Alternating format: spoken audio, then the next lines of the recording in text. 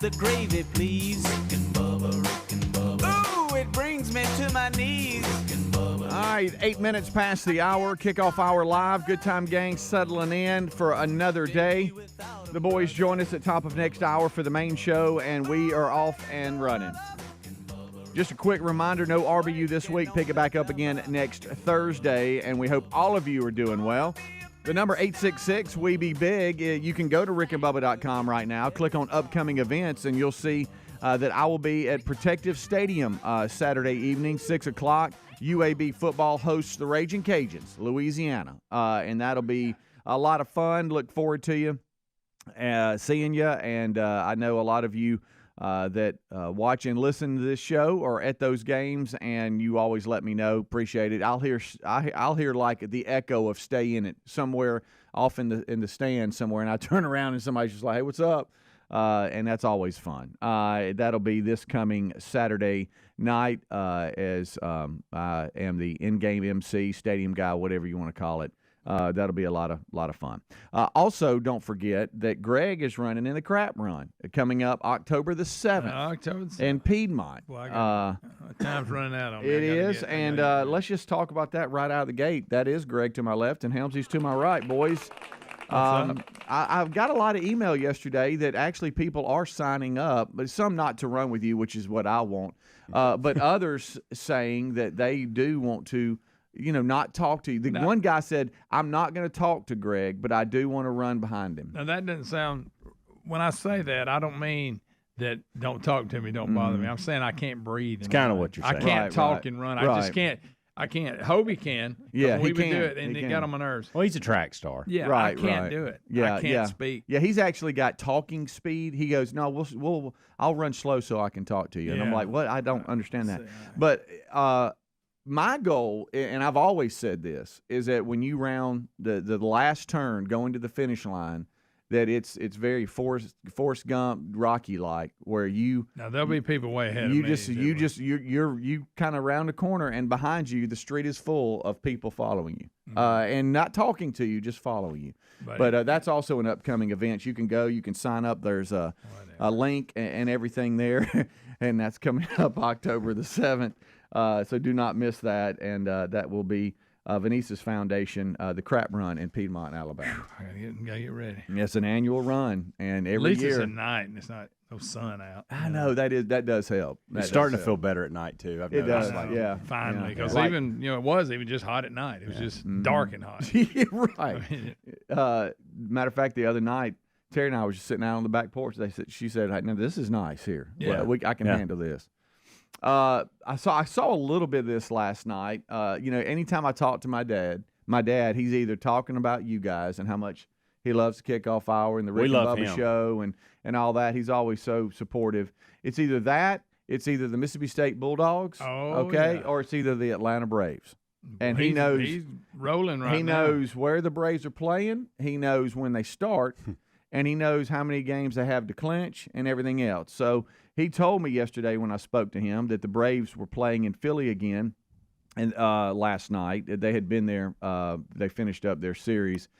So I flipped over, saw the last inning or two, and was able to see them clinch their 6th straight division title. The Braves beat the Phillies last night to win their 6th straight NL East divisional title, celebrating there at Philadelphia, which I know was a little special for them since they've put them out last year, and that was a pretty cool moment just to see them 6 straight. Yeah. Listen, and they've been dominant all year this year, and both home and away. I thought I saw yesterday 90 before yesterday's win. They were like 95-50, so they're now 96-50, and the records are very similar to where they've won about. I don't know. It's about half and half, whether they're home or away, and it's 17 games that they clinched it. So Philly was 17 games back. That's something else, man. Think about that. It's crazy. Talk about no pressure. Of course, they'll lose in the first round. But that's fine. Right. Yeah, they've used up all their luck. Yeah. And that is a concern when you clinch this early. But you still want to keep on going because you want home field advantage. Yeah. So they have other things to play for. There's something about winning 100 games too. Yeah. Go and win 4 or 5 more. Right. Get us over that hump. Yeah.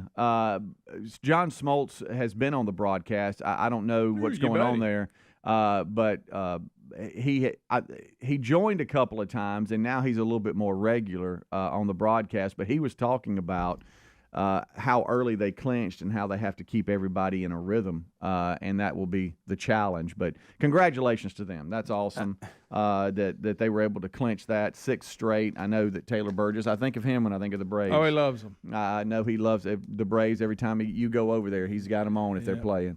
Yeah, ever since he was a little boy. Yeah. Aaron Rodgers spoke for the first time since his Achilles tear.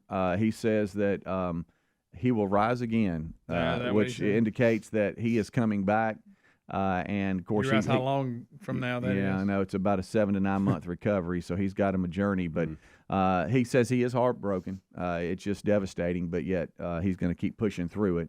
And speaking of the NFL, tonight, Bubba's Vikings go to Philadelphia and play. That's part of Prime Video. He's going to have a bad attitude about it. He is. It's on Amazon Prime if you get that. It'll be tonight at Lincoln Financial Field in Philly, 7:15 p.m. Central Time start. Al Michaels and Kirk on the call.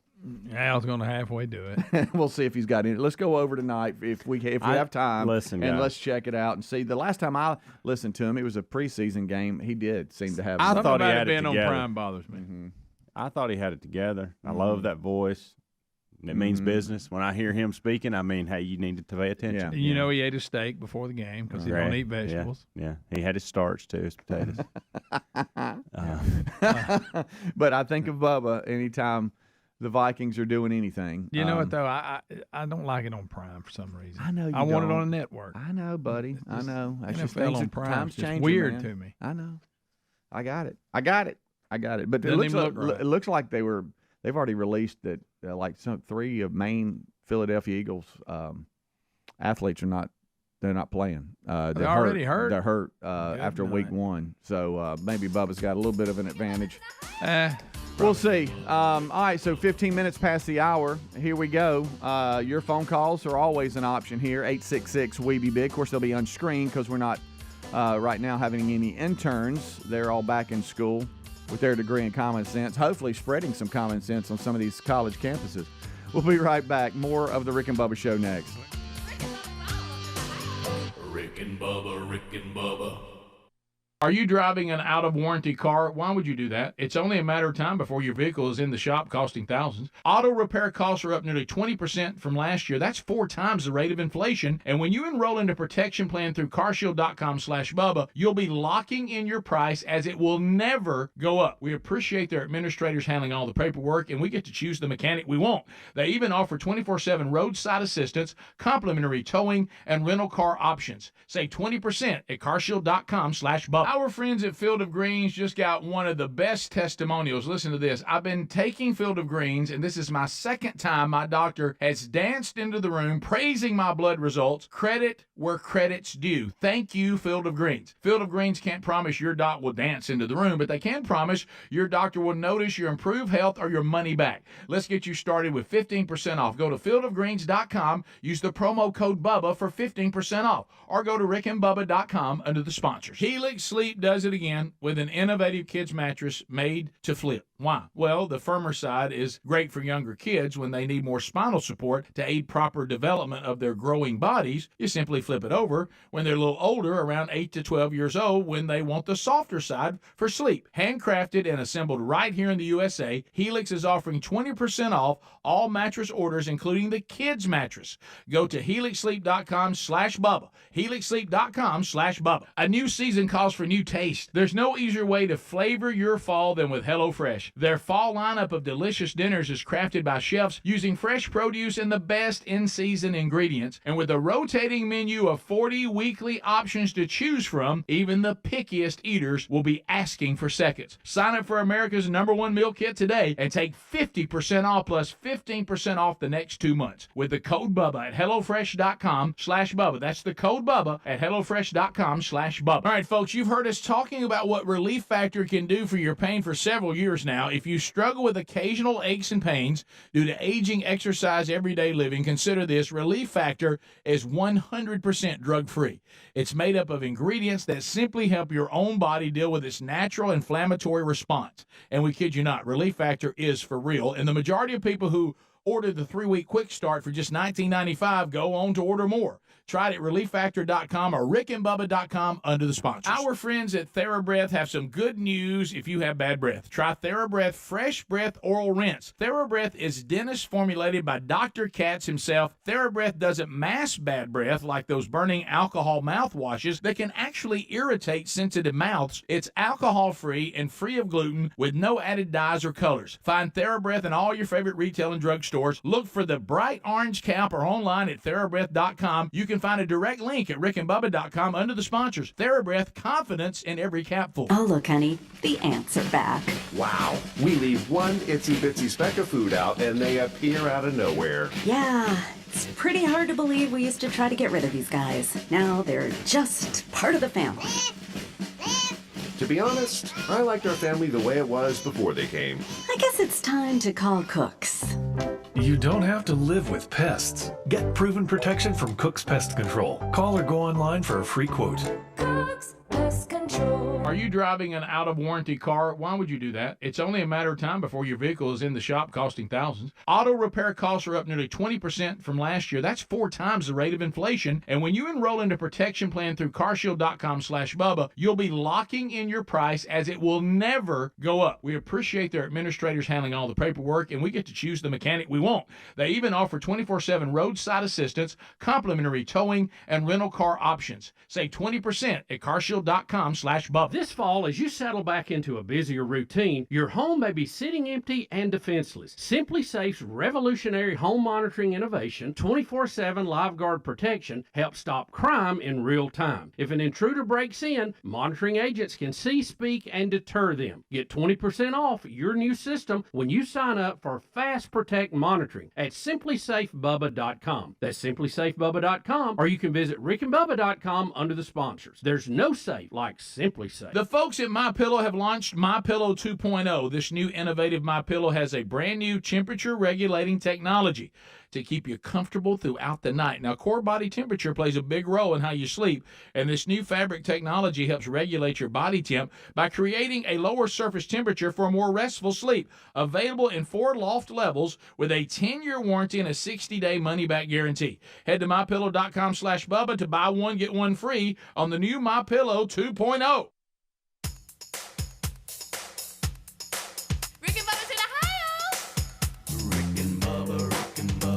Pass the gravy, please. Rick and Bubba. Ooh, it brings me to my knees. Rick and Bubba. I can't start another Rick and Bubba. Day without him, brother. All right, 20 minutes past the hour. Thank you so much for tuning in to the Rick and Bubba Show. It's the kickoff hour, and we thank you for being a part of the show today. Don't forget 866-WE-BE-BIG, our number. There'll be on-screen phone calls, but you can always join in on the conversation. Sometimes I'm very intrigued when I see the lines light up of what's going on. So we sometimes do the on-screen phone calls. All right, so we discussed a few things in sports. Last segment, Braves clinching 6th straight division title. Tonight, Bubba's Vikings, they go to Philly and play. It's a prime game. It's 7:15 p.m. Central Time.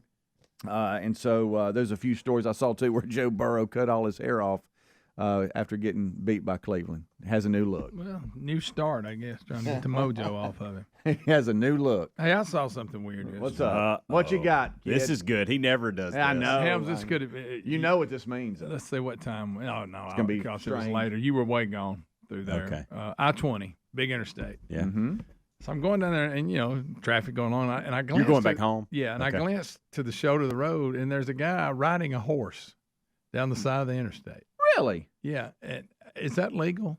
And he did question. on the back of his saddle, he did have a blinking light. Did he really? But he had a cowboy hat on and a horse, and he was going down I-20 on a horse. I don't think it's good for the horse, though.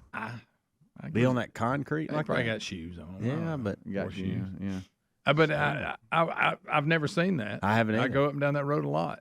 Did he I get don't off know who at- he was. I did he don't get know if off he was at- official. at Buc-ee's? Yeah, he's past Bucky. That may be where Okay. he left. But yeah, he was on that Never seen section that. that's just when you're between exits, there's nothing around, and there he was, just galloping down the side There of the he road, was. right there on the shoulder. I'm thinking, boy, I hope somebody How about ain't that? caught not looking and swerve off and crash into him. wonder where he's going. I don't know. Well, who needed a cowboy at that time of the day? Yeah. Anxious to see if he'll be there again. Speaking of horses, I'm trying to find it. We have a story today where someone was, I think, pulled over for riding a horse drunk, and Maybe this was given him. some type of, driving or riding something drunk. I don't know there what a law against riding a horse drunk? I don't know. Well, let's start. Is there a law that you can't ride a horse on the interstate? Let's start there. Yeah. And then if that's okay, I don't think you can be drinking. The rules on I think technically it's illegal to walk on the side. Did you of the look? interstate. It says here the rules of the road apply even to those who are operating animals on the highway. California police arrest alleged drunken horseman for DUI. Impaired riding is what they call it. Okay. And it's in California, as I mentioned. He was charged for that after a California Highway Patrol officer spotted a person in the saddle with an open container. He's carrying him a beer riding a horse. Yeah. Officer caught up with the rider. There was evidence the rider may have been impaired by alcohol. After an investigation, the rider was arrested for DUI. And the picture here is the police car. It's the rider in the back of the police car and the officer just sitting there with the horse. And the horse what do you do with the horse? I don't know. When you arrest his operator, what do you do with him? You definitely call for some assistance. I know that. It says, quick, somebody bring a trailer. I got a horse. It said in a display of true compassion, the officer ensured the safe return of the horse to its original location after the arrest. Serves as a reminder, everybody, that impaired riding, even on a horse, poses a risk to both the rider and others on the road. And though, even if you're riding a horse or an animal of any kind and you're on the highway on a public road, you can be pulled over. How about that? And arrested. But if you think about it, if the horse isn't drunk, then he's okay. Because he's kind of the one driving. He's kind of driving. The other guy's just riding. Greg, let me ask you this. Did you, on your deal, was the guy did he look distressed or anything? No. He was tickled to death. Really? No, I mean, look, it's had a little back to Speedy story. He had a little blinking light on the back, I guess, to give you a heads up. I don't know. He almost looked official. I don't know. Huh. You think he was maybe law enforcement was working something in that area? I just got an email here. Somebody said they saw it too. Did they really? Yeah. Okay. I don't know where he was going, what he was doing. But he didn't look like some bum he looked official. That's okay. I don't know. Huh. I don't think he was going to get a DUI, put it that way. I feel like I see on our travels back and forth. I know Speedy doesn't like us to talk about it. I know, he's silly about it. No, I don't mind you talking about it. Just don't act like I'm not in the room. Because I made that trip for 5 years. Yeah, but you don't make it anymore, so a lot's changed. When Tyler played there, I was there a lot. Lots changed. I know, but I mean, come on. Go ahead. You just don't have to stare at I see a lot dad. of. You don't have to stare at your dad. Every day I see something different and new that I go, wow, okay, didn't expect that. Yeah. And it's usually once I get off of the interstate until I arrive on campus. Okay. Yeah. I never really see anything on the interstate that I do that with. But I'm gonna tell you something. There is so many deer. It's unreal in that area. Mm-hmm. I mean, I can't go 4 or 5 miles without seeing a deer, and it's at the weirdest places at the oddest times. The only place I think that's got more is 119 in the morning, right okay. across from here. Y'all, once you hit that stretch, it's wooded. You better be looking. I'm talking every day. You're gonna see multiple, and you know they're standing there trying to run out. Oh yeah. You know what's funny about it too? Every single day. I never you see. Can look at me and talk every day. I never see multiple together. They're all spaced out. Like, well, there's a deer. Oh, well, there's one way over there. Yeah. It's 3 miles down the road. COVID's out there giving that separation. Yeah, That's I guess true. so. Yeah, 6 feet at least. They still ain't heard that we've gotten better about it. I see Any deer with mask every on? day. Huh? No. Any with mask on? I see deer every day, and I always see a little farm or barn that I want. And I've been this close sometimes to stopping and asking, like, how long y'all going to be here? This is what I want to do. I want to do a show where we stop, and we've discussed it, and we just walk up to somebody that looks like they got nice property or a barn and just go, hey, man, what y'all doing? Like it.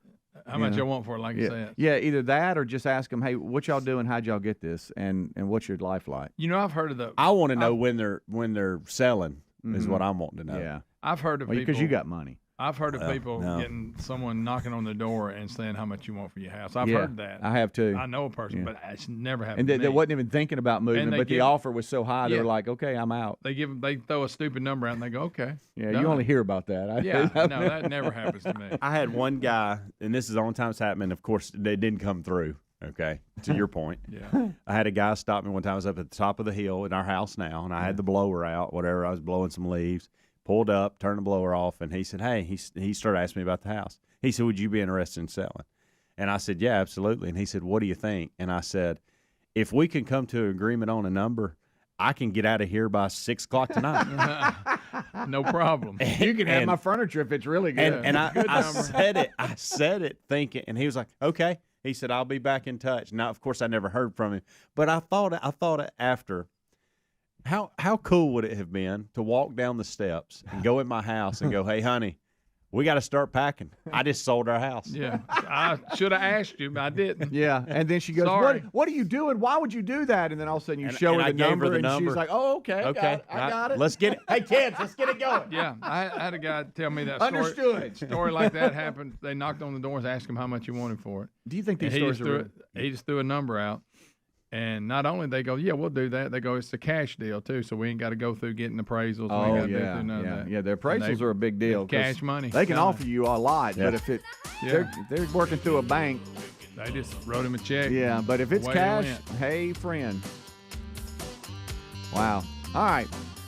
So there you go. Hey, was he wearing a high vis vest, like a yellow vest? It wasn't yellow, but it almost looked like he had like some type of vest. Because some folks are emailing. I You're don't not think crazy, buddy. Everybody saw that. No, I knew I saw Yeah. it. I just don't know why he was out there. Huh. Bubba, Rick and Bubba.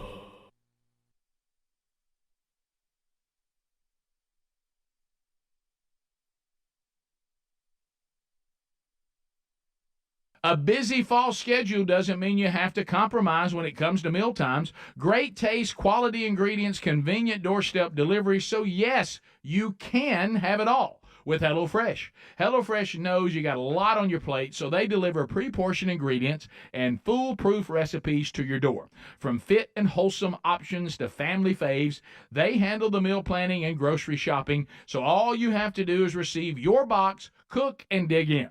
And HelloFresh is not just for dinner. You can stock your fridge with quick breakfast, 10-minute lunches, and fresh snacks delivered along with your weekly order. And probably the best part, HelloFresh is actually cheaper than grocery shopping and 25% less expensive than takeout. Right now, you can save even more when you join America's #1 meal kit today and get 50% off plus 15% off the next 2 months with the code BUBBA at HelloFresh.com/Bubba. This fall, take premium audio with you wherever you go. Raycon's everyday earbuds. They look, they feel, and sound better than ever with 3 sound profiles to match whatever I'm listening to. They feature noise isolation, awareness mode, so I can choose to be immersed in sound or I can tune out my surroundings when I need to. With optimized gel tips for the perfect in-ear fit, these earbuds are comfortable enough for all-day wear, and they do not budge.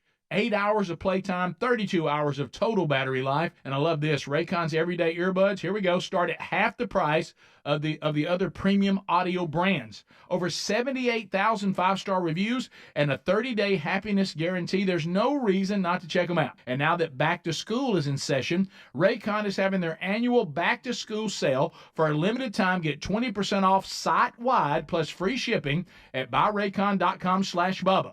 Buyraycon.com/Bubba for 20% off or rickandbubba.com. Our friends at TheraBreath have some good news if you have bad breath. Try TheraBreath Fresh Breath Oral Rinse. TheraBreath is dentist formulated by Dr. Katz himself. TheraBreath doesn't mask bad breath like those burning alcohol mouthwashes that can actually irritate sensitive mouths. It's alcohol-free and free of gluten with no added dyes or colors. Find TheraBreath in all your favorite retail and drug stores. Look for the bright orange cap or online at TheraBreath.com. You can find a direct link link at rickandbubba.com under the sponsors. TheraBreath, confidence in every capful. Attention, all you coffee drinkers. There's a brand new brew that you definitely want to make part of your daily ritual. If you enjoy delicious, good coffee like us, My Coffee needs to be your new drink. It's organic, which is so important because if not, then it contains chemicals banned in this country decades ago. You've heard us talk about MyPillow for years on this show, and now they've got My Coffee direct from the mystore.com website.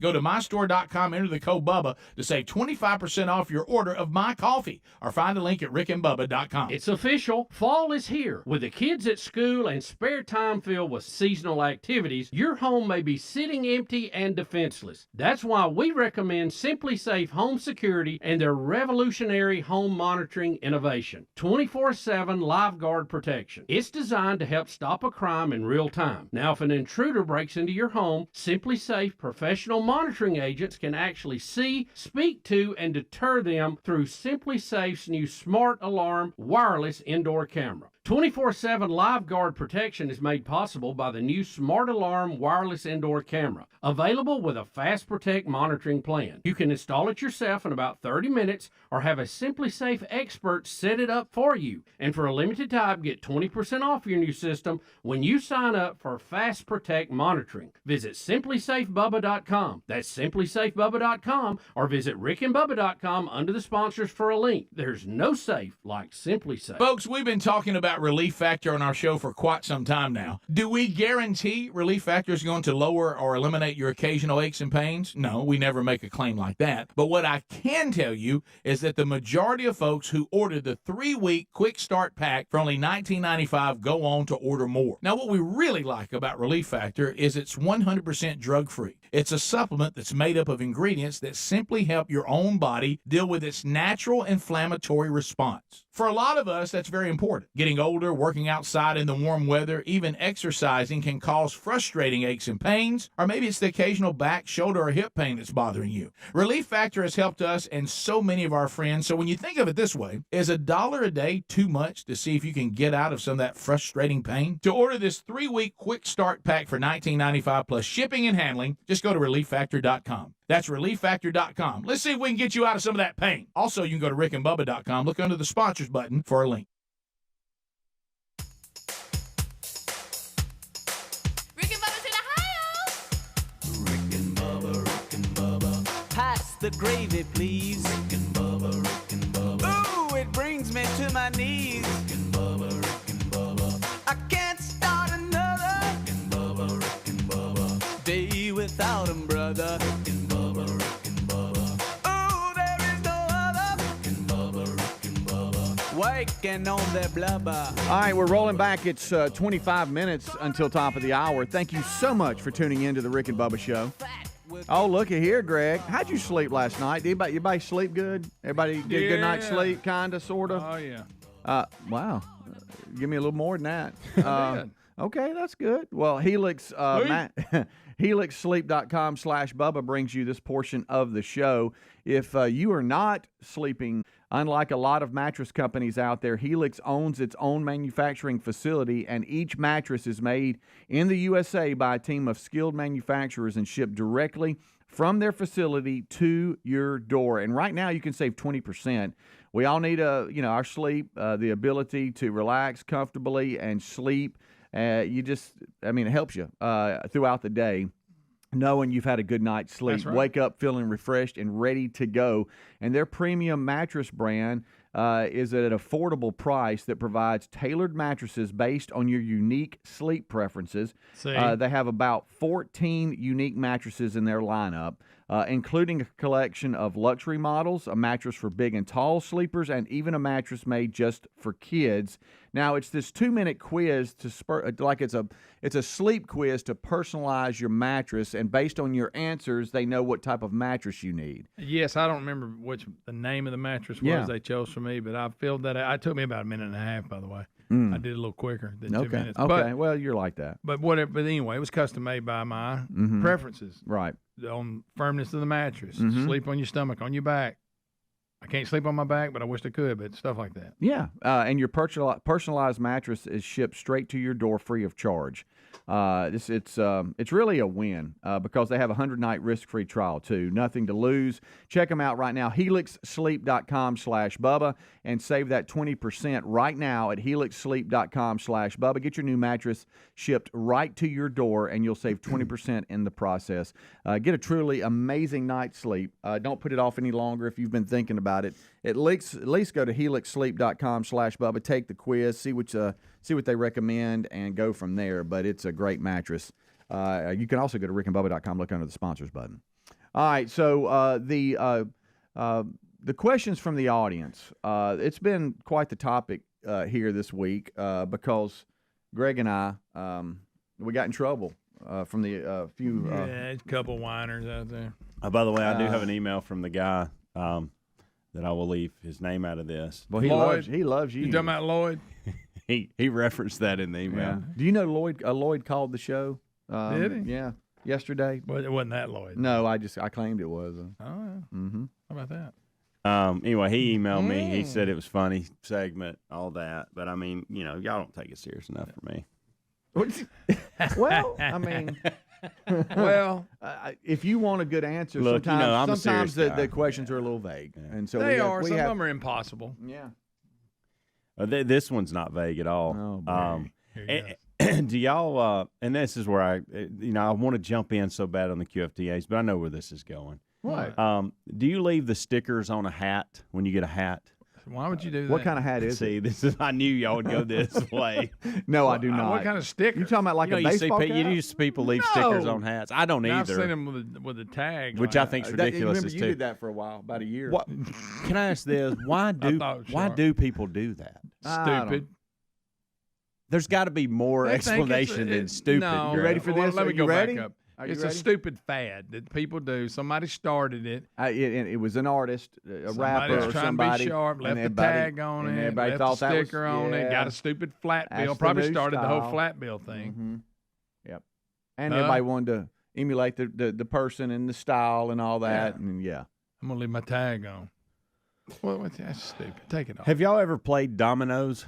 Have not. Not the ones where you set them up and knock them down. I'm talking about the actual game. Like, where there's numbers and you count and all that. You talking about competitive? Yeah. Or? Well, no, just like at what age? Like younger? What the heck is wrong with y'all?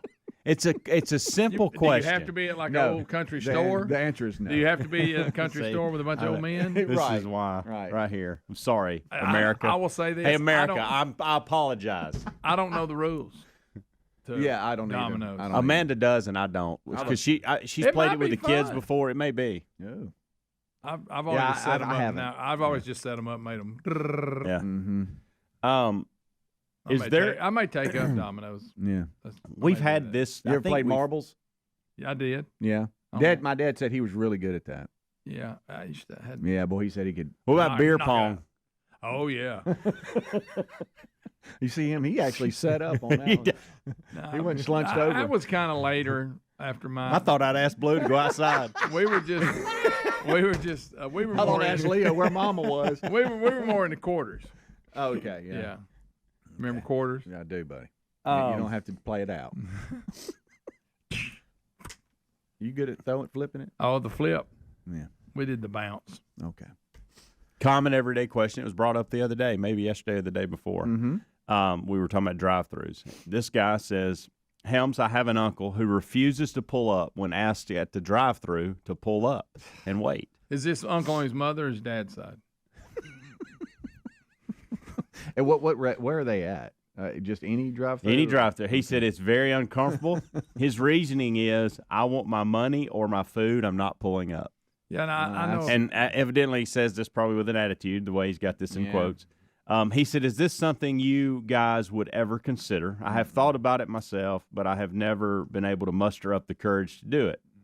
I've heard about people like this. I know a person. He says, just so you know, it's the same uncle that also refuses to show his receipt at Sam's or Costco when he walks out. What? Oh, but that's a good one, by the way, because I've always wondered, how do they pick who they look at and who they don't? Yeah, now with Costco, I mean, they're going to line you up and it's everybody. That's different. Yeah. But at Walmart, Sometimes they go, and the majority of the time they don't ask you. What makes them ask you? I don't know, Greg. Now, as far as the drive-through pull-up, I know someone who does that, and I'm not going to say their name. And another person in their family did it, and they called the police on them.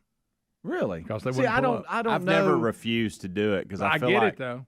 It makes me mad. Really? Yeah, because every single time. But here's now at this one particular place, they make me pull up 100% of the time. Can you tell me what you're ordering? And no, it don't matter because everybody else is pulled up too. I was told that they're judged by how quick they move through. They are. And if they look at the clock and it's counting down, they'll pull you up. Oh, and you're all over that. that. Resets the clock. You're all over that. I don't want to, if I'm not in the restaurant, I don't want to make everybody behind the curtain, so to speak. I don't want to make them mad. No, I agree. And because I can't see what's going on. Oh, so I'm with you on that. I try to play nice. I do you too. know, I don't get mean about it, but I now, think it is frustrating though. I'm going most of the time. There's no way this order is not special. You know, they've basically changed this particular restaurant, changed the fast food the way they do it, and I think it's to meet that. You know, I'm talking about they score them, and you know how we find a way to get around it, and they found a way to get. Because if I pull you up, even though I hadn't served you yet, it counts as done. Yep,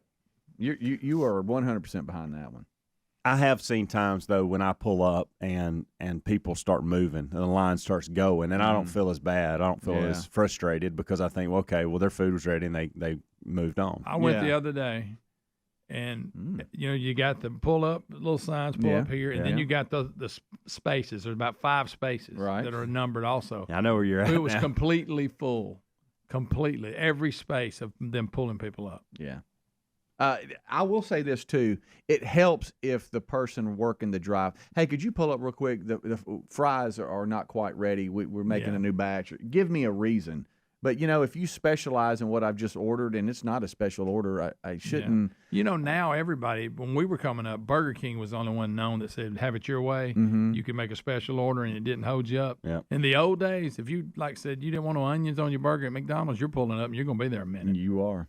You're right. I thought we did really good with that question, Helmsy. Yeah, I did too. Okay. Proud of y'all. Never did tell me what side of the family was on. But or where they were ordering it.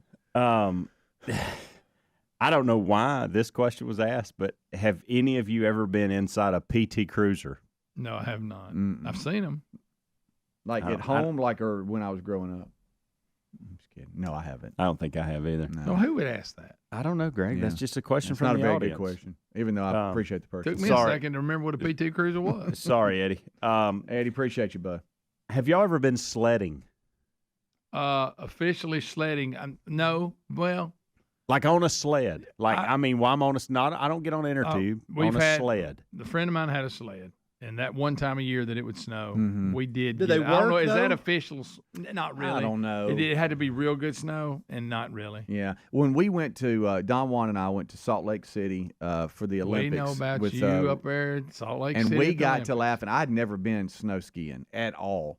And sledding. I know we did that and some sledding too, at both, and that's the only time. And we were on the little kiddie slope thing, so I don't even know if that's considered. I think sledding has kind of. It's almost like in the water world, the slalom or the knee board has gone away, and people are doing the surf. I don't know what it's called, but the surfing, and so that's kind of the thing. And so now we're snowboarding and nobody's sledding.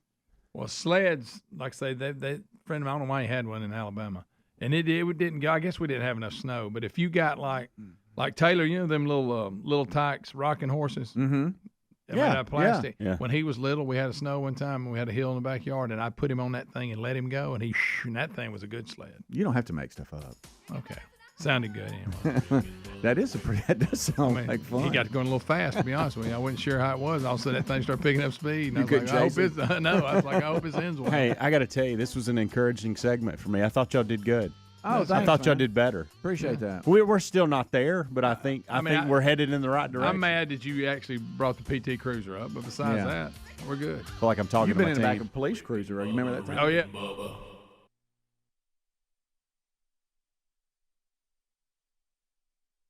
Enjoy cleaner, safer, and more private internet daily. Be more cyber zen. For a limited time only, get our special offer at NordVPN.com. With a few simple clicks, NordVPN will block online trackers and hide your virtual location. It will secure your devices from malware-infected downloads and block access to malicious websites. Enjoy internet without trackers. Internet without malicious websites. Internet without malware-ridden files. Imagine your data more secure, your connection protected. Be more cyber zen. Take advantage of our special offer now at nordvpn.com.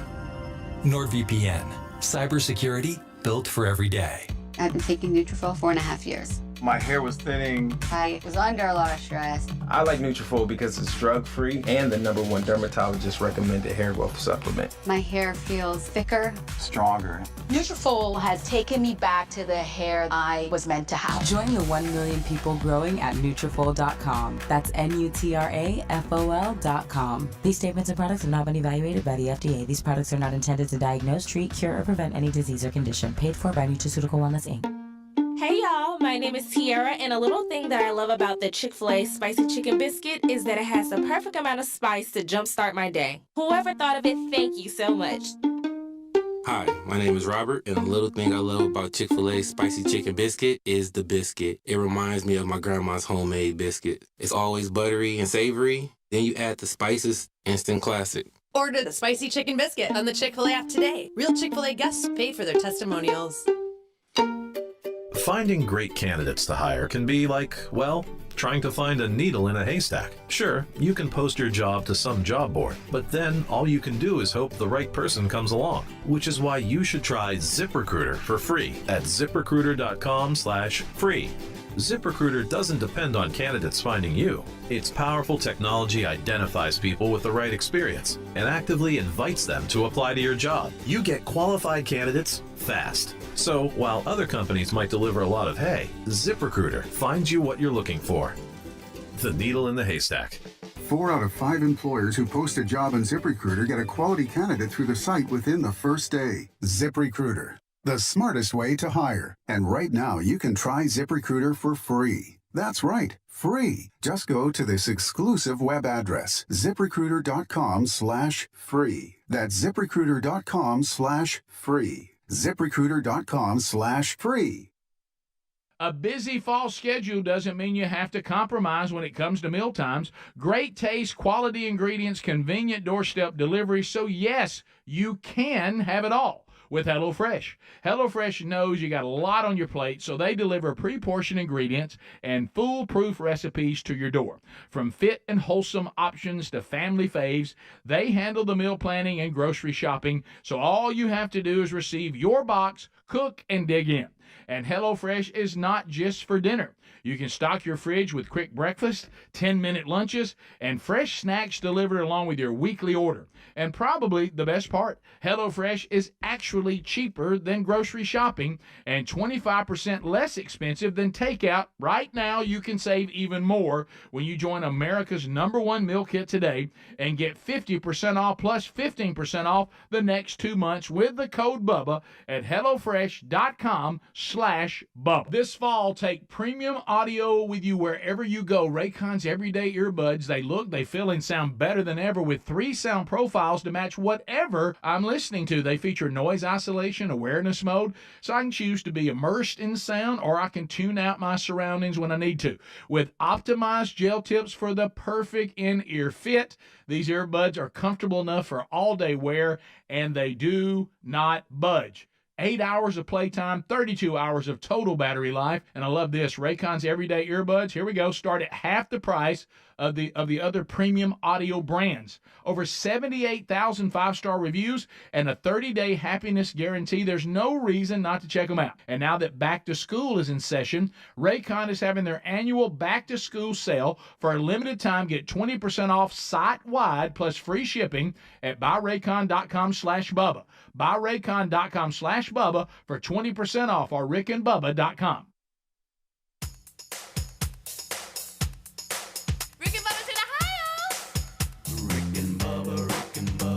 Pass the gravy, please. Rick and Bubba, Rick and Bubba. Ooh, it brings me to my knees. Rick and Bubba, Rick and Bubba. I can't start another. Rick and Bubba, Rick and Bubba. All right, 9 minutes until top of the hour. Thank you so much for tuning in to the Rick and Bubba Show. 866-WE-BE-BIG is our number. We got the guys joining us at top of the hour, and that will complete the staff, and the main show will start. Right now, it's the Good Time Gang. I'm Speedy. There's Greg. There's Helmsy.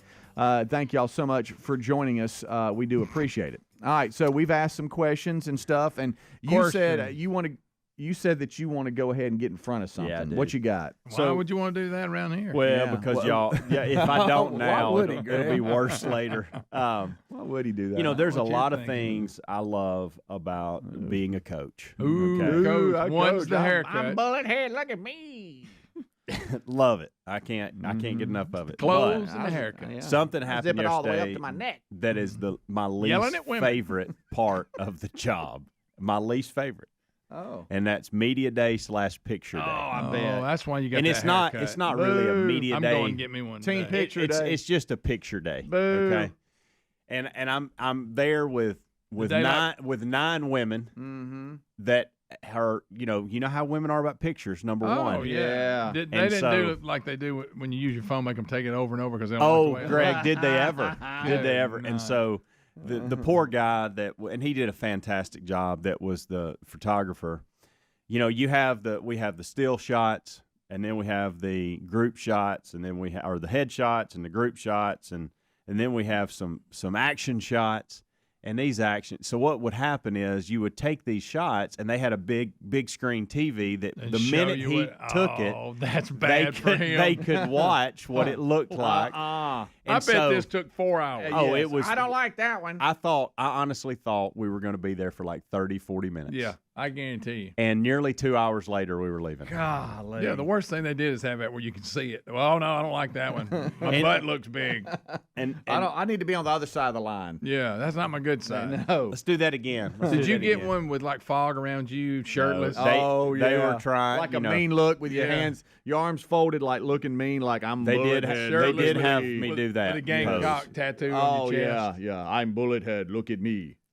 They asked me, they said, do you want any pictures? And I said, no. I said, it's all about the girls. Let them do whatever they need to do. Mm-hmm. And he said, well, I do need to get you and your graduate assistant like together. I want you to knock it out of gear. And so he did. He did. How you step he to the had side us and kick listen, your hip out. Yes. He had us do this, the one you're talking about, Speedy, arms crossed, serious face. Oh, fog behind I'm looking like I'm looking across the I'm pissed. Yeah. Yeah. Okay. And so, Greg, I don't know that. He didn't ask us to look that way.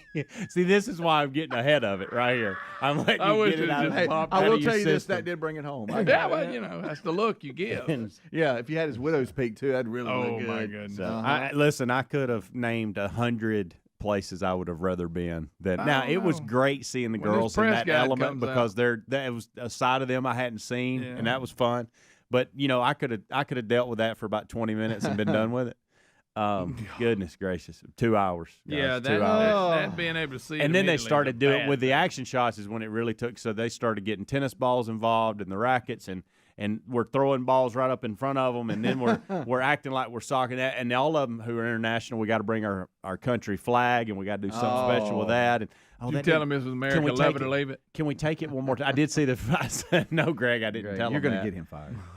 That was Greg, by the way. I did not. Yeah, say you're going to that. be calling another meeting. God, Greg.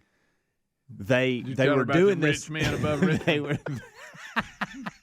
They were doing this thing with tennis balls, and they were tossing them like towards trying to get this like 6 or 7 balls right here in front of them. Mm-hmm. And the photographer got frustrated, and he said, and I don't blame him. He was done. They had tried it about 4 times, and one of the tennis balls kept covering the face of one of the girls, and of course it was showing up on this big screen that was there, and they were.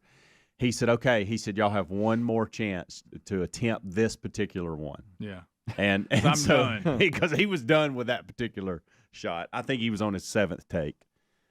Anyway, I'm so glad that part is over. That is my least favorite. Thank goodness the SID for us, Logan, was there because I was able to console with him a little bit on that front. And I told him, he's like, you're not having a whole lot of fun here, are you, right now? And I said, there's just so many things I'd like to be doing right now. I bet you looked at the first take on your picture and said, that'll do. I did. That's what I did. Yeah, that's good. That's how I look. What are you going to do? You can't improve it. That's actually how I look. Did you take one holding the Trump flag? No. Trump 2024? No. What if he did? I wish you would have. I didn't want to take the picture I took. Do y'all remember? Listen, I have a headshot that is on the website, and that's all I need. I don't need to do anything else. Are you grinning? Or are you? I think I'm smiling. No, I think I'm smiling in it. I think I'm smiling. Do y'all remember when you were kids playing Little League and it was picture day? Remember that big hassle? Yeah. Or had to hold a bat. Oh, yeah. Oh, yeah. Especially at that age when your teeth are too big for your mouth. And you're like, you know what I'm talking about? Things you think of. We have some great pictures of Tyler because he had to, some of his baby teeth, they wouldn't fall out. And so he had to get them surgically removed. Yeah. And so because they could see the adult ones right there, but they couldn't come on. I've heard of that. So he had Bubba teeth for like 2 or 3 years.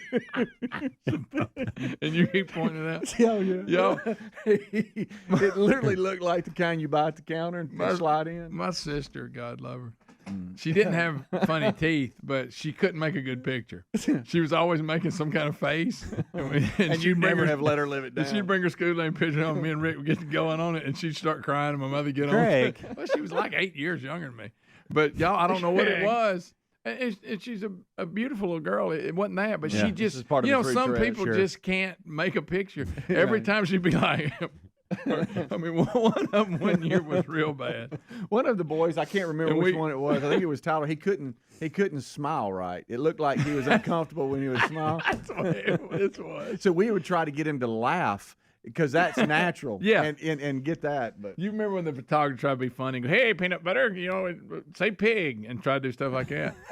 They try to make you laugh. And, say pig. And because Angie, one of her pictures was bad, and she got mad because she said he told her to say pig, and look at there, that's what her mouth was doing. It was like you about to say pig. That's so good. Oh, Helmsy, I cannot wait. I will make sure that we get that. Sure. And I mean in a hurry too. Well, I might blow that up poster size and put it in the hall for inspiration. Bullet head looking at you real mean like. You know the one where James Spann has his suspenders on and he's pointing? Yeah. That kind of look. That's what I need. How about holding a racket?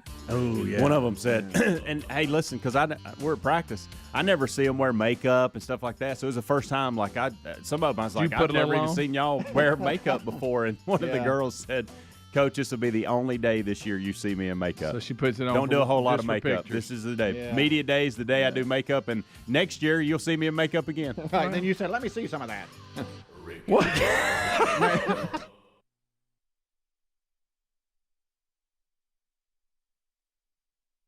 Interacting with the campers. And Greg earlier and the dingo took my baby from the movie A Cry in the Dark. The dingo took my baby. Meryl Streep.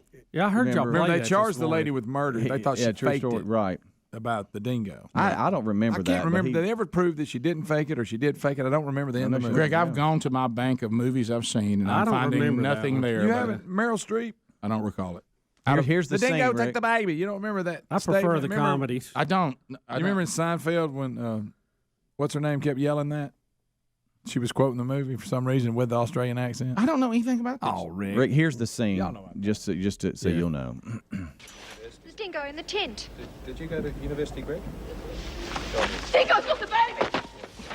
You can drink it.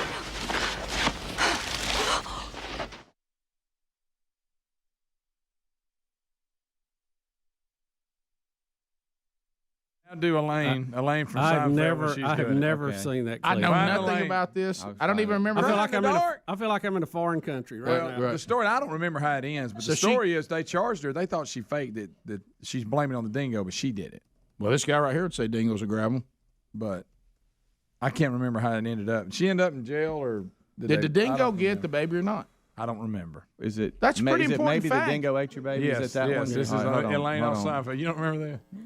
I don't remember. Maybe the dingo ate your baby. What? The dingo ate your baby.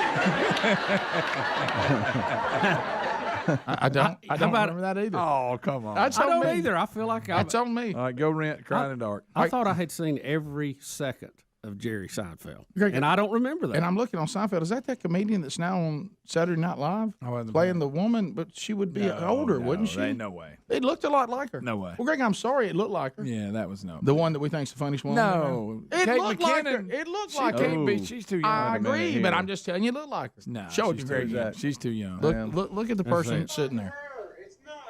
I didn't say it was It's her. I not said her. it looked like It's her. impossible. That doesn't look like her? A little bit. In the just face. slightly. No, In the it face. looked- Maybe where? just on the side there. You don't think that person looks like her a little No, bit? the fact that they're both women, that's about the only. No, in the face, she does look like her. Hair's totally different, but in the face, they look alike. You ain't got your glasses on. Why am I even listening to you? You can't even see it. That don't look nothing like her. Right up in here, Greg. Yeah. But she might be like her cousin, That's what I meant. but not. She don't look that much. Yeah. I'll wouldn't tell you think one thing. so. Don't comment without your glasses on. I can tell you anymore what. about something that's all the way across the room. She don't look like her. She favors her. I Do didn't you say not like when she does the lady that was abducted by the aliens? Oh, yes.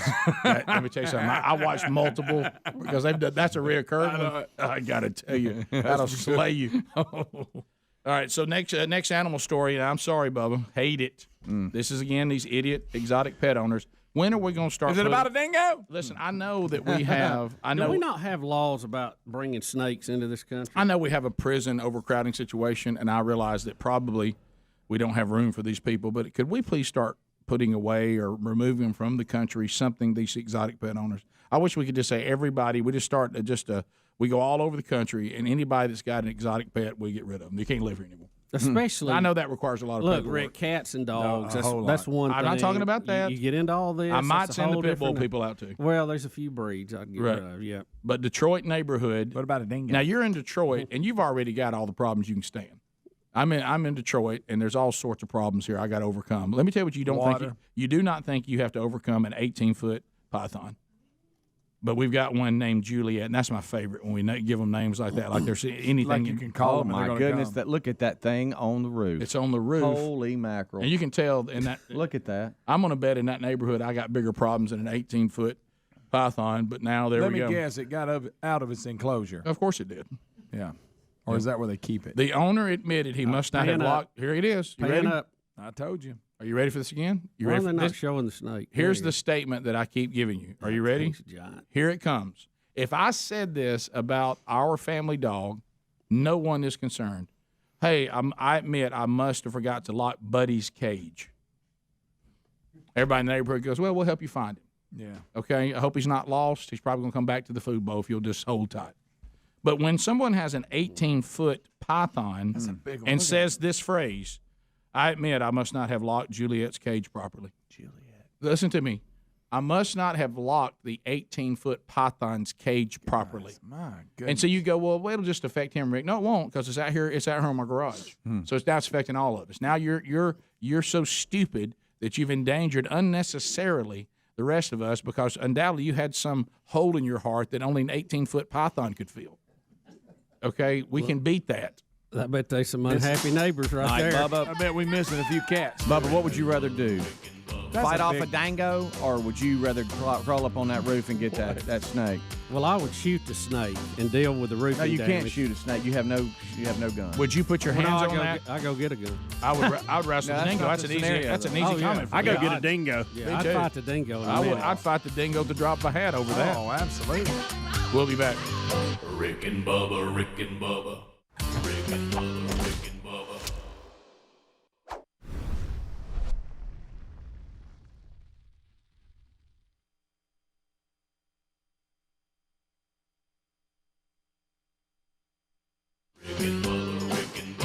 This is the Rick and Bubba Show. Watch more at blazetv.com/Rick and Bubba.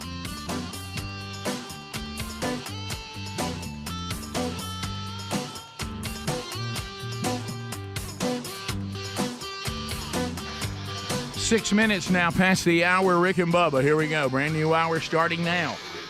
Much to do on the program today, and we'll get you updated on stories that have happened since the last time we're together. And good to be back with the guys today. This hour starts with the national anthem.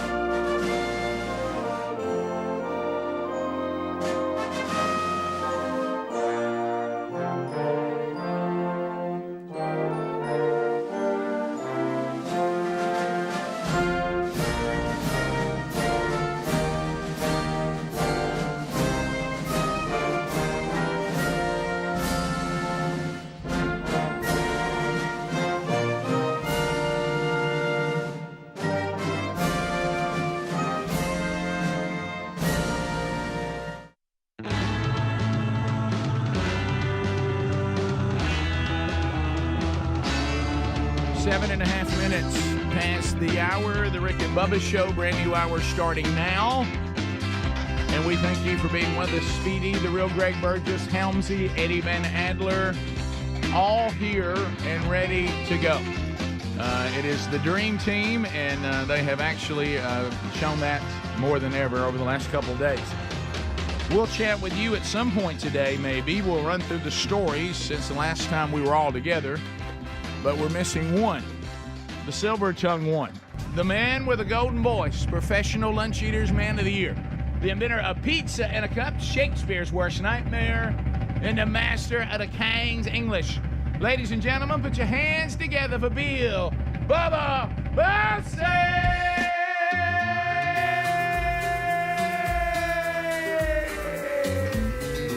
Howdy, Bubba. How about it, Rick Burgess? Friends, neighbors, associates everywhere. Come on in.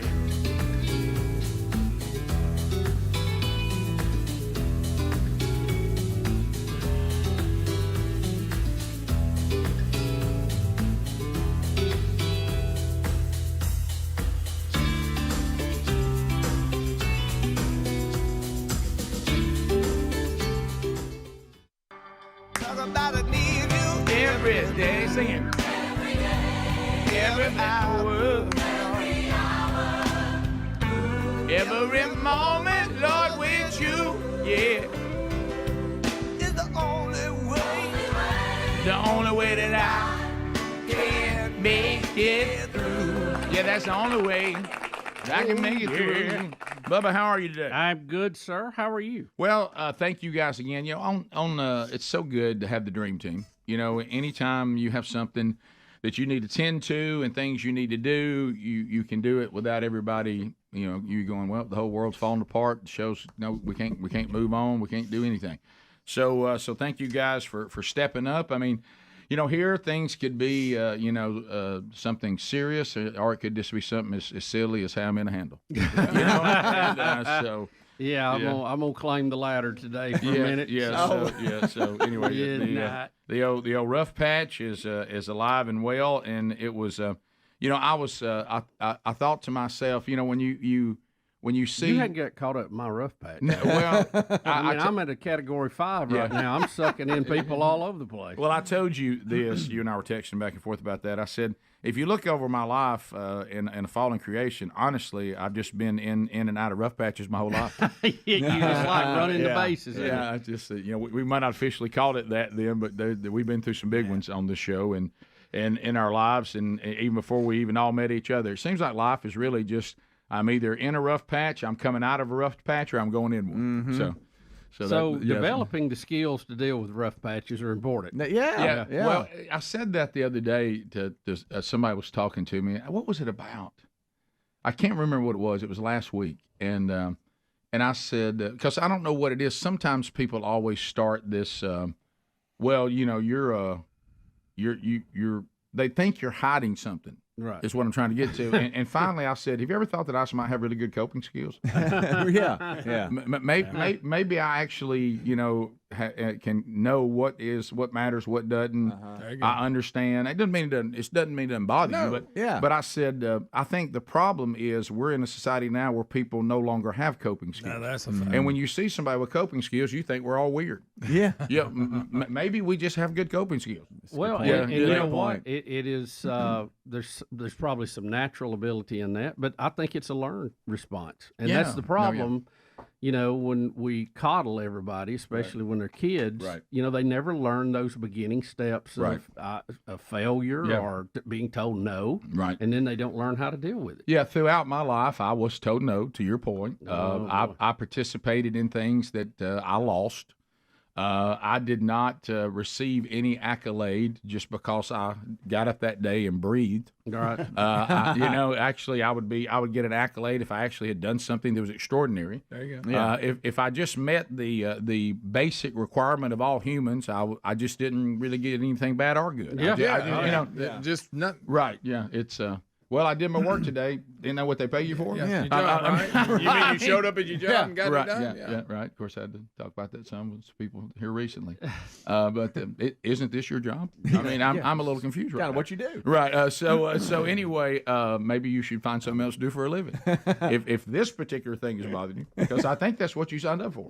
But your decision. Right. That's when remember you told customer service that for Delta. Oh, when they said, well, I don't. No, they're telling us to call you. Yeah, this is actually your job to handle me. It was so funny. It was almost like I became her life coach. Yeah. And she said, well, there's nothing. This is not my fault. I said, yeah, but look. None of us think that you fly the planes or even that you're in the tower. Yeah. None of us think that. Right. But when y'all canceled my trip and turned it upside down, and now I don't even know when I'm going to be where I'm supposed to be, a number came up, and it was you. That's who they said to call. and I've been on hold for an hour and 20 minutes to talk to, apparently, you. So this you will deal with this because they told us that's what you do. I mean, you're the one they told us to call. Yeah. So please don't be upset that I called who they told me to. Okay. Well,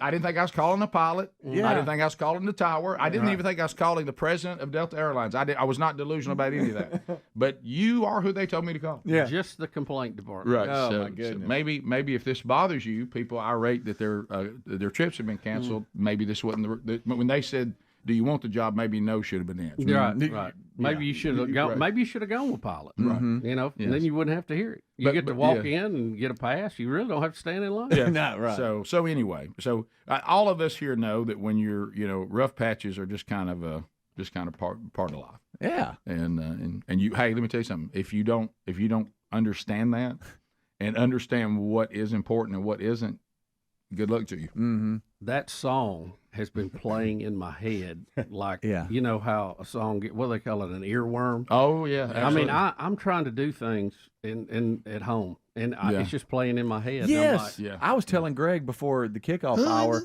I was humming it in the house. Yesterday, I'm like, what am I doing?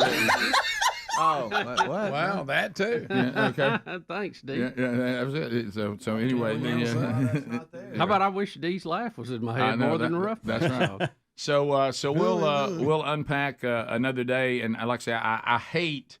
I do not like to miss shows, and I certainly don't like to miss the Wednesday Bible study. And you know what's funny is I don't know what this says about us with everything in the show.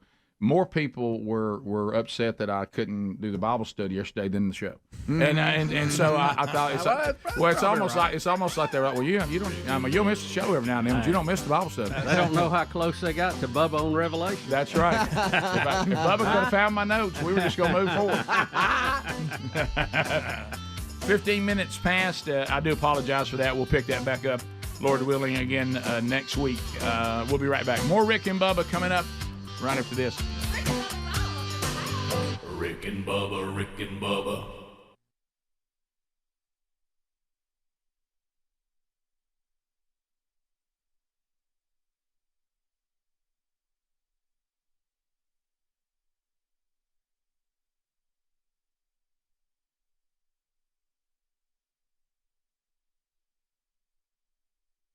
Here's a Rick and Bubba, guys. Troy Smith will be here. And see, Speedy, at one time, Troy was in your life. You don't remember this, but he was. Because he worked on the animated series Hermie and Friends. And so Bubba and I actually voiced Iggy and Ziggy to food hoarding cockroaches. I mean, what is this? Some kind of typecasting. Little typecasting there. But anyway, so we're still in those series. If you have them out there or find them different places.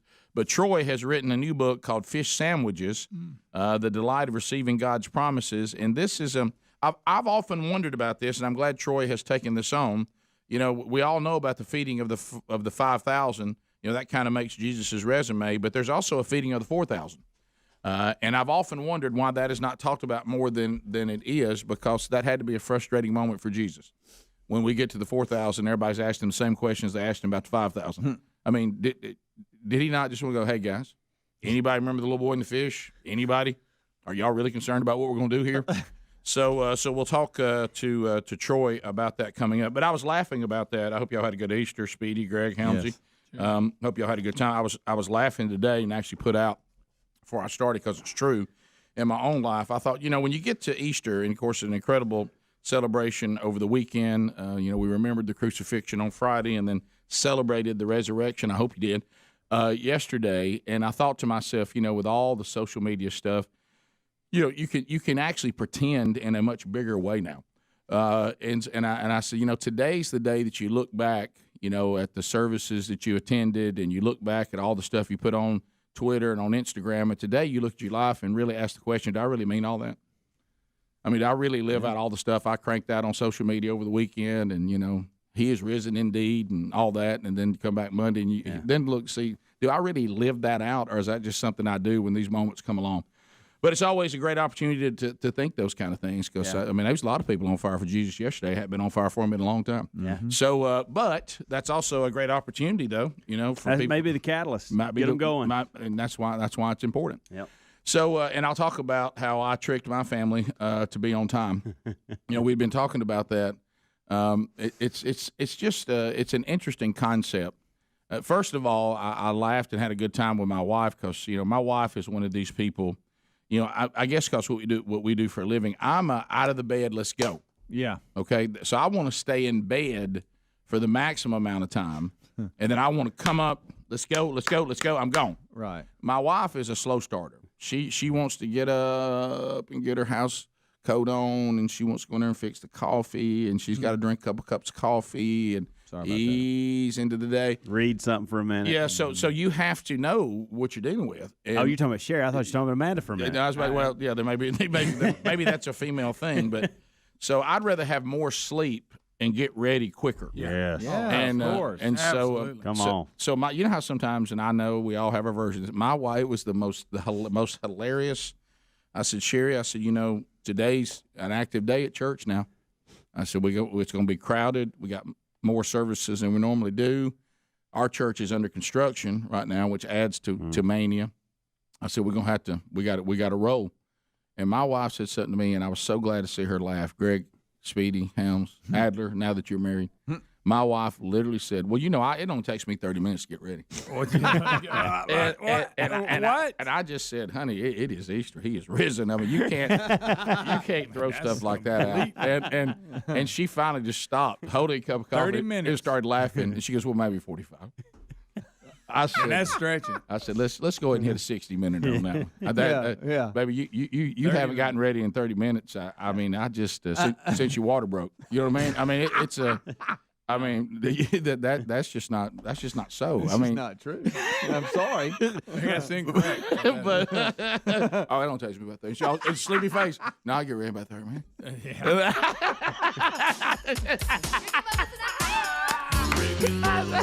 What? But see, to them that is 30 minutes, right? Because they lose they lose time, everything. Yeah, I said, honey, that's as outlandish as a Democrat saying out loud, I think we're taxed enough. 15 minutes past the hour. We'll be back.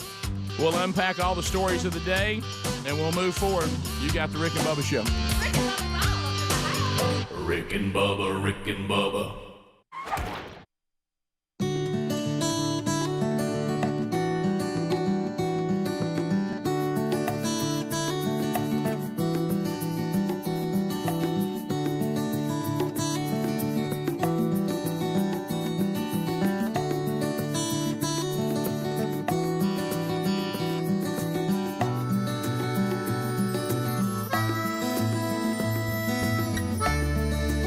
Minutes now past the hour.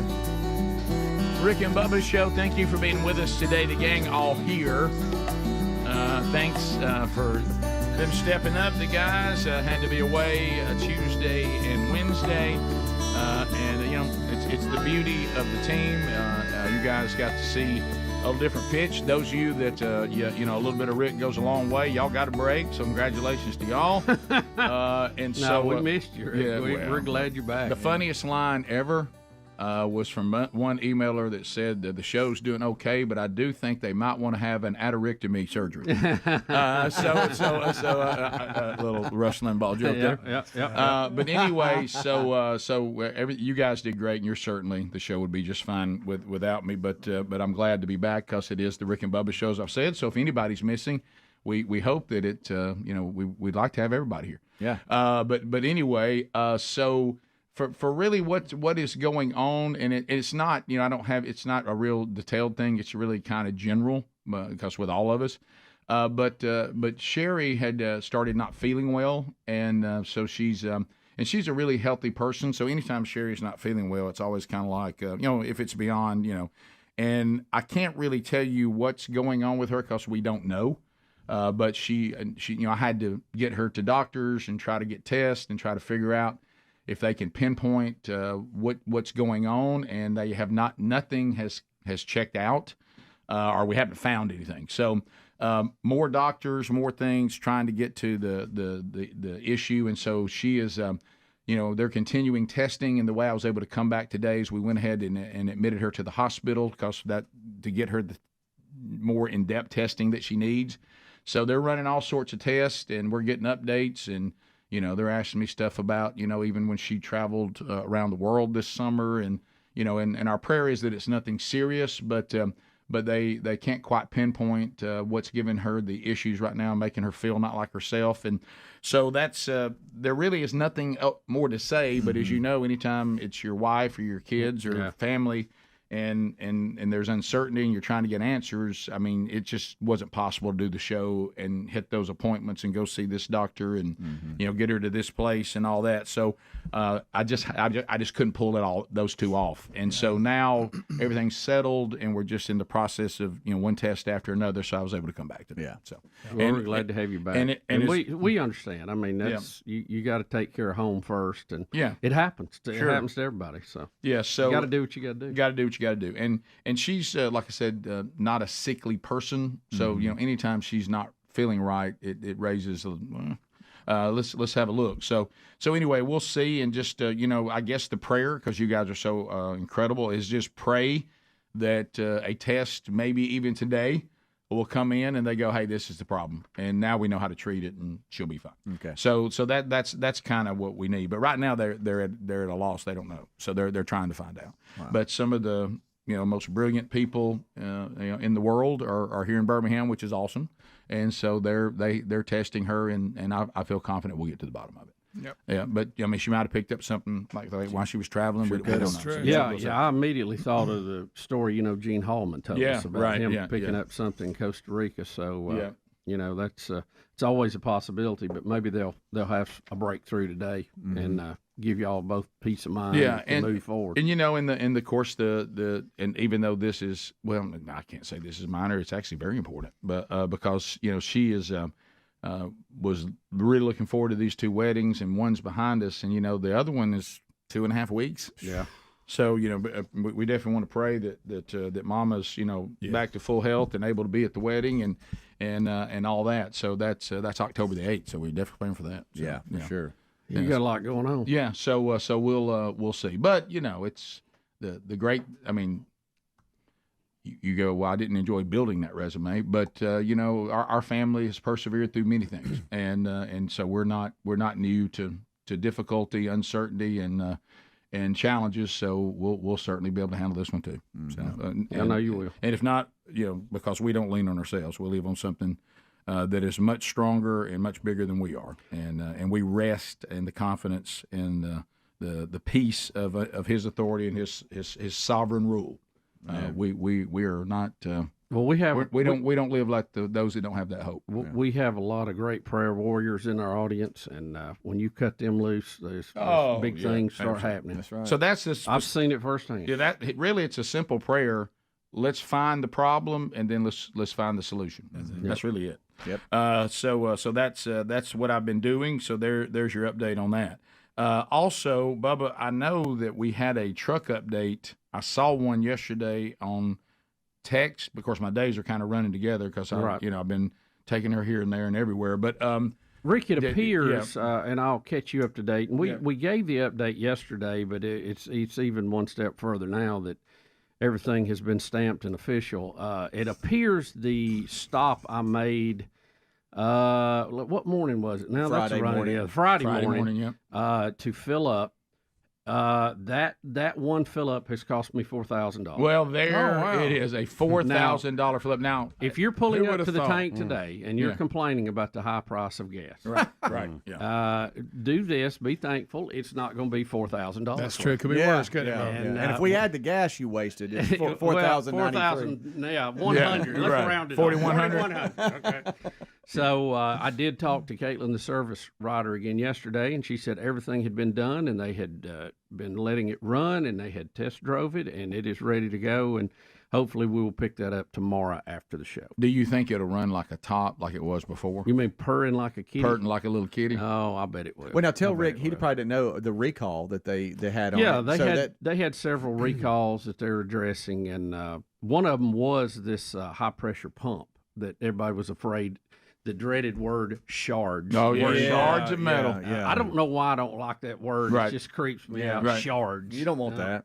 And anytime it's used, it's bad. Yeah. And, anytime. So it's close to shart. Yeah. That's bad. Well, that's even worse. That's we were all thinking that, Greg. Yeah. We just didn't say it. Well, I'm just saying it's bad. Both revolve around gas. They really do. They do. So the pump they put on is supposed to be a much more robust pump than the one that they had the recall. So you got you a new one anyway. Yeah. All right. Here's one thing that if you do it again, maybe it'll hold up. And I bet well, it didn't go down this time. That was good. But while they had it all tore apart there, why not? Yeah, fix right. It, Well, when I left on Monday and say I haven't been back in 2 days, one of the things, and unfortunately I was so busy and hectic and then trying to get sleep, I didn't hear in the show. I didn't hear any of it. But well, it was award winning. Well, let me ask you this: did Bubba have you yet to admit that you put gasoline in the truck? Because you weren't ready to admit that. It's obvious I put gas. They still hadn't seen it though. Right. I haven't been able to get the footage. But you did do it.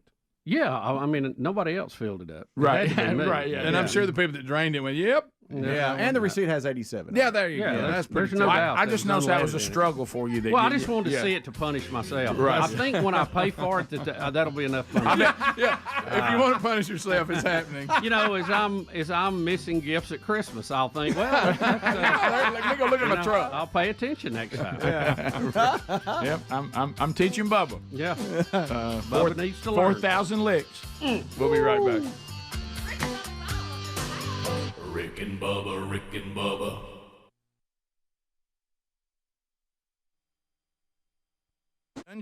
Tony Dungy, as I mentioned, coming up next hour, and then later in the program, Troy Smith will be with us. But we have a lot to cover before that. So what we did this past weekend for us, we have a lot. This week that I'm starting today is really, really chock full with a lot of things. And, of course, for Greg and I, at the end of this will be our dad's induction into the Alabama Sports Hall of Fame.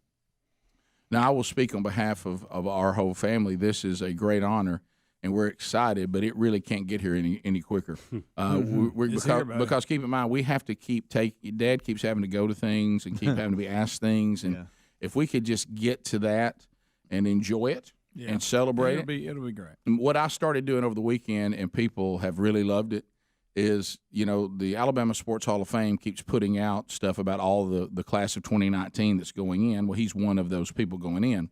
So they'll put out a different picture of him or a different quote about him or whatever.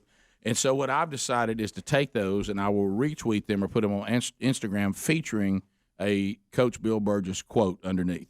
So I'm gonna try to do that this week to put a quote, and people are going crazy. I featured this past weekend. I shouldn't have done two, but I did. Mm-hmm.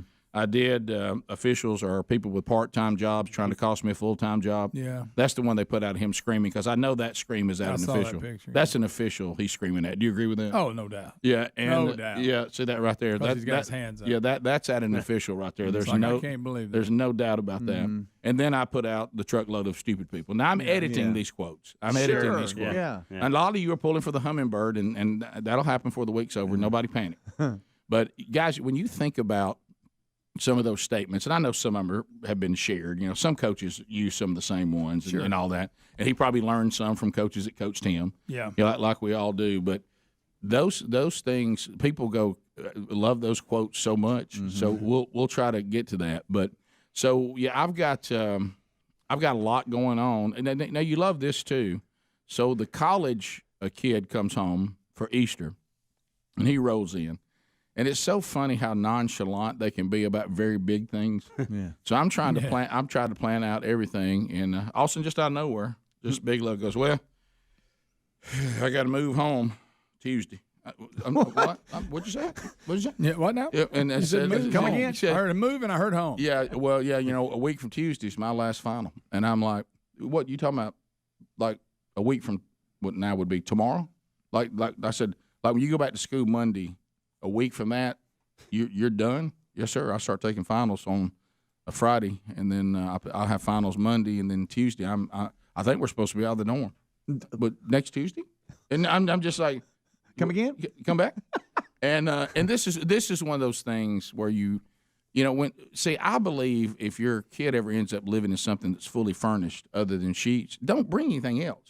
Well, mamas. Got decorated. I don't know who it was that invented the come here and buy things for dorm rooms, but I'm gonna get you because and I asked because I had to know. I said, how many times have you used that thing that your mother went and put in there that I didn't want in there that now I'm gonna have to get out? Yeah, like that. And he goes, well, I mean, the stuff Mom put on it has stayed there, but I haven't put anything on it. I says you never used it. That means none. Yeah, no, sir. And then of course I hear, but it looks nice. It didn't look nice. The stuff I put on there, it decorated the room. And I'm thinking, okay, but now I've got to go over there. I got to do a midweek run to Starkville, and I'm going to get over there, and it's not just going to be packing up clothes and suitcases and linens and all that. Now I got to get this thing that she's put over the back of the bed, the shelving thing out. Oh. And of course, then I get this. Oh, yeah, I had to put that together actually in the room. Oh, you got to take it apart? And I'm like, why? See, I said, what are we doing with this? Nobody's telling me. When am I going? This is next Tuesday? Is this what I'm doing next Tuesday? And so now I realize that I've got one moving home, and then anyway. So I didn't even. Well, Rick, I thought that was deep into May. I thought it was about mid-May. Yeah, I get that. Well, here's what you got to look at. All right, so. You know how there's now look, I know there's moving companies, so save your email. I get that part. But you know how these companies, they have thrived on making it like hassle-free on the move-in side. Like it could be fully furnished or, hey, we're going to take you pay this fee and everything's going to be ready. Right.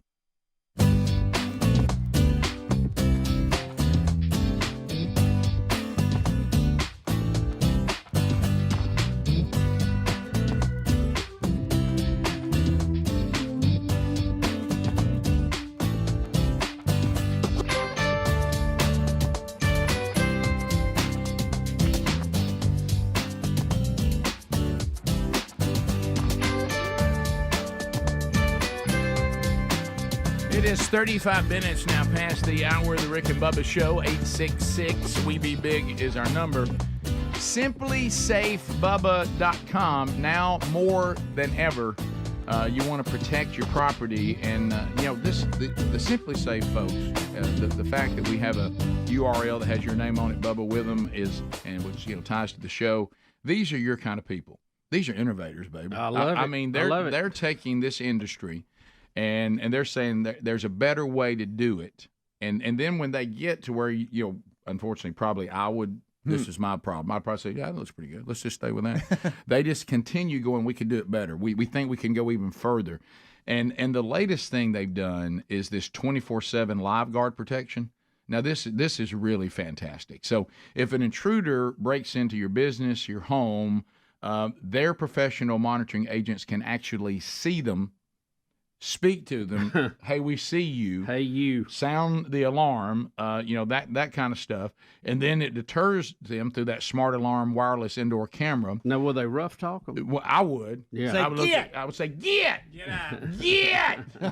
You better get back out that door right there. And so if you'd like to find out more about how your property can be protected by Fast Protect monitoring plan and the Smart Alarm wireless camera, they work seamlessly together.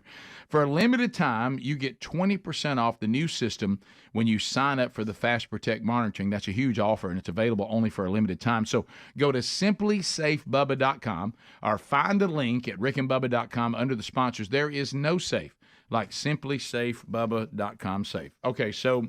And, Rick, we appreciate the update, and we will join with you in praying for solution to that. But we'll find a solution. There was a rumor that we were trying a new work schedule here, called 32 is what I like to call it. Like one of us worked 3 days, the other guy worked 2, and then the next week we flip it. That's right. Kind of Helms Johnny has been on Carson that for years. Johnny Carson. Don't say everybody in here has been on that for quite some time. It feels that way. It does. It does. Yeah. So, Bubba, I know that we, it seems like it seems that we're all humming it. Will you shoot it for me? It just, I mean, will you shoot that for me? If you got it on the same. Matter of fact, I can. By the way, okay, here we go. There you go. Shoot it for you. Get rid of that. What does that mean, Bubba? Does that mean it's over? Well, I think we should just declare the rough. So you just want to declare? Is this our version of name it and claim it? I don't know about this. That's good.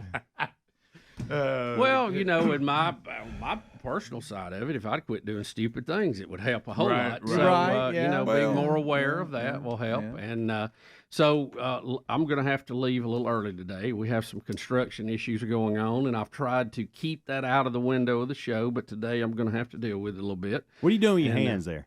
I think I've got some Italian. Right. I do too. I do it too. It's like grabbing laundry. I love. I mean, I have a limited vocabulary. I have a limited vocabulary, so I try to make it up with my arms. By the way, I do the same thing. Speaking of that, because speaking of rough patches, and we interviewed Jordy Henson last week on Rick and Bubba University, and unfortunately, because of some of the rough patch stuff, we're not going to do an RB, Rick and Bubba University this week. We can't get me and Bubba at the same place at the same time to do the interview and all that. So that's not going to happen this week. But we interviewed Jordy Henson on the last one, and he's got, only Jordy would find a way to be lighthearted about ALS. And one thing that ministers to me. I know, it really does. But listen, he's talking about some of the things you don't realize. Now, unfortunately, he's lost use of his left hand. Okay, and here's what he said. Here's things that I'm noticing. He said, have you ever realized that everything at a drive-through is through the left? Oh. And he said I've spilled about 3 drinks on people trying to give me my drive-through stuff, and he goes you don't think about that if your left hand does all the drive-through stuff. Let me tell you what happened after the podcast. Yeah, we finished the podcast, and I had a lunch appointment that I was trying to get to, and I was cutting it a little close. Yeah, and I pull out, and Jordy is trying to pull out. Oh no. And he's between me and exiting the parking lot. Well, I mean, it really took him several tries to get turned in the right direction. And I'm thinking, oh yeah, should he be driving? I was like, well, he's got righty. So here I mean, I'm no 10 and 2 for him. I'm kind of in a rush, and I'm like, I really need Jordy to go ahead and swing that thing in there and get it turned the right way. And I mean, he just kept backing up and going. I thought, well, do I need to get out and go turn the wheel? He got upset with me yesterday because he was checking on everything with Sherry and praying about that. And he said something about us, maybe you just need a break. Maybe we need to get to the farm and, hire the fish spot. And I said, Jordy, you can't fish. And he goes, wow, so you you didn't take any time to think in your mind, how am I going to hold a rod and whatever. And I said, I don't think you can fish. Hey, we saw some equipment yesterday that would work out. He can fish. Yeah, I saw that. He can fish. And you know what I said? I said we got to get you a cane pole. And he goes, and he's like, Rick, wow, I mean, Speedy, demonstrate that again. He can fish. Show us how. No, I mean, if you just put it here and hold it with your left, and then that, so you could fish. But the hand can't grip. He can't hold. No, but he could hold it enough. Throw the rod out in the lake. But he can't even lift it up. When he was here, I opened the water bottle. He's got a little bit of grip. If you had like a just Zepco 33, couldn't you just push the button and sling it with your good hand? You got to crank it. You could. You got to crank it. There you go. Oh, you got to crank it. Oh, that's well, you right, could help him do that. Yeah, I've got some Zepco. Could he fly fish with it? No, maybe. Yeah. I think cane pole's the only thing you do. Crank by itself. Do they? Yeah, they have buttons you can push and See, so we can get around that. Now, bass fishing's probably out. Rick, I'll tell you what's out. Take the man fishing. I'll tell you what's out. Couldn't he just walk backwards though? Yeah, true. He could. Yeah, he could just turn around and run. I'll tell you what's out's the pocket. I don't know if you want that. Well, what's funny is, and he is right. What's so funny is he is right. He goes, I don't know that I've ever met people that we're all rough patching. I offer some solace and the first thing you think of is that I won't be able to hold the rod. Right. He goes, how does anybody let that be the first thought? Right. Because he goes, my greater point was, why don't you just go down there and unwind and decompress a little bit? And I said, yeah, I got it. He goes, and the first thing you think is, you can't hold a rod. And he goes, you know what he said? You need to think about that. That says a lot about you. Is that what he said? He didn't know I see where it came from. I mean, it's immediate. That's not practical. That's my mind. See, my mind is logical, great idea, practical. but I mean, it's just the way my mind works. Yeah. And Sherry was talking about that. She goes, why does everything, as soon as anything's brought up, you're like, well, that doesn't make any sense. That's not efficient at all. And I know immediately how it went. Rick, I can't stand some people do this. Let's go right here. Yeah. You immediately went, that's a good idea. Of course, I don't know how you're going to throw a rod. But, it's that quick. That's the first well, he's thing probably I thought. thinking, I got a friend that can help me. Right. Well, we'll work it out. And, of course, the whole thing is supposed to Can be you fly taking fish a break, for him? not Do taking you know? on a new job. Hey. No, I do what? Can you fly fish Oh, for him? no. Oh, Get your you cord. can, but I don't. You can. Well, You what about still the- got to. It's going to have to be one close to the bank. Right. Now, fly fishing involves a lot Guys, of stuff. why Guys, is there's an everybody angler saying that he has could- no arms and holds it under his Right-handed, armpit, and he's boom. pretty good. Can I tell y'all? Remember? We've had him on the show. You remember. Of course, a lot of training probably couldn't do it the first day. Right. So that's why you need to train. You adapt. But what I'm saying is, why is everybody pushing back on my King Po idea? That's the what's wrong, answer. Rick? It is the answer. I just throw a cork out there. Don't He's got you a like rod to- in his right hand and bring him in. Okay. What's wrong with that? Okay. Yeah. Just back up if you have to. Do you have a dock? I don't. I forgot. Yeah, No. a cane pole and a dock is a good combo. Cane pole on the shore is a little. You're little right. have harder, Gary a little build him bit a harder. dock. What if I took one of these Zebcos and turned it into operating like a cane pole? It's light, Locked easy it to down. hold. That's good. And all you do is just put it out there and pull it in. Yeah. I like that. How you like that? That's good. How y'all like that? Give him a little more distance, probably. Yeah. How you like Just in the that? wrist. I love it. Yeah. Or put a trot line out there and let him check it the next day. Funny you said that. I like that. Funny you said that. You know how a comedian has his closing line? That was my last thing I said to him. I said, I guess you and I go down and work on the trot line No, together. you didn't. Yeah, and he roared. That's good. Yeah. Have you got We some go ahead and empty drop bottles? that in there.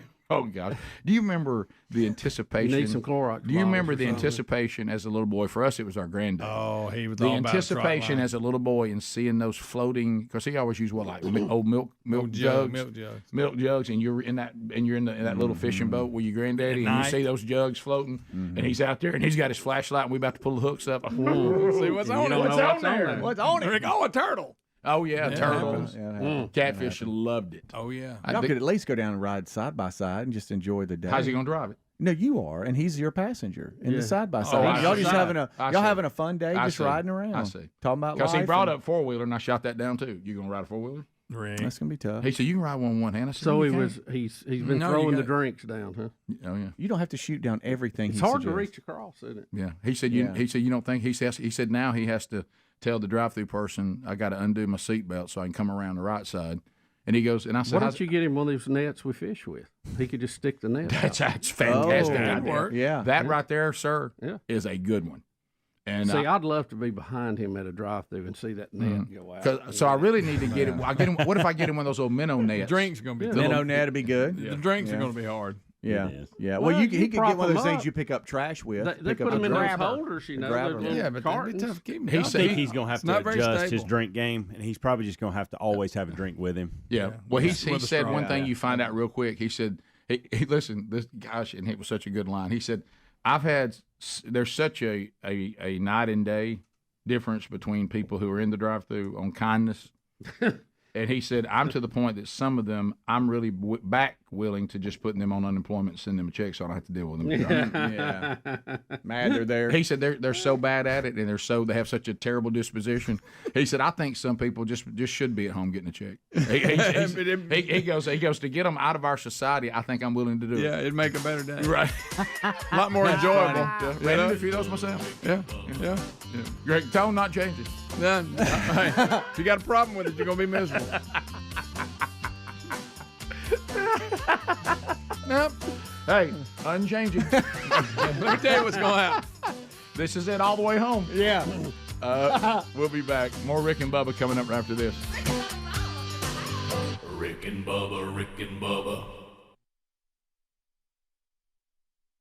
They need that on the back end. They too. do. Almost No, like 100%. pay this fee, 100%. And because I mean, just for people especially that can't get there in the middle of the week, right? No, what it's like colleges. Like you just nailed it and hit the nail on the head. Come here, we'll give you a package of everything they need for their dorm room. Right. Where y'all we need to go get it? Right. Hey, look, we got a point. Pay a certain fee. We'll set your tailgate up for you. Oh yeah. You just get here and everything. We'll get your kid packed up. Y'all Nobody's taking advantage of that. Y'all awful solids on that. We'll get you packed up, get him gas in the car, and head him on. Yeah. How about that? We'll go in there and take that thing that we told you your kid just had to have. That you went over in boxes and had put together, we're going to take that thing back down for you. Yeah. Where are you now? Yeah. I just think that a company could really thrive at that. Somebody's missing an opportunity. Yeah, I think so. Oh, yeah. So I've got senior night tonight for the one who's still playing sports. Mm-hmm. So that's tonight. Then tomorrow, this is another that hit me, senior pictures for the six. See, I've got a senior going, all that's involved with graduating. Now, I only got one more, and then I'll be free. Mm-hmm. But then I got another one trying to come home, another one trying to go out, and all the stuff going on with all that. And then Dad being inducted into the Hall of Fame. It's all colliding on the same week. There's your week. Yeah, and so it is. And then I've somehow ended up with this thing tomorrow on the pictures and all that. Well, she said, well, I said, well, what's hard about pictures? And she's like, well, Brody probably knows what to do. I just want to get some pictures down at the farm like we did with, the others. And I'm just like, well, when is this? I mean, well, I looked at Thursday, but Thursday looks like it may rain. Actually, Tuesday's a better day. And I'm like, okay, what? Mm-hmm. Yeah, but of course I can't go Tuesday. If it's Tuesday, you'll have to go. And so I'm just, I'm just like, this week is, if I can just get to the other side, I got a lot going this week. Yeah. I mean, a lot. And I mean, this is a very hectic time right here at the end. Oh, you know what you got to do, and we're all good at this, but you're brilliant. You got to approach the week like it's a game. I have, yeah. And you can't look at the fourth quarter. Ahead. You can't. I mean, you got to just. Mm-hmm. We got to look at the first drive first. Like right now, all I got to worry about today is get this show done in an award-winning way. Right. I need to. I got a dentist appointment to get my crown on today. Oh wow! And senior night tonight. So you got a couple of players that are hurt and banged up, but you still got to run the offense. Yeah, so at least you'll have a new tooth. Right, and then tomorrow I'll take on tomorrow's troubles. As Jesus informed me today. Yes. Yeah, thank you, Jesus. Yeah. You told me not to worry about tomorrow because today's got all the trouble it can stand. You were right about that. That's right. Hey, Jesus, you were spot on that one. My Lord and Savior. King of Kings. Right again. Yeah, right again. Oh, Mr. Perfect. Not want to listen to you since you say everything correctly. Rick and Bubba show from the Broadcast Plaza and Teleport. No Bubba today. Bubba is away. He'll be back Wednesday. Speedy, the real Greg Burgess, Helmsy, Eddie Van Adler, all here. Catch us on America's boldest radio stations around the country on the Rick and Bubba Radio Network. Bold enough to carry this show. Also, you can watch us live on YouTube now. You can also listen to us on the TuneIn app or download or listen streaming to the podcast archives every day. We talked about it. It's coming a week from today and tomorrow, and that is the movie Kingdom Men Rising. Coach Tony Dungy joins us now to discuss. Coach, welcome back to Rick and Bubba. How are you? Hey, I'm doing well. How are you? You know what? I'm fired up. I'm ready to go. Bubba's actually coaching today. What is he coaching?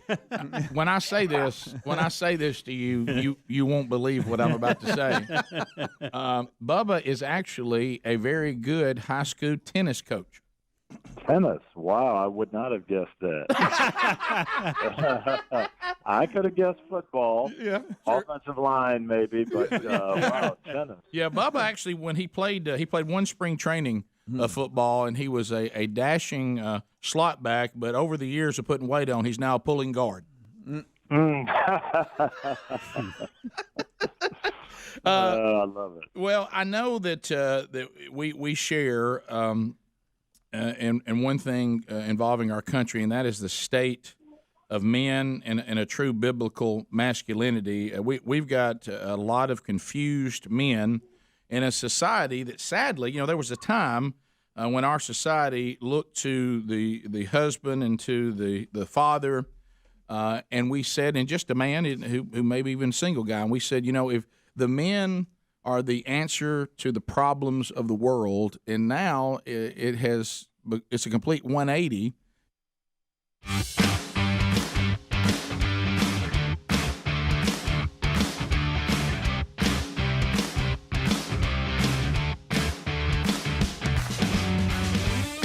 It is 9 minutes to the top of the hour. The Rick and Bubba Show, 866.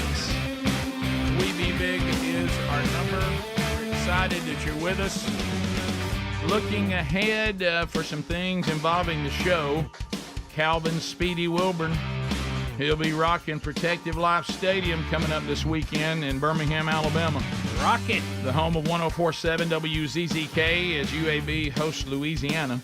On the 25th of September, I have the honor, Lord willing, to be in Tuscaloosa for a great organization, Save a Life. It's a Save a Life fundraiser, and I have been honored to be asked to come and speak at that and try to raise some money for their ongoing efforts to educate and to do what they can to save the people's lives that are in the womb. So we'll talk about that while we're there and the importance of that and where life begins and it'll be a lot. It won't be fun because it's a tough topic, but it will be an opportunity to make a difference. So Tuscaloosa, September 25th, if you want to find out more about that Save a Life fundraiser banquet. I don't know if there's any tickets still available, but you can find out because the link's there at rickandbubba.com under upcoming events. So, Bubba, you will be leaving us next hour, and did you say that you're thinking about that we're going to just declare the rough patch over? Yeah, I think we should. You know, you've seen these movies where the plane is going down and it's about to go into the side of the mountain, you know, and then finally somebody gets a hold of the stick. Just says that's enough. And he's screaming for the co-pilot to help enough. and Pull up. And you know, and the wheels like hit the pine trees going over the top of the cliff. Right. It happened in the most recent Top Gun. It did. Yeah. It sure did. I kind of feel like, overrated Top Gun? I'm going to declare today a turning point because we're, hopefully getting. Is it a turning point, or are you just declaring it? Yeah, I don't like this. I love your positive. I do too. I do love that side. I'll take some. Put it up. Just send it over here to me. Yeah, absolutely. Well, apparently I was able to bring everybody else down, so let me try it the other way. Right. And we're going to hopefully make some, a turn here today and get some things moving in the right direction, and really, the rebuild is going to pick up some pace now with, things that have been ordered that somehow never get here on time. But hopefully good luck with that. Maybe Top Gun was a bad example because, man, when he got that plane off the ground and up in there, he still had a fight. He sure did. Let's act as if I didn't say that. Okay. Yeah. Okay. Right. He didn't get it up there and go, whew. Yeah. All right, we need Sully. This is a Sully. There you go. We're going. Landed, Sully. But Sully landed. I want to keep going. It was a successful land. But it was over then. Everybody got to safety. Yeah. Captain. They wasn't where Sully's got his they wasn't where shoes they bought a ticket to. Right? Well, that's true. Yeah. So they were on the side of the Hudson there with a blanket on them. Still had a lot of hassles. Yeah. A lot of those people. Where were they going? Do you remember? Yeah, where were they going? Do you know? I don't know. I mean, let's just say it was St. Louis. Okay. Yeah. I mean, instead of St. Louis, they're swimming out there. Right. Got water on them. What about? And don't use that diarrhea plane as an example. By the way, you just went right there mentally. Well, that's a bad with thing. That story. Well, let me tell you, unbelievable.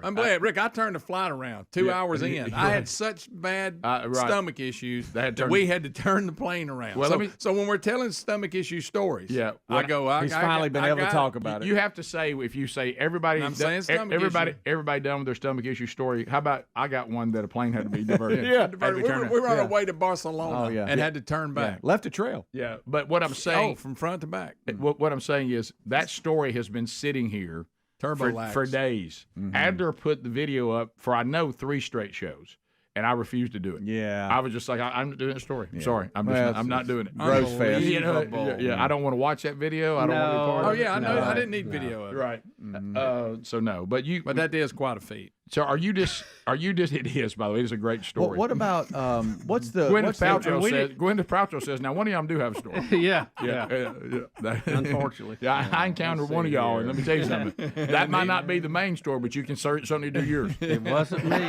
He claims it was the guy before me went in there. I'm saying when I retell it, I have many times. I say it was you. When I retell it, and I have many times. This is what I don't understand about an airplane bathroom. Okay, here we go. You're up there, you got positive pressure in the plane, right? Yeah, right. I mean, surely they can fix a vent that'll draw that You would out. think. It would be easy to do. Yeah. You know what I'm saying? Yeah. I mean, you talking about cracking the window. They Right. ought to be able to That's pull vacuum out of that thing That's like a great nothing. point. As a matter of fact, in the plane, most times, now there's exceptions, you have a little more freedom to bark because the way they're doing the air in there, they're recycling it goes away pretty quick. He just said more freedom to bark. He did. Right. He did. 'Cause No, stop. No, Adler, I don't. How can Stop I turn it. Has he got I it don't know how back to turn up? the Oh no, we screens can off. turn the monitor off. No, I'm It's not. just a news package. I'm No, not gonna we're not watch doing that. Add that to your list of Rick. Not only did I turn a flight around, it made international news. Right. Yeah, Everybody yeah. commented on it. Yeah. And I got to All be the over. focus of a story. Right. Oh. Bubba, I know maybe there's not a plane movie that really fits. What about Denzel Washington's train movie where it's unstoppable, where he's got a train that's out of control? I can't quote good you. movie, I Greg. can't quote you the exact movie, but there's been a dozen of them where these people, everybody, hey, pull back on the stick. You know, everybody's in there like Hold on, how's it the do? harder they pull, Please, pull is back on it one more somehow time. somebody. I mean, the harder they pull, it's going to make a difference. What about that? All they're going to do is tear up the steering wheel and not have any control. You know. What about that corny one with Dennis Quaid in it when he landed that plane? Oh, here you go. Well, they What a took day. a story. What happens since I've been gone? He worked. What When happens they since take I've been a gone? Rick, they take a story and let try me- to stretch it into a 2-hour movie. Right. There's not enough information Hey, there to do it. Are y'all allowing Greg to take some of Granddaddy's cough syrup before the show now? I mean, Let me So you warn thought it was a good movie? How about Let me this? Hand me his warn you coffee ahead mug. of time. Rick, Let so me you warn thought ahead it was of a good time. movie? No, I This thought it is was usually 9 o'clock, Greg. Okay, I Right. don't know. He's got started early today, so Right. the Wing Lord and help prayer. you today. What okay? about on a Bubba- wing Bubba- and a prayer? Yeah, that's it. There it is. Bubba, will you do me a favor? You seen it? Yeah. Reach over and grab that Rick and Bubba mug and smell it. Okay. Well, Rick, we're going to. I Right. didn't know creamer smelled like that. Right. Yeah. Granddaddy's cough syrup. boy. It's called Irish cream. Yeah.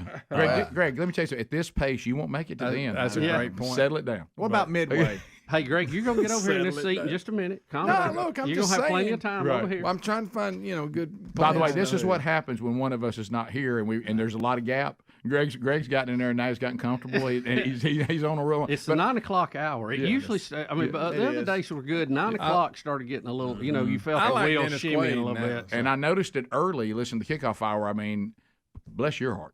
I know. Trying to read emails with this one right here, just chiming the whole time. I mean, he shot down everything you ever Rick, threw I out. thought I had a legitimate question. Yeah, Right. some of the questions are vague. I was exhausted, by the way, listening to you. Yeah. You could wait till he's quit talking to ask the question. Well, no, See, he pointed then out I would that never be able bothers to you. ask the question.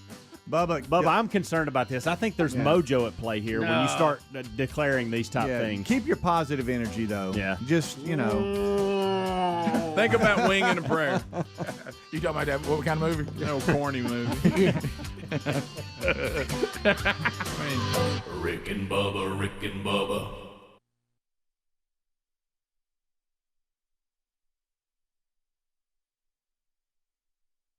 In our country especially, but also around the world, where there is an attack on masculinity where people say, no, men are not the answer to the problems. Men are the problem. And it's led to a very confused generation of men. I'm involved strongly in men's ministry because, and I know that you are, and of course Tony, is involved in a lot of ministry, but he has a strong emphasis on the men's ministry, obviously, with this movie. So tell us a little bit, Tony, how you got involved in the movie and what we're hoping to accomplish next week. Yeah, Kingdom Men Rising, it's really just what you're saying. It is a documentary that describes what God really has designed for men and how we are to function in the world. And our young men especially haven't gotten this kind of training. We got it from our dads and our grandparents, and it got passed down, but somehow that's gotten cut off. And now our young boys especially, they're getting their cues on how to be a man from the movies, from music, from all different kinds of sources, but it's not biblical. And so Dr. Evans wanted to get a project and get some men that these kids could relate to and have these men talk about what it really means to stand up for the Lord, how to live. And so there's some exciting people in it, Lecrae and, Kirk Franklin, and people in the music industry, athletes. But the message is, hey, don't listen to what the world says about being a man. You got to listen to what the Bible says. No question.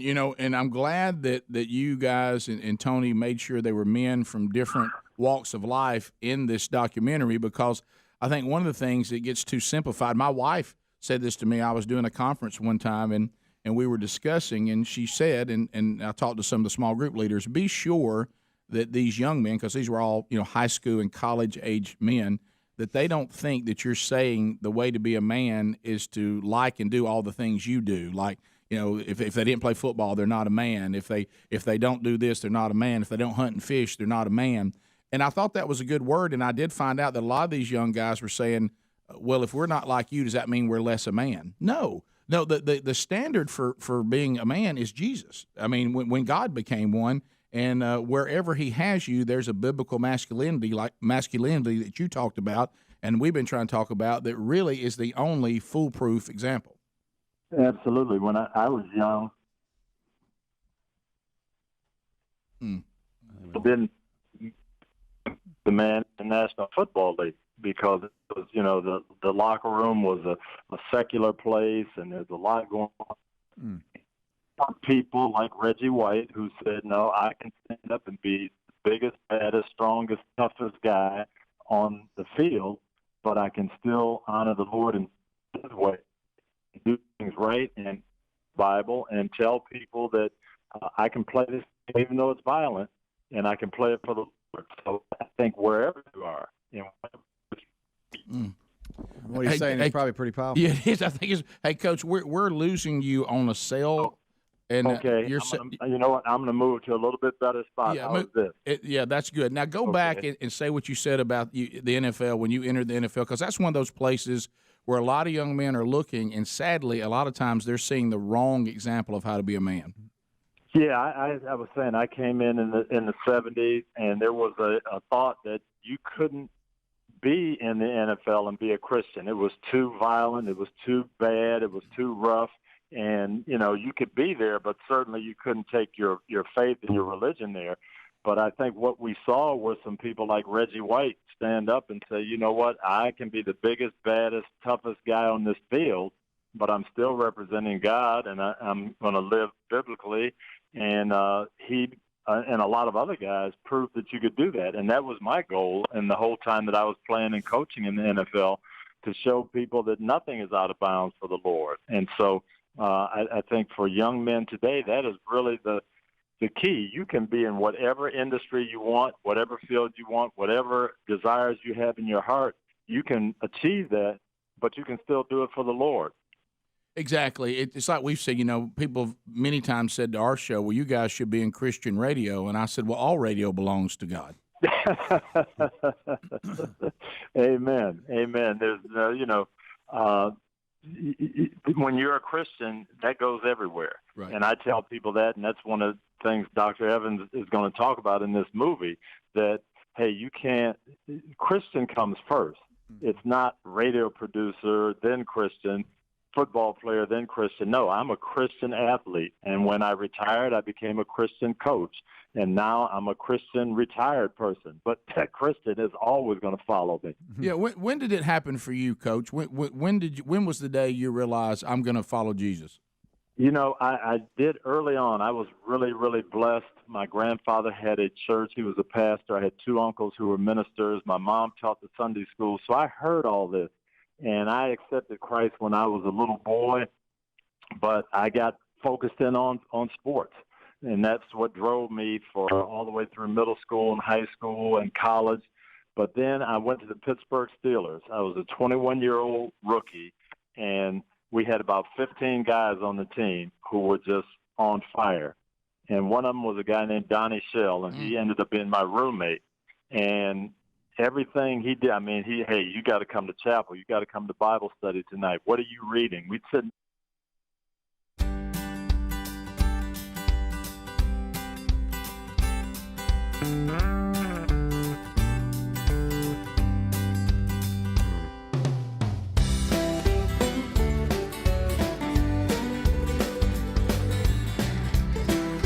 6 minutes past the hour of the Rick and Bubba Show from the No Name Studio, living on the bleeding edge of technology, from Sweet Home, Alabama, to the world. And we thank you for being with us today. Speedy The real Greg Burgess, Helmsy, 80-Man Adler, and for one more segment, we got Bill Bubba Buster. Glad to be here, Rick. We thank all of you, and 30 years still here, and we get cut up running through the briar patch every now and then. But hey, we I've got to leave a little early. Yeah, it's so. Gotta watch some concrete before.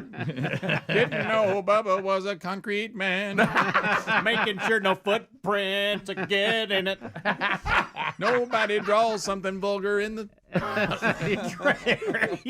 me that stick. Take it away, Bubba. Right. Take that coffee away. Tell you what, it'll burn off. Whatever he's drinking, I'll have some. Let me quote when Harry met Sally. Yeah, I'll have some of that. Speaking of coffee, Rick, on the 2 days that you were gone, there was so much coffee. Oh, I bet it was flowing. I mean, that's a good point. There was just so much coffee. How much coffee do you drink? I have no idea you drank that much coffee. I drink two cups a day. 2 large cups. Well, you used to have that big tall boy cup. Well, I broke the. Talk about punishing yourself, Bubba. Because y'all don't know about. If you're new to the show, we have this thing where we punish ourselves. That's how we break bad habits. There is a common sense is a superpower 20-ounce coffee mug in the Rick and Bubba store. 20. One of them long wheelbase. And I love it so much, okay? But I have broke not one, but 2 of them. Rick. And when I broke the second one, I'm not allowed to have one now. Were you just dropping them? That's it. Yeah, I keep dropping them. And so I said, well, then you know what? If you can't do any better than that, then you're not allowed to have one. So so now that makes me have to go to the coffee pot more because I just got a regular size Rick and Bubba mug now. Yeah. You are not allowed. So what is this, 12 ounce, you think? Probably 8? Yeah, probably. No, it's about 10. No. It's more than 8. It's probably 12. You can probably get a 12. Yeah, you can get a 12. Actually, it'd be right at the top. It's between 12. It's a little 8 more and than 10. 12. A standard coffee cup size is around 8 to 10. Yeah. These are bigger. That's bigger. So that's 10? You get 12. No, you get 12 in that. You can get 12. You get 12, guys. I've done the 12 with the Keurig in that, and it works fine. So you can't walk with 12. Yeah. So you can to talk to you about that, but before I had to punish myself because apparently I can't handle the 20-ounce mug. It's too much mug. It's too much mug. Too much mug. And I'm so mad about it because I love that mug, and I'm Rick of Rick and Bubba. I can certainly have one, but I'm not going to let myself have one. Okay, because I don't deserve it. And so, but the problem is I'm now using I'm going to say 10 because I think if I filled up to 12, it might spill. I'll probably put 10 ounces in it because I don't. No, 12 or. But I didn't go all the way to the top, Greg. I'm only going about right here. Yeah. Well, that's 12. That's at least 12 ounces. Right. Yeah, I'm telling you. That's a big mug. So that's 24 ounces of coffee. But see, before that, I was drinking 40 ounces. Yeah, that's true. So I have to go find that extra, and so sometimes I'll do a third trip. Yeah. But I just love our coffee, and I love it so much. I do too. I look forward to it. And this is something that will not surprise y'all in the least about coffee. You will not be surprised because you have known me for so long. And Sherry was saying that she goes, "This is so not surprising." So I didn't start drinking coffee till I was in my 40s. Oh, I remember when. Yeah. Okay. So when I first started, honestly, I was one of those people. Okay. And some people just stay that way. Kind of dogged us about it all the way through. Yeah. I didn't like it. That and working out. And then I went to South Africa, and I actually drank real coffee. Okay. And John, Rick, why don't you have some of this African coffee, and you'll slowly understand that you haven't had real coffee. And so I drank it, and I was like, wow, that is good. Of course, he fixed it, like a fun drink. Well, I realized early on I was the multiple cream, some kind of sweetener. Oh, yeah. Making it into some sort of drink that happened to have coffee in it. Right. Okay. It's kind of a milkshake with a little coffee. I still enjoy those cups of coffee better than black coffee. Listen to this. You will not surprise. Y'all will not be even remotely surprised. Do you know why I drink black coffee now? It's just easier to fix. The hassle. It's easier to fix. Yeah. Same reason I do. I'm tired of all that. I'm same reason I do. Have you seen what I love, and I think it's so cute when Greg gets his coffee and he'll do like this. Oh yeah. He holds it up because he's cold over there. That warm. Yeah. That's the way I feel when I get hot chocolate at Christmas. Yeah. That's because Mama's little man's got a little chill on it. Yeah. I'm warming my hands up over here, but where me and Bubba sit, you better get buddy. It's just right. We're right. So, buddy, look, your head's cold. Now it just happens. Listen, it happens to also be a side benefit that don't think that's why I did it though. That now it doesn't have as many calories. black coffee, really, you can drink as much of as you want. It's not a big deal. It doesn't have any real calories. No, but I'm just like you. But that has nothing to do with it. That's a nice side. That's a nice side benefit. It is. But I don't do it because I like to just go over and pour a cup of coffee and start drinking it. I'm tired of all the. Hey, where's Jimmy got cream? Does anybody know what the sweetener is? Black coffee is the convenience of the coffee world. It is. It's a convenience shop. And it was an acquired taste, which you know how I feel about why am I drinking something I've got an acquired taste for. Yeah. But I like now black coffee. Now I have noticed when you go black, you can really tell the difference in the quality of the coffee. Yeah. You can. My goodness. Yeah, buddy. Yeah. Cheap coffee black is like cheap beer. And the mix, you got to get you mix a little bitter, huh? Mm-hmm. It's rough. Yeah. It's like the hams of. You really wonder how that ever got started. Who was the first person that said, you know what, I think I'll run some boiling water over this and see what it tastes like? Well, whoever it was is a saint. Whoever it was is a saint because I was like somebody invented soup and then they just started trying everything. Yeah. Throw this in there. Yeah. So it is. I am a black coffee drinker simply because of its low hassle. Yeah. No other reason. Yep. And I can no longer drink, to your point, Adler, the 20-ounce mug because apparently I can't handle it. Well, my house has never been coffee drinkers, and now Terry and Reese have turned into coffee drinkers. Yeah. Yeah, and it's a different world. I married a coffee drinker, and I'm from a coffee drinker family. I feel like I miss out because there's so much coffee conversation. It's fun. I mean, people are talking about the coffee and how it tastes and the creamers and the how you fill it up. The machine itself, I mean, it's like working a truck or something. Yeah. You got so many things, and I don't ever get to chime into any of that. I know. When the smell of it brewing, I love the smell of it. Let me tell you something. I love the smell of just a bag of coffee. When I'm at the I wish it tasted like that smell. Well, and it's such a good I'd be all over it. And it's such a good social thing. Say, I was with you, Bubba. It's experience. It's a complete experience. I missed out. I would yearn to see like when my parents and my wife, like when I was with them, they would all go, "Ooh, you got any coffee?" And they would brew it, and they would get so excited. Oh, yeah. And then I would watch them all drinking it while they were talking. And even though I was in the conversation, I had no mug, and I sat there and I was like, I don't feel like I should even be here. And so now that I'm in their world now, I get to walk over with my mug. I'll take a little of that. Yeah, something about the mug. Yeah, that mug. And I don't like drinking out of styrofoam. I like the mug. No, I'll do it, but it's not my choice. Now, I don't like the ones who fill it up and they got to pull the thing back and you sip on it. I don't like that either. Yeah, the only reason I do this because I am a sipper and I want it to last. I want it to be hot. Greg and I experienced and Greg, don't make fun of what I'm about to say. Oh, I won't. But we do have we go get off the kickoff hour, and that's our go get coffee time. We got 6 minutes, and really about 7.5 if you count the national anthem. Yeah. Before we get in here. Exactly 7.5, by the way. And so we have our coffee experience, and I love it every morning. I look forward to it. Yeah. I look forward to that more knowledgeable while holding a cup of coffee. Please look at Speedy. Because he doesn't get to join in on our 7.5 minutes of just joy. He's got to make sure everything's running right. And they run off of there. And he dabbles, Rick. He dabbles in coffee. Mm-hmm. Yeah, I know. And I get mad at him if the pot's low, and I go, we can't waste it on you, the coffee drinker. True. Now, if it's a full pot, have it. Have you ever noticed a little bit scared of it? He is. He's not sure of himself. It's some days I don't need it. Like I just had some coffee. And it was the first time this week I've had some. Right. I don't always get it, but when I do, that's almost a waste. See, I look forward to it. Like when I wake up in the morning, I think I get that 7 minutes with Greg this morning with some coffee. Yeah. So I look forward to it. Wow. Well, and then I got to experience. Bubba, you could join us. And you and I saw this too. I got to experience. It's nostalgic. I got to experience the walking in on a morning hunt and walking in and starting the coffee. See, at Camp House. There's something about it. It's a social event. It's just. I'm in it. I don't even like it, and I'm just glad I'm in there. I mean, everybody's talking about cups and dipping. Oh yeah, and you use a K cup and plug. Have you? You're not in any of that, Bubba. For one solid week, have you tried it and just said, "I'm all right. I'm all in on coffee. I'm trying it." Yeah, he loves the smell of it. I'd have to start out with something that's almost a milkshake, work my way back. Well, that's kind of what. Well, that's what most people do. I just don't know if I got the effort. And you can't put ketchup in it. Right, that's another drawback. You know what you never see, and this is what you need. Maybe you should start it. You just never see anybody go, "You got any Diet Mellow Yellow?" and then everybody sits around with their cup drinking it. And you could be. Well, you could start that. That's the thing. You just pop the top off of it and drink it. You don't have this whole process of us making it. And it's not 6 the same. ways to do it. It's not do the we same. dip it? Do we filter it? It's not a culture. Yeah, it's not a culture. I mean, there's not enough to do with it. Yeah. How y'all on iced coffee? I hate it. Thumbs down. I can drink it, but I'd everybody in here thumbs down. Yes. I hate it. My kids love it. Oh, Lisa, And good night. It's good. Oh, so Adler loves it. If So it's all the hot- women and Adler If love it's it. a hot day outside, I'll chug it fast because you don't want it to get watery. But I'll do that. Bubba, we'll talk to you tomorrow. In the words of Helium Boy, later, baby. Bubble, bubble. Rick and Bubba, Rick and Bubba.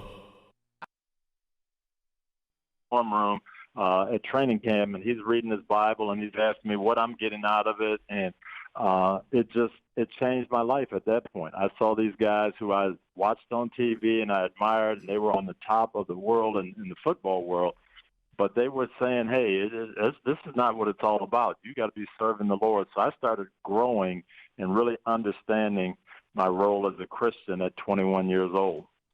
Well, yeah, and you said it right. There were other men around you that were telling you, look, you don't have to become less a man to follow Jesus. The thing I think we need to sell in the message on, Tony, and I know you've done it, and if somebody like Donnie Shell was showing you, then you certainly got it. Mm-hmm. Not exactly a passive guy on the field, but it is that I think there's been a lie from Satan that's been sold to men that somehow you become less a man in order to follow Jesus.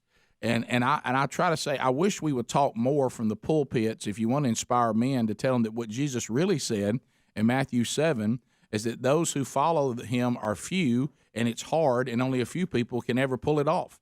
If you want to be a real man and you want to be unique and you want to be individual and you want to stand out, then be a devout follower of Jesus. Not following Jesus is actually very normal, very apathetic, and just like everybody else. Mm-hmm. Well, you're preaching to the crowd. I actually wrote a book a while back called Uncommon, and that's where it came from, Matthew 7:13 and 14. It's easy to be on that highway that everybody's on and just following the crowd. It's rough to find that small path and walk in the wilderness when nobody's around you and nobody seems to be with you.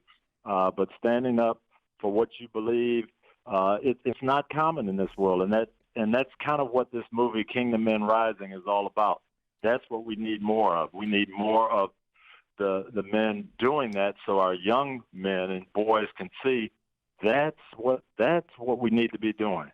Well, it's been you hit on it, and we'll go to the break, and I'll let you go. But sadly, the latest surveys show it's just as normal to be in a house without your father now as it is to be in your house with your father. That used to, if you didn't have your father, that was abnormal. Now that's just as normal as having a father. And I've heard people say we divided men into two categories right now: those who were raised with their father and those who were raised without their father. And it's almost 50-50. And in some cases, it's even 60-40 to the no father. So these kind of movies are important. You writing the book that you wrote and the things you've done with your platform are so important, because I know, and my dad's a retired coach, that when you coach, you become either the second most influential man in a young man's life, or if he doesn't have a father, you're the most influential man in their life. And I want to thank you for being something that these men could look to that actually reflected Jesus. Amen. No, I appreciate that. And I would just encourage anybody, if you believe this and you're trying to get the word out, come out next Monday or Tuesday, watch the movie. We've got a group, our Bible study group is taking young men. We're taking the teens and 20-something. We're taking about 25 guys, and we're going to go watch it and then talk about it afterwards. So it should be a great night. Thanks for what you're doing, and, of course, we got great respect for all the work that Tony has continued to do, and we'll continue to push it, and we'll be going out to see it next Monday and Tuesday. Kingdom Men Rising. I love what it says at the bottom. No more excuses. Thank you, Coach. Appreciate you, Coach. All right. All right, we'll be right back. Rick and Bubba, Rick and Bubba.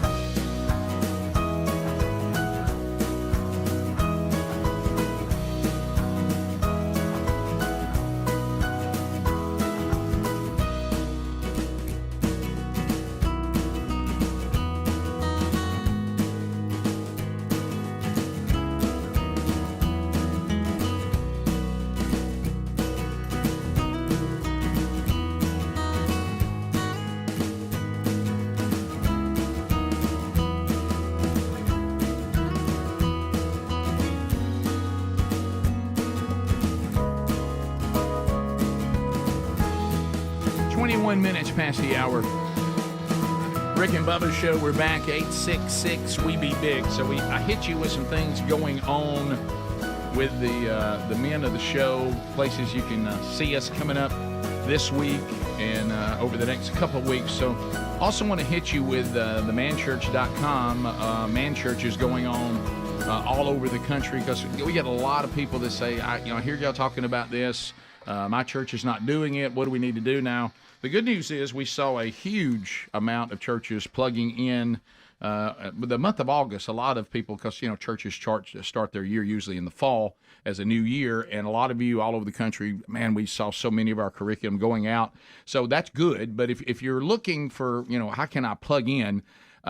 One thing you can do is say you're going to be the person who's going to start doing it at your church. You go meet with the church leadership and you tell them, hey, this is what we discovered, and let them be okay with it and approval and tell you to go do it. And then you plug it in, and it's set up where any layperson in the church can plug it in and teach it. So here's a couple that are going on. We got a 2-man Man Church one day, or it's actually over the weekend, Friday night and Saturday.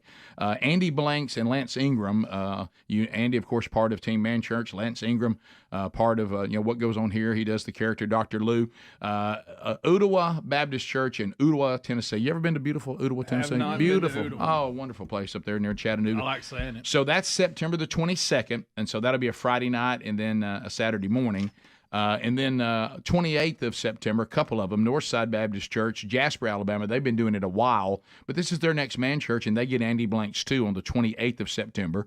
So make a note of that, Jasper. And then Winfield Baptist Church in Winfield, Alabama. They're in year 3 and their 3rd curriculum, but this is their next Man Church, meaning the gathering for a service or an event. Tony Cooper will be speaking there. So you can see those. And then October 1, Salem Baptist Church, Lake, Mississippi. Todd Jones will be there, and then you can find others into October and all that by going to themanchurch.com and look at all the upcoming events and plug in near you. All right, so I know that y'all did this story, and pardon me for going back and reliving it, but I couldn't help, even though we were trying to get answers and we had a lot of running around and all that, but I did find out. On the ultimate, tell me, how many times did y'all say can't have nothing when y'all did the New York Jets story? Oh, that was right out of the gate. I mean, that may be as good an example of can't have nothing I've ever seen. I mean, you can't even have a Hall of Fame quarterback. I mean, you can't. You can't even finish a series with him. All right, so fourth play, because I haven't seen the whole deal. Okay, right. But tell me if I have this right. Okay, do I have this right? That they did the huge introduction. It's 9/11. Correct. Yes. We're in New York City. Right.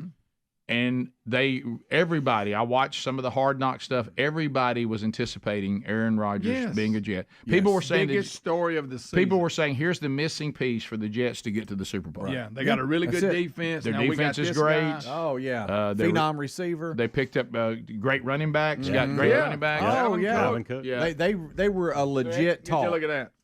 And he comes. Rick, I'm not even that as patriotic as I need to be. This got me emotional. He comes onto the field in New York City on 9/11. Yes. With the American flag. Yep. Okay. Spotlights are on him. Yep. Last person to come out. Yes. We got Aaron Rodgers, and we're about to be a force to be reckoned Hall with of Famer in the NFL. Future. And he played how long? He got hurt on the 4th play. No. They didn't have the ball look at first. this scene. They didn't have the ball first. Hey, giving me chills. The Bills had the ball first, Rick, and they got him. They got off the field. Look at that. Right When he came to the huddle for the Jets, the place erupted. They were so excited. He runs out, joins the team that's waiting on him. It's like, as you said, 9/11. The entire stadium, along with a New York police officer, sings the national anthem. It's just this moment. Painted green, just loving it. It's just such a moment, such a build-up. If you're a Jets fan, you make the mistake of saying, I have been waiting on this for so long. We have the team I've dreamed of. And 4 plays? 4. Yeah. 4. And he's done, right? Oh, yeah. Oh, yeah. Torn Achilles for the season. Probably maybe done forever. He says he's going to come back, but he said and yesterday he finally spoke about it. He said that he will rise again and Gonna be a minute. Here's the play. 7 to 9 month recovery. Look, just a little routine tackle. That's it. But are you going to show it again? Close up, you can see it vibrate. You know the calf. Where it just, it's not good. In slow mo. It's a sad little deal there. But they ended up winning in overtime. They came back. They beat the Bills in overtime. Well, I heard there were a lot of turnovers, which was good. That helped them, and they were. But I understood that Ryan, whatever his name is, that I know Rodgers was trying to mentor to get him ready. Is his name Ryan? Zach Wilson. Zach Wilson. Yeah. Where did I come up with Ryan? I don't know. But see, that's what happens when you don't have the 20-ounce cup. But anyway, but I understand he did not really play that well. He didn't play great. He played well enough, of course, for them to win. But you talking about the ultimate, you better be ready. I mean, there he is, 4 snaps in, thinking he's just going to be over there, and he gets to watch Aaron play, and then all of a sudden he's in the huddle. Yeah, what I did not know is that O.J. Simpson weighed in on it. He did. So inappropriate. So O.J. Simpson, talking about totally oblivious. Yeah. O.J. Simpson. So O.J. Simpson, is he trying to Twitter world? Is he trying to say to the Twitter world or the X world now? Oh, that's true. Is he trying to tie his injury to the tragedy of 9/11? He's saying the ultimate. You can't have nothing. Right. New York and September the 11th. All right, here we go. It's just they can't catch a break. Here it is. I don't think she can. The Jets are still going to be good. They got that defense, and that kid learned a lot from Aaron. Unfortunately, 9/11 is just a bad date for New York, you know. But shouldn't be laughing. You got to play. That's the problem with not playing at all. Not a great comparison. Before you go out on the field, that wasn't a bad tackle. You got to get your body loose. You got to get some contact. What's that? That didn't have to do with an Achilles. No, he had some calf tightness. They said that I didn't know about during the preseason that might have led to that, but it was. He's equating this to 9/11. It's probably not. Probably not. Yeah. That wasn't, and all the laughing and everything. 9/11, a pretty bad thing. Yeah, that was from the "It Is What It Is" show, and I didn't understand why they laughed. So 9/11 is bad, right? I don't get that. Also, I don't know why we're even weighing in on what OJ has to say about that. Thank you. Because we love stuff like that. The fact that we give OJ a platform at all is bizarre. And the fact that he continues to just be totally oblivious that any of this is offensive. The fact that he's just out talking. Right. Bottom of the hour, 866-WE-BE-BIG is our number, and we'll come back and we'll continue breaking down the stories of the day. Also, don't forget, as we mentioned, some of the items are mugs and things like that. The Rick and Bubba store, some really cool Rick and Bubba swag. You can get yours too. Rick and Bubba.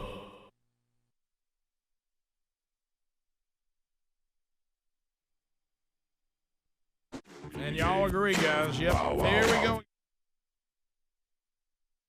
Are on attack. We are at war. They've declared war on the human race. That you can find references to this. I hate to go end times, but you can find references of this. Animals are doing things that we haven't really seen them do a lot. And once again today, and I think again, I understand. I love a zoo. I love the zoo we have where I live. I've been a supporter of the zoo. My kids love the zoo. Had a lot of great memories of the zoo. But the zoo. You know what zoos do, though, don't you? Zoos bring wild animals into places like Kansas. Put them in cages. Put them in cages, and then people got to interact with them, got to work with them. And we have a zookeeper that has been attacked by a tiger in Kansas. That's right. And Speedy says we have a package. Courtesy of CBS Weekend News. Good evening. I'm David Begno. We're going to begin tonight with that tiger attack at a zoo in Topeka, Kansas. Oh, boy. The animal tackled a female keeper who has worked with that tiger for several years. She's going to survive. Here's Chris Martinez with more on what happened. Attacked by a tiger. Any park units available? The Topeka Zoo had just opened when the 911 call came in. We're at the zoo, 635 Southwest Gage. We have staff getting attacked by a tiger. The woman and Sanjeev, the 7-year-old Sumatran tiger, were in the tiger habitat together when the attack occurred. As soon as Sanjeev recognized that, he essentially tackled our keeper. The incident lasted nearly 10 minutes until other workers were able to lure the cat back into an enclosed area. First responders then rushed the victim to the hospital. Zoo Director Brendan Wiley described the injuries. Lacerations and punctures to the back of the head. Oh, my God. She's stable, but that's about all that we know. The director says the victim was the primary tiger keeper and had worked with this tiger for several years. Doesn't matter. It's a normal part of the daily process for her to enter that space, to clean it, to maintain it, to put out enrichment items. All of that is normal. The one point that was not normal was that Sanjeev also found access to that space at the same time. The zoo plans to review the incident, but says this is the first attack of its kind, and there are no plans to euthanize the animal. Chris Martinez, CBS News, Los Angeles. You better rethink that when he's got the taste of human blood now. Thank you for that report. But wait, Speedy, call in and say we have a tiger attack at the zoo, like you're calling 911. Okay. 10-4. Hey, we got a tiger attack at the zoo. Send help. 10-4. 10-4. Oh, that's exactly what it sounded like. 10-4. Yeah, that'd be a 10-4. We got a staff member down. Tiger on top of us. Tiger on top of us. 10-4. I'd like to hear a little more concern in his voice. Yeah. It's almost like Well, this. I tell you what. He responded like this tiger attacks people every week. I know. Yeah. 10-4. I'll get him over there. But Let me. Sachikawa. 10-4. Bleeder, zookeeper. Now, she said, hey, that's terrible. So he said it was a normal routine, but the tiger is normally not in that section. Yes, so. got in At the an same area you time. wasn't supposed to be in, Greg. Well, that's the key. He You know, left the gate open. That's what Rick's talking about. That's what I'm talking about again. So he did something that people. Well, they never seen. Well, they called him. Well, hey guys, Sinjai. the kid. Can I tell you about Sinjai? Well, I don't. Is that it? Greg, this is completely made This that is up. right up your alley. Let's too. go back to the report. All these Where's zoos, all Sinjai? these zoos, or any people who have animals, they think it's sharp to give them some name, that sounds Humanize exotic or whatever. Look, how about this? This tiger is going to Kansas. Call it Carl. Carl the tiger. Yeah. Well, she went in there with Doug and Doug the tiger. Dwayne was in the other deal. That's our line, Dwayne. And Dwayne was mad. And we normally don't have Doug in that area. And Sinjai, Abatagwa. How about this? That's Swahili for sunshine. Yeah, It's always right. For sunshine. It's always something How like about that. this? This thing's going to live in Kansas. How about everything that the Birmingham Zoo? All right, guys, look, we're going to feed Billy Joe. Yeah. And, let's make them where they're going to be living. Like LSU Mike. Yeah, Mike. always- LSU's got a tiger named Mike. That's Hey, Mike. perfect. That's old man. Hey, Mike. Yeah, so you don't Mike, give them these. Mike. But again, they always try to downplay it. And what I don't like is we're not going to. Now, I hope the young lady lives and it looks like she's stable. Praise the Lord for that. But are you going to have a tough time getting her to feed that tiger? Yeah, well, that ain't happening. You get a puncture wound in your head. Anytime you say puncture the back of the head, that's never Look, good. if I come in there and back of my head's bandaged and I look up on the chart and it has feed Sanjay again, Yeah. I look up and say, hey, I'm done with item 2 there.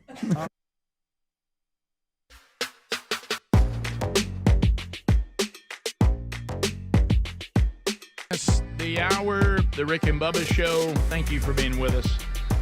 What a blast, what a blast, what a blast.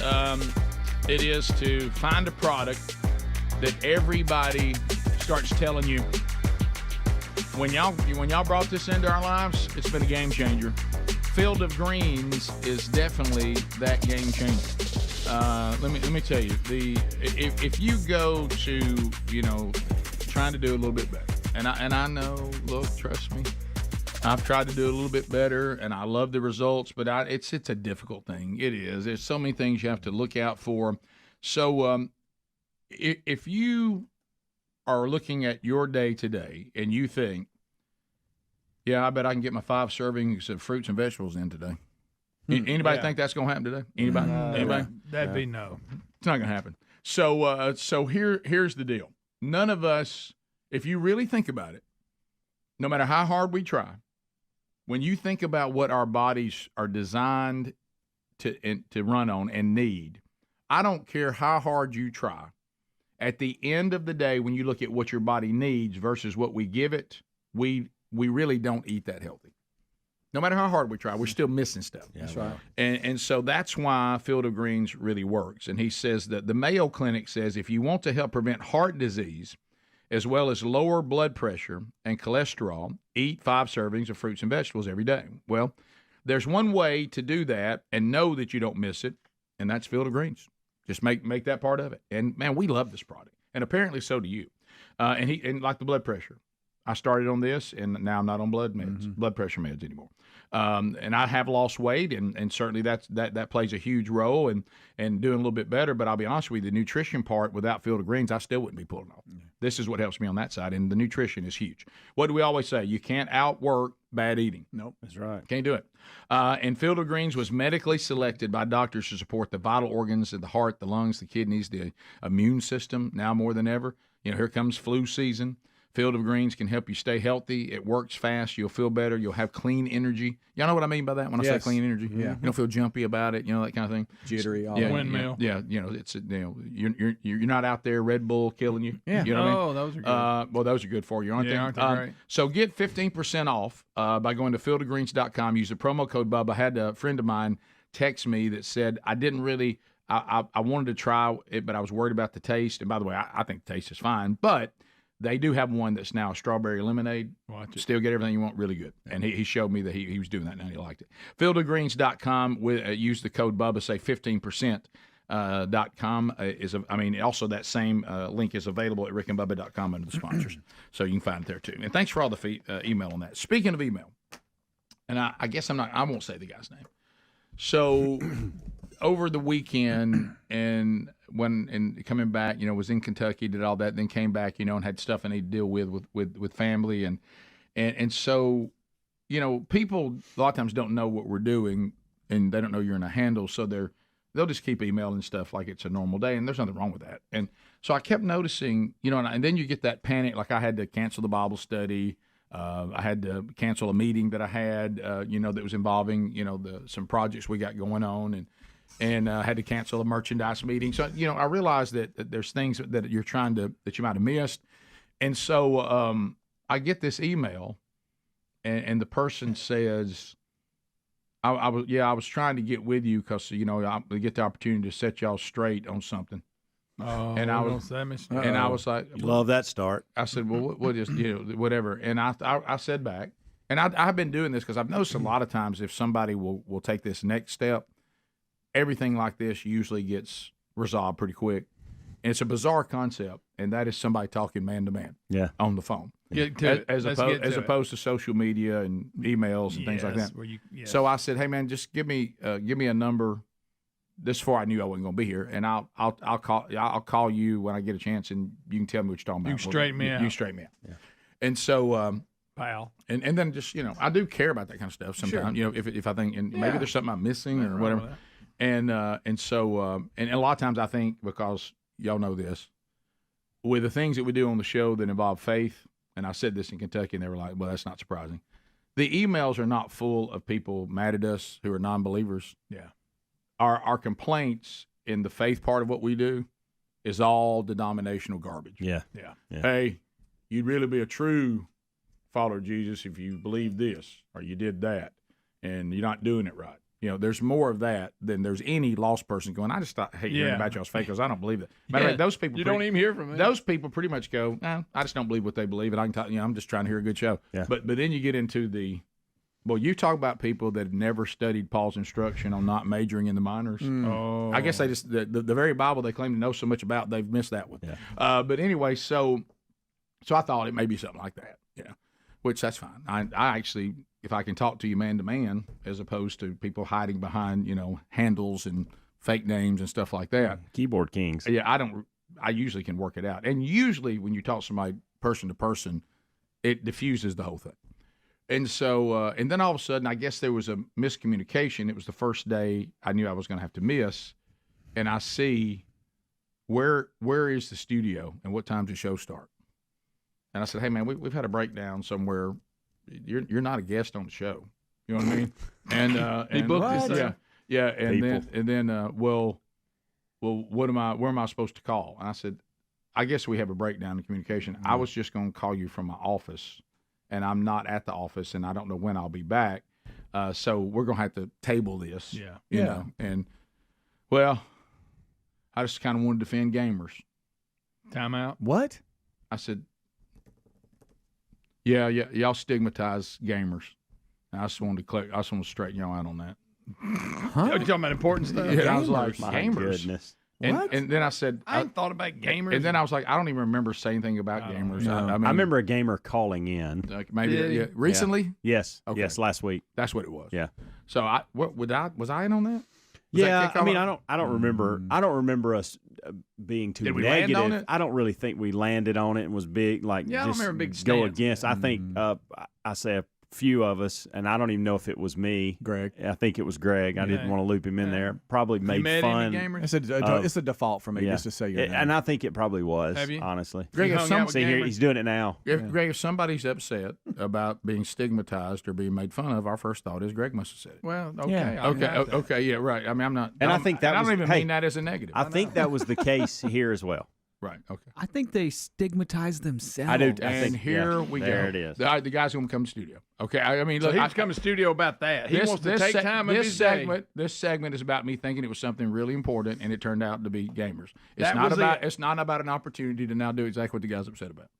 But well, if you want to straighten me out on gamers, I guess have at it. Get you a handhold. Well, I almost said, could I give you Greg's number? You're talking to the wrong person. I get it. But I have to admit, I was taken back that because he was coming in He like said gamers. I even thought at some point, did we say something like about a case going on? Greg or did. No, did this is something like come when Miranda Lambert said we called her fat. We didn't.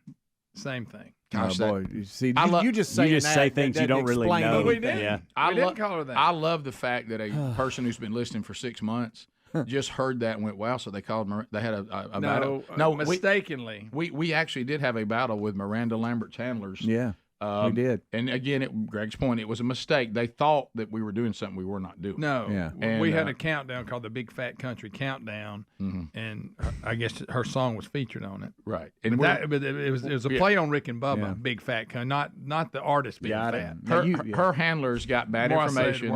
It does. Yeah, I don't know why you brought it up. I don't either. Her handlers got information that we put together a countdown of who we deemed to be fat country artists. Which was not the case. That was not the case. No. I mean, Tim McGraw was in. Yeah. Right. We were actually the fat was actually we were playing off y'all. We were actually the Big Fat Country Countdown. We were making fun of ourselves. We were making fun of ourselves because it was a Rick and Bubba countdown. Right. Now it did not last very long. No, it didn't. But because somebody probably realized it took a little more work than they thought it would. Yeah. But they, all fired up. I mean, they were ready, and I said, "You realize we're going to have to cut lines, and y'all going to have to insert them every week." Oh no, we're all in. All right, we're willing to cut the parts that go in, but somebody when you got a radio station that used to have, let's say 40 employees, and now they got 4. Stuff like that gets old. People are like, I'd rather not do the Rick and Bubba Big Fat Country Countdown again this week. But it was a good idea, and it unfortunately led to a misunderstanding with Miranda Lambert's handlers. So evidently we got a misunderstanding with gamers too. I didn't know we trashed gamers. I'm sure we and just for the record, y'all also accused me of calling her fat too, before we got to the bottom you did, of it. Greg, but I didn't. Never did. Back to my original statement. But when it was brought to us, what did y'all do? The whole room looked at me and go, "What'd you say?" And I said, "I didn't say anything, buddy. I'm sorry. You're the class clown that we're going to Back to my original comment. Yeah, guys, there is a stereotype with gamers. It is. There's stereotypes. Stereotypes are funny. Well, he's going to straighten okay? They used to be. Now they're hurtful. And listen, that doesn't mean that every single gamer falls under that stereotype. No. But there's a stereotype for a good reason, and that's what we're discussing. This guy may not fall in that category. And if you don't, sorry. If you do, that's what we're going to talk about. Just a joke. So I followed up and I said, so you're a gamer, not a hyper-Calvinist. And he said, no, I just want to. Because that's where you were headed. I was like, okay. So we're not going to discuss. Did he get we're not any going to discuss God's timeline. No. Okay. Any details at all other than just honestly, and I don't mean this to be mean because I don't want to upset him. He lost you at gamer. When I saw that, I stopped worrying about it. I don't blame, and I don't blame you. I'd Rick. like to make a request. Could you call him as Dickie Nadmeyer and have a serious conversation? And ask that you want to become a gamer? Hey, but no, we haven't quite. We never had the conversation. I know what I'm saying. I want you to do that. But you heard gamer, you just I was like, that's over. Okay. On the list of things, it's way down. Right. Yeah. No. I mean, good for gamers. Yeah. I mean, I think I thought you were really and had something here that I needed to look at. Yeah. That's unbelievable. I've never lost interest, sir, in our conversation quicker in my entire life than I just did. You're so thankful you found that out before y'all called. Right. We'll be right back. Rick and Bubba. Out. I'll go to the alpaca cage. Yeah. Greg, let me go. I'm going to risk today being spit on by a llama if you don't mind. I'm kind of done with feeding Sanjay. Rick, they've known each other for years. No, You make that statement? He didn't recognize her. Yeah. But that goes again. I tell you what, if you've been feeding Sanjay, see, it's one thing for your husband not to notice a haircut. Sanjay noticed. Right. Oh, is that who that is? I didn't even know. Who are you? I didn't know. Is that your tiger talking? Yeah. Really? That was a good one. That's what you if get. he can talk. Well, that's what you get. You getting a haircut, cut like Rachel McAdams. But anyway, That goes back to animals that can take you on any given day. See, I go back. if you're in the wrong area, Tigers, people, not a good mix. No. Ask Siegfried and Roy. Yeah. Mm-hmm. Greg said he's doing a little research on that one. We were talking about that the other day. trainer said that. Trainer. Which one of them got? Which one of them got Roy bit? or- Was I it think Siegfried or Roy. Roy that got mauled? Trainer said he. Anybody wasn't- remember? Let's say he wasn't going through the claiming it's motions Roy. that you're supposed to go to. Let's say it's Roy because it's easier to say. I don't know which one it was, but he said, Greg, the trainer said, look, I tried to tell Roy. Yeah. You ain't spent enough time with him. And you have certain things. sequence of things that have to happen, and he was shortcutting, and it got him. Well, Greg and I, when we were kids, and we've never forgotten it, we went to see Shamu in SeaWorld before they ruined it. And don't back do that when they anymore. actually abused fish, and it was awesome. Before that stupid documentary ruined one of the greatest shows on earth. Yeah. And so this is back when we kept killer whales in the tank. We liked it. Yeah, we loved it. Their fin was bent. Right. Besides Well, that. and so Greg and I went, and what they noticed, what Greg said, and the trainer now for Siegfried and Roy said this is exactly what was happening with the white tiger, is that he got out of sequence, and they wouldn't give him anything to eat. He wasn't doing the sequence of the act, and he got mad about it. And they stopped the show and said, "Look, we're going to start the show all over. He's gotten out of sequence, and when he gets out of sequence, he's dangerous." And they let him pitch a little fit. Oh, really? He just went around the tank mad for a while, and then they just started all over from trick number one and got him back in sequence and then finished. They get out of sequence, you better watch him. Yeah. It was Roy Horn that got It was attacked. Roy. Yeah. Well, that's on Roy. But because 2003. well, that's Greg. That's what the trainer said. Well, that's his claim. All right, so Now, I would say anytime that you're doing tricks with giant tigers, that if they just kind of get out of sequence, they're going to rip your throat out. Whatever the That's- rule yeah. is that you go by, just you might want to stick to it. Trust me, the guy who does the poodle act, they get out of sequence. He's not in danger. No.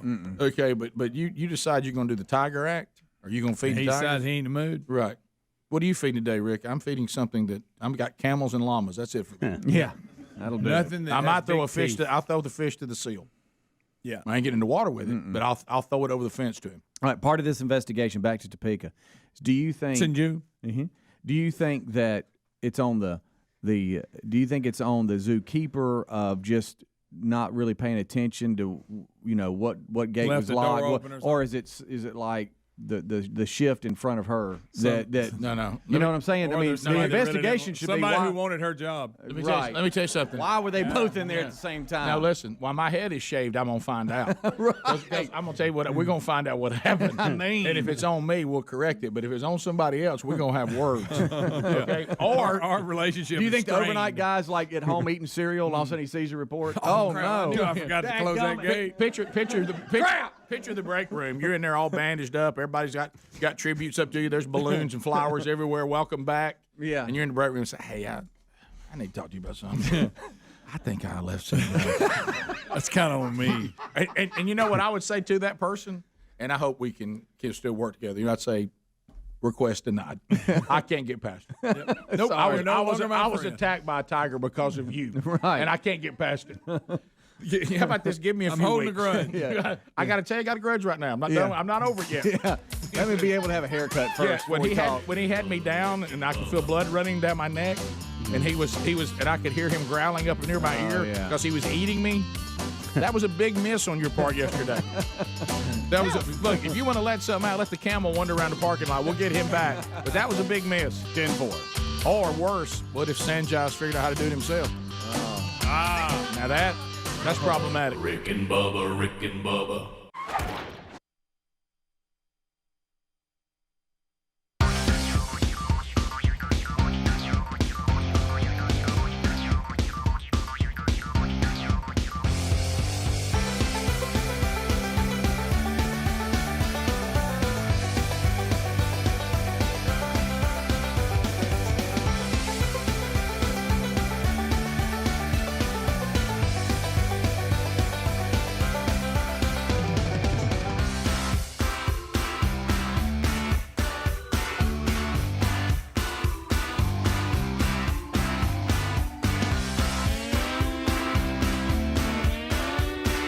right, 9 minutes to the top of the hour of the Rick and Bubba Show. Let's roll with it.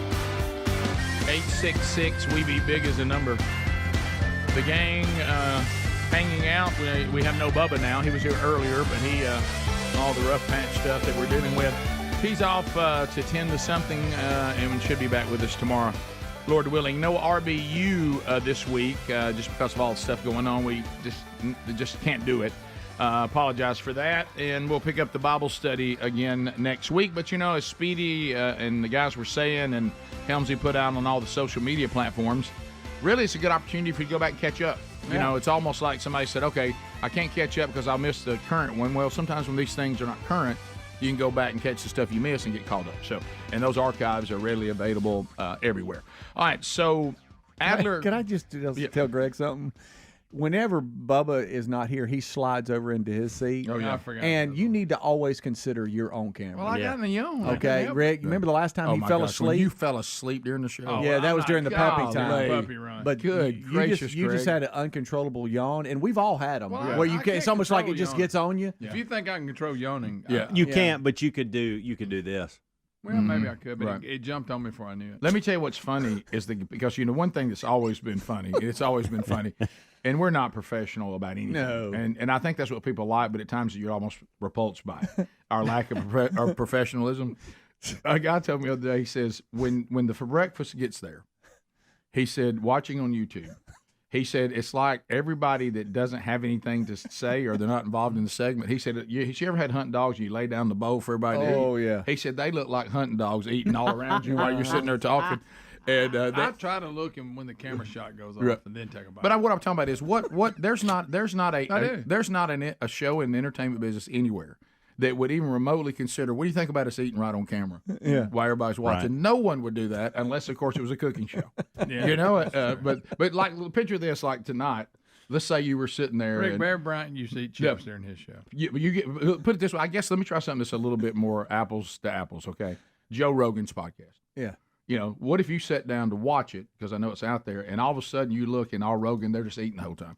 I mean, they probably wouldn't even consider doing that. Yeah, wait. Hey, I don't know, he smoked pot on there one time. Greg, look. Yeah, Greg, look at this. Tonight, breaking news. That's good. Yeah. But we're hungry, y'all. Yeah. And we don't get enough time in the breaks. We can't help it. We're hungry, y'all. We're hungry, y'all. I just wanted to wanna get remind cold. baby brother that there's a 2-shot that Adler Well, I can't takes. help I yawned. I can't help that. I'm sitting here with my baby brother a little bit sleepy. I'll be happy to swap with you if you can control yawns. I'm just trying to help If you can control yawns, we'll swap. Greg, can I tell you something? Greg, I will say this, though, even though you're yawning, your energy is fantastic, and I want to know where it came from. Yeah. I'm trying to get a little more sleep. Okay. And we like it. I thought that more energy from you would be good. I didn't realize it would be so hard to control. Well, Yeah, it's... Has he talked to you about what he saw on the way home from work? No. that guy riding a horse on the side of the interstate. On the interstate? Yeah. What was he thinking? I don't know. You sure you saw Said he looked I did. official. Yeah.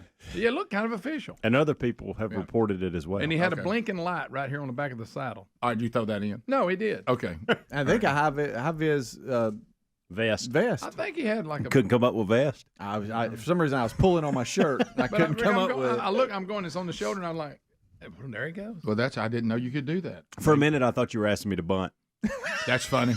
Rick, I thought it was the census Is that a cowboy pig? for a while. You remember? I'd like to know if you're a pretty good bunter. Oh, yeah. Can you lay one down? One extra hit a game, Rick. Can I tell you this? Deadwood. My batting average was high because of that. I never got the signal for obvious reasons. But I tell you, I was a pretty good bunter. Oh, yeah. You'd be surprised. Okay. And I had a little soft touch. Yeah. You know what I mean? So, I'd drag bunt with the best of them. So Adler has a video. We talked about gamers, and we certainly don't want to cast him in a bad light. Right. But- But one guy's ready to come up here and talk about But one of the things that we talk about is could some of their talent maybe be used for more good? Yeah. And because they can be very talented, but if you're talented at a video game, couldn't that be used for? I think. Listen, Maybe we the all military.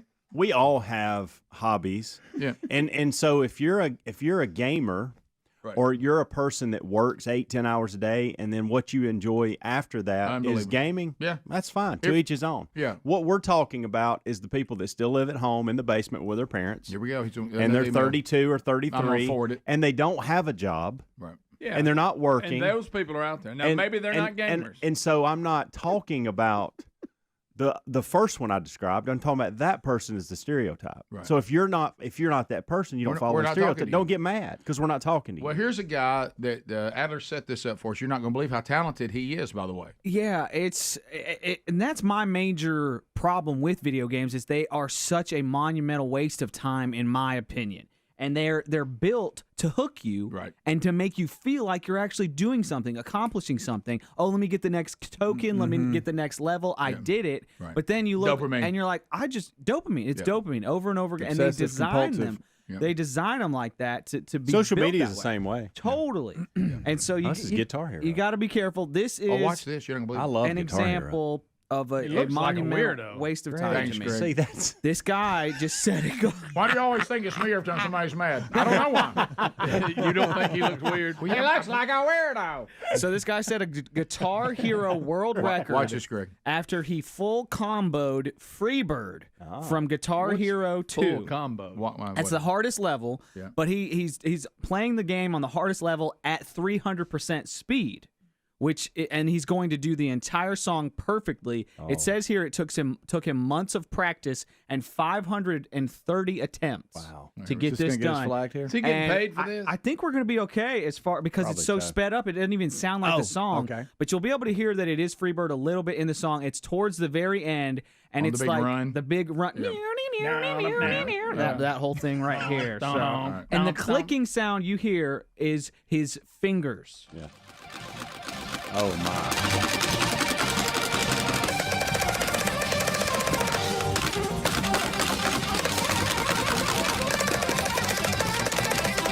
Greg. Incredible.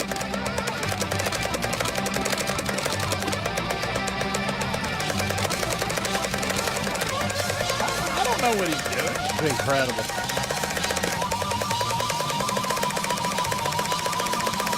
Good grief.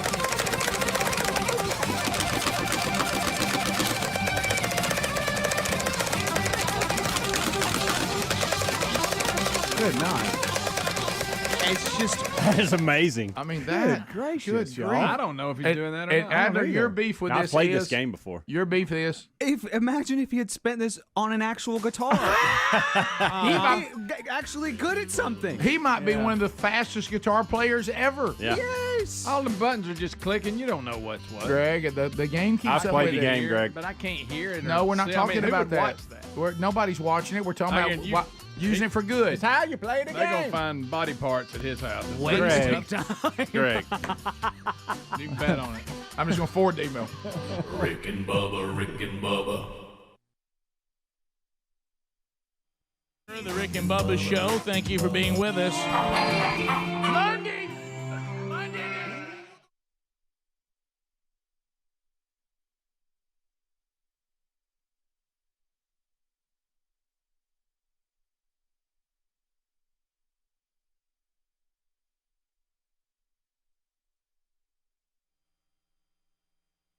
As they continue to go through the rubble and everything that happened. So, but they're saying this was synchronized. It was planned. The attacks all happened at the same time. They try to do it at the busiest time so that they can set the blast off when the most people were in there. Just a terrible, terrible thing. And they said some of this has been caught on cameras and things like that were in the area. Just a very sad, sad story. And I don't know the makeup of Sri Lanka very well, as you said, Speedy. I don't know if you remember our connection to Sri Lanka was when we had their Olympic rifle team came by the studio. I do remember that many years ago. But yeah, I'm not that up to date on the dynamic there. But you see the symbolism. They took Christians and killed them on Easter. Yeah, I mean you don't have to read a whole lot into that. No. And I think they've arrested 13, and they I guess every day more and more is coming out. I didn't even realize it because I just left all kinds of social media and news and everything. So I was late in the day when I discovered what was going on. It was more like dinner time, I guess. Right. Yep. And then you hear it, and then I had to dial in and go, okay, Sri Lanka. That's south of India, right? I don't know. And an island, I think. I right? think you're correct. I think, but it sounds odd for me to be saying that you're correct on geography, or me being correct. some people don't have maps. Yeah. And I know. Miss Teen, South Carolina was very concerned about this. Yeah. But the pulling it up yeah. here. But anyway, I'm assuming that, and this is just an assumption, but in reading this, looks like it's confirmed. So these would be Christians that were attacked by Muslims. Correct. Because obviously they have a little bit of a frowny on any Muslims who convert to Christianity. Yeah, there it is. Yeah. And you're right. So it's just below there. It is an island, just below the southern tip. I'm reading here where international intelligence agencies were warning them back early April that this was a possibility, and several folks didn't take action. Yeah. So you got a little bit of that going on too. Right. And I don't know all the details there, but they're saying the warnings were there and ignored. Okay. In some form or fashion. Also, around the world, I'm looking at this and I'm trying to think about what it would be like here. Is this Ukraine's version of Donald Trump winning the presidency? It sounds like it, doesn't it? It does. They've got a comedian and president, I guess, of a TV network or something there. So he's the man now? And he has been elected Ukraine president? Yes. With no political experience of any kind? Yeah, right. Hey. Well, I mean, they see what's happening here. I mean, it's it's been, as far as the way we are getting things done that politicians just would never do, and now Ukraine seems to be following suit here. Zelensky, is that his name? Yeah, the picture, Zelensky. The picture they have of him here, that looks like a rough hairpiece. Comedian there. and actor. Yeah. Yeah. Plays a president on TV. Oh, he plays a president. Okay, yeah, I see now he is. When I said TV president, wow. I thought that meant he owned, maybe a network or he something. He plays his country. Yeah, how about that? So he pretends. Now that's even more weird. He pretends to be a president on TV, and is a comedian actor, and then the people voted him as real president. 73% voted him in. Would this be like Martin Sheen winning when he was on West Wing? It would. Huh? It would. Yeah. One of my favorite shows of all time. They're going to find out that he's actually they're going to figure out that he's just portraying a president. Right. Well, I think Donald Trump's giving people. I mean, people are trying to go another way. I mean, guys, y'all want a comedian? Look at AOC. Yeah, ain't that? Oh boy. Yeah. The notorious AOC she is just getting. Have you seen the thing now where they have the little girl that's doing it? That's funny. Yeah. Awesome. That's funny. That is good. Yeah. The notorious AOC, see that's a step in the other. I mean, that's a wow. Yeah, and now are we to the point now where we think that Biden is going to try to? I mean, he's running now. Yeah. It's official. There's a lot of women been hugged, but yeah, he's going to try it. I know. Well, again though, I think he's messing up some of the strategy. We've been talking about this all last week. That the Democrats need to get some of these AOCs and Bernie Sanders and throw them out there and let them get beat so they can come back and say this is not what we need here. But I don't know. But I mean, you think about it. It was already strange enough in this country that Trump got elected. Picture if you were in another country and somebody said, "Now who got elected?" And they're like, that guy that does that, he fires people on TV. Yeah, Apprentice. Does the Apprentice? I mean, got real bad hair. You know what I'm talking about. Think about that. So you might have seen him when David Letterman did Trump or Monkey. Yeah. I'm not saying he hasn't done a good job. No, but it was bizarre.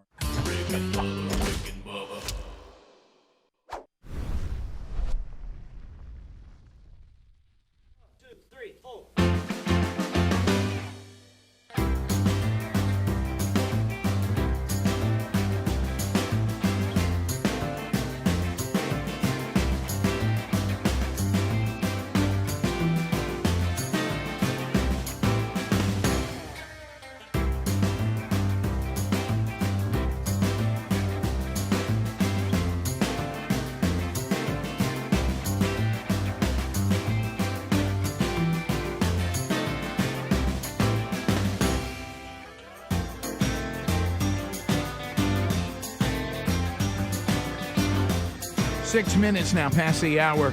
No Name Studio, bleeding edge of technology. From Sweet Home, Alabama to the world, Speedy, the real Greg Burgess, Helmsy, and Eddie Van Adler. All here as we start a brand new hour. We haven't gotten any phone calls in today. We'll try to do that before the day is over. So a couple things. Greg, I do want to hit you with this as we start this hour. We also had a story that Speedy made sure was in today, tied into you seeing the person riding the horse on an interstate. Okay. California police arrested a drunken horseman. So I guess, don't think this guy I saw was drunk. He looked like he was in control. But if a person is being arrested for drunken horsemaness, that means there's a guy on a horse riding around the highways too. At what point are you in trouble for being drunk on a horse? I think if you're on any type of public highway or road. Well, see, that's my point. So and you're in control of an animal or any type of equipment. What if the horse is sober? And you're impaired, then you can be given a DWI. Yeah, what if the horse is sober? Yeah, well, the horse was clearly sober. There's no doubt. Unfortunately, there, in the days before I was transformed by Jesus, I probably would have said, "Well, the horse is fine." Yeah, I mean, he's driving, not me. I'm riding. Now, you want to get me for open container, maybe. And you know what I would have said? The horse gets me back to the barn. He knows where the barn is. I'm not in. You know what he is, Rick? He's my designated driver. He absolutely is. I'm the passenger here. Right. This is like my Uber. You're being a little rough on the passenger.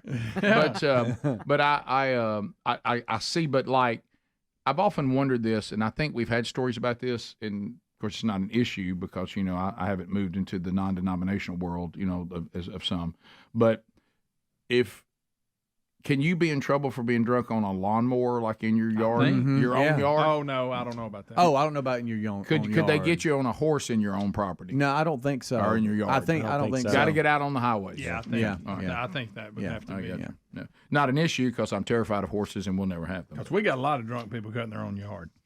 Yes. Matter of fact, they make a Saturday out of it. Yeah, they do. Look forward to it. They do. Oh, by the way, in between games. Yeah. So the zero turns are tough. Though. Right. Speaking of people being not in complete control of their cognitive skills, Biden. So with the poster child. A couple of things. I don't know. It's almost becoming comical to watch the left pretend that President Biden can run for another term. It's like almost like a. What do you think? How many kids do you think are listening now? A million. A million. Yeah. A million. Said that.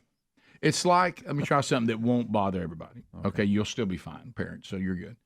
It's like, when we get out and we play games and let's say we pretend that we're, no offense, Adler, we pretend we're a dog and we're not. We're kids. Right, we're just playing. I was young. Yeah, I pretend that I'm Superman, but I'm not. And then everybody around you, your parents would say stuff like, "Well, oh yeah, Clark Kent, yeah, you are Superman." Mm-hmm. It feels like that they are playing along with something we all know is make believe. Yeah, and they're not coming clean. This isn't. Yeah, the company line is that he's running, so you have to. Do you think honestly the people that we see that publicly acknowledge this, not any one of them believe it? No. So here is a clip. Here is Nancy Pelosi, which let's face it, not a spring chicken here. No. And she is going to be asked, is there any chance that Biden would not run? All right, so here we go. Do you think there's any chance he does not continue running? I hope not. I hope not. I mean, this president... David Ignatius recently came out saying he thinks the former president should not run. Yeah, so that's one. There's that laugh. There's that laugh. Yeah, there's that laugh. One. Watch her face when she's trying to convince herself that she really hopes that he will run. She doesn't believe that. She knows it can't happen. And you know how sometimes somebody asks you to sell something about halfway through it, you can't control your facial expression? All right, so watch it again. Watch the facial. Do you think there's any chance he does not continue running? I hope not.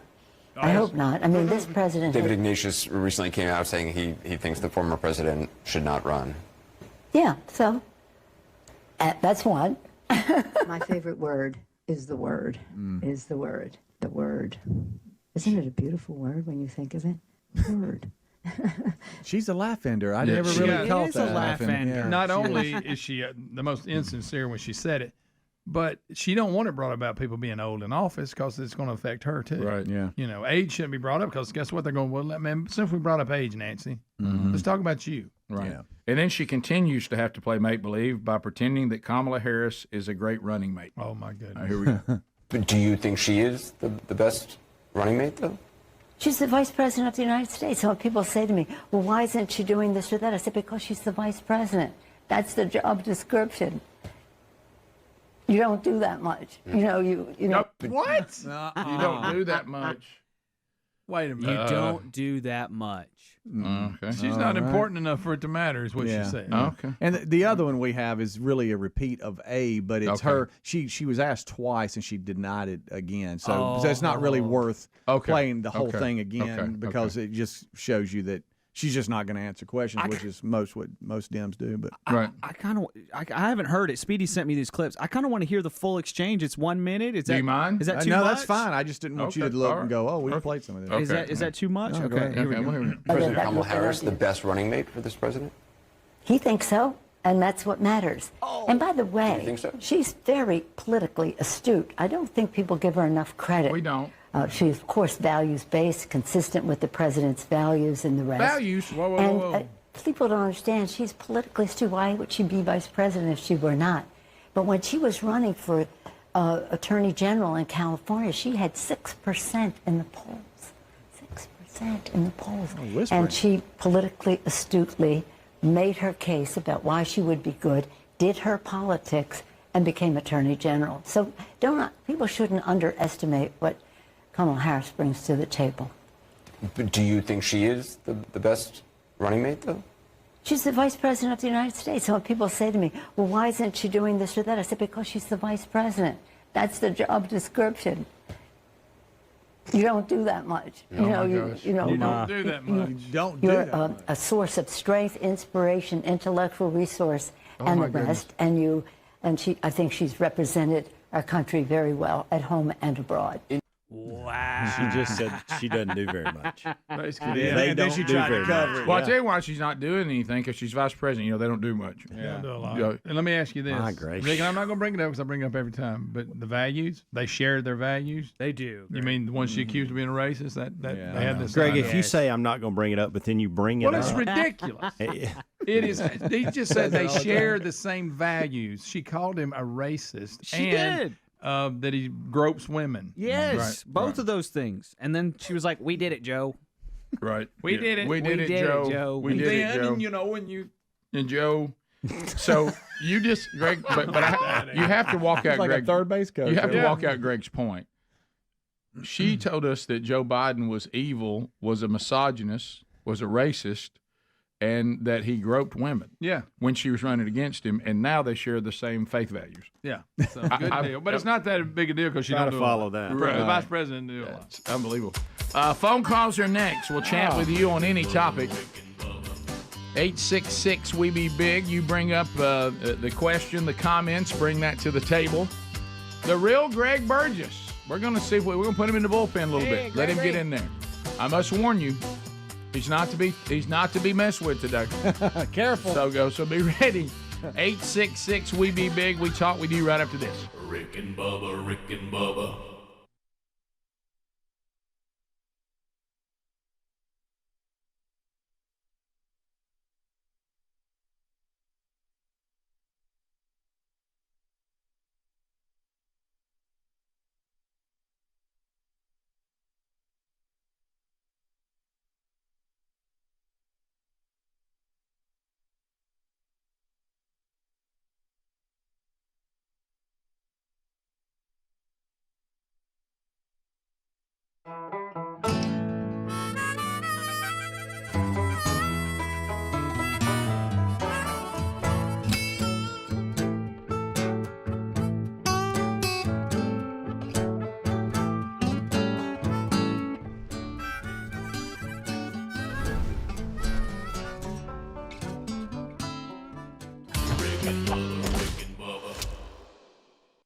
Nothing happens on the 15th. No, never. You ever heard anybody say, so when do you work? Well, I work that shift starts at 15 after. No. So anyway, so we have that. We've got right out of the gate, my goodness, we won't even get our feet under us good. We're going to be talking to Grant Lynch again on the program this weekend. Talladega Super Speedway celebrates 50 years. 50. That'd be 50. 50. 50 years of Talladega Super Speedway. Oh, the memories in those 50 years. So we'll talk about that. If you were planning on going, we gave away a VIP package, so we got listeners going to have a good time at Talladega this weekend. So go and enjoy that, and we'll kind of reminisce a little bit. If you want to come to our part of the world, I know a lot of you travel from all over. There'll be a lot going on. You got the General Tire 200, a little ARCA race going on. You got the Infinity Series that'll be also part of the weekend. And on Saturday, and then, of course, on Sunday, the big boys, the Monster Energy NASCAR Cup Series, the Geico 500. So all that will be going on this weekend at Talladega Superspeedway. Go to TalladegaSuperspeedway.com for all the information. But, Greg, you and I have a lot of memories of Talladega. We were there. I was talking earlier. The first race we went to was early 70s. So the track was – and you remember, look at it now and remember what it looked like then. Oh, yeah. I'm talking about, the infield and the parking around it. The track was always gigantic and huge, but it was nothing like it. I mean, it was a dust bowl. It really, really was. When you went home, it was dirty. I just remember, because it was fun, though. I hate to keep going back to this theme, but as we're all getting much older now, and we realize that we're now older than our dad was when he was taking us to Talladega Superspeedway. Yeah. And we're older. older. We're older than that, much older. Yeah. And I thought he knew what he was doing. I keep going. I keep going back to remember. We thought our parents knew what they were doing. Yeah. And I mean, he would put a bunch of kids in the back of a truck. Picture that. And would drive us into the infield with scaffolding, and they would build a scaffold. To watch the race out of it. And we would climb up and down. And we'd climb up and down. I mean, I remember one time, a drunk on a motorcycle crashed through our whole area. I mean, it was a different world then at that place. Wow. Yeah, it was something. It was. But over the years, it's been – and then we would go, I mean, we sat in the infield, then we sat on the backstretch, then we started getting good grandstand tickets, remember? We worked our way when we up. went to the backstretch, we thought that we'd kind of got a little uppity. Yeah. We're no longer in the infield. We're just setting up chairs now on the backstretch on that grass hill. They're going to come out of two screaming. Just hearing – and you know who was with us, don't you? Most every time? Jerry Ryan. Yep. Was he really? Yes, sir. Okay. Yep. And his family. And Brad and then Andy. Now that I realize that we're all married and everything, as a little kid, you don't care. You just end up you get in whatever vehicle people put you in. Yeah, you go wherever everybody goes. And you leave and go where everybody takes you. Yeah. And so I realize now that the moms were like they wanted no part of going when the men went for us to get a good spot. So they would come show up later. Yeah, with chicken. Yeah, they go get the food. But I mean, how did they coordinate that? I know. Yeah. I mean, how did they find where everybody was? And no cell phones. Yeah. No. Yeah. Nothing like that. How did like they coordinate today. that? Because it's not like they come to seats. You can do that. Yeah. In the infield. In the infield, you got to come in the infield and find out where your family is. Yeah. How did they communicate that? Right. That's something to ask. Did they know a general area? Like, hey, we're going to be in this area. We're in turn 2. Right. Yeah. Because look at the scaffolding, the boys are on top. Look, Dad and them were going to get there before daylight and get in line so they get their favorite spot. I mean, that had to happen. Him and Jerry would go ahead. And a lot of times they let us go with them. Yeah. And then a lot of times we'd come with Mom and the chicken. How good that chicken smell. Good. Very good. Fried chicken. Very good. You kidding me? A big old bucket of it. All day event. Yeah. You know, twice a year. When we were kids, I just thought.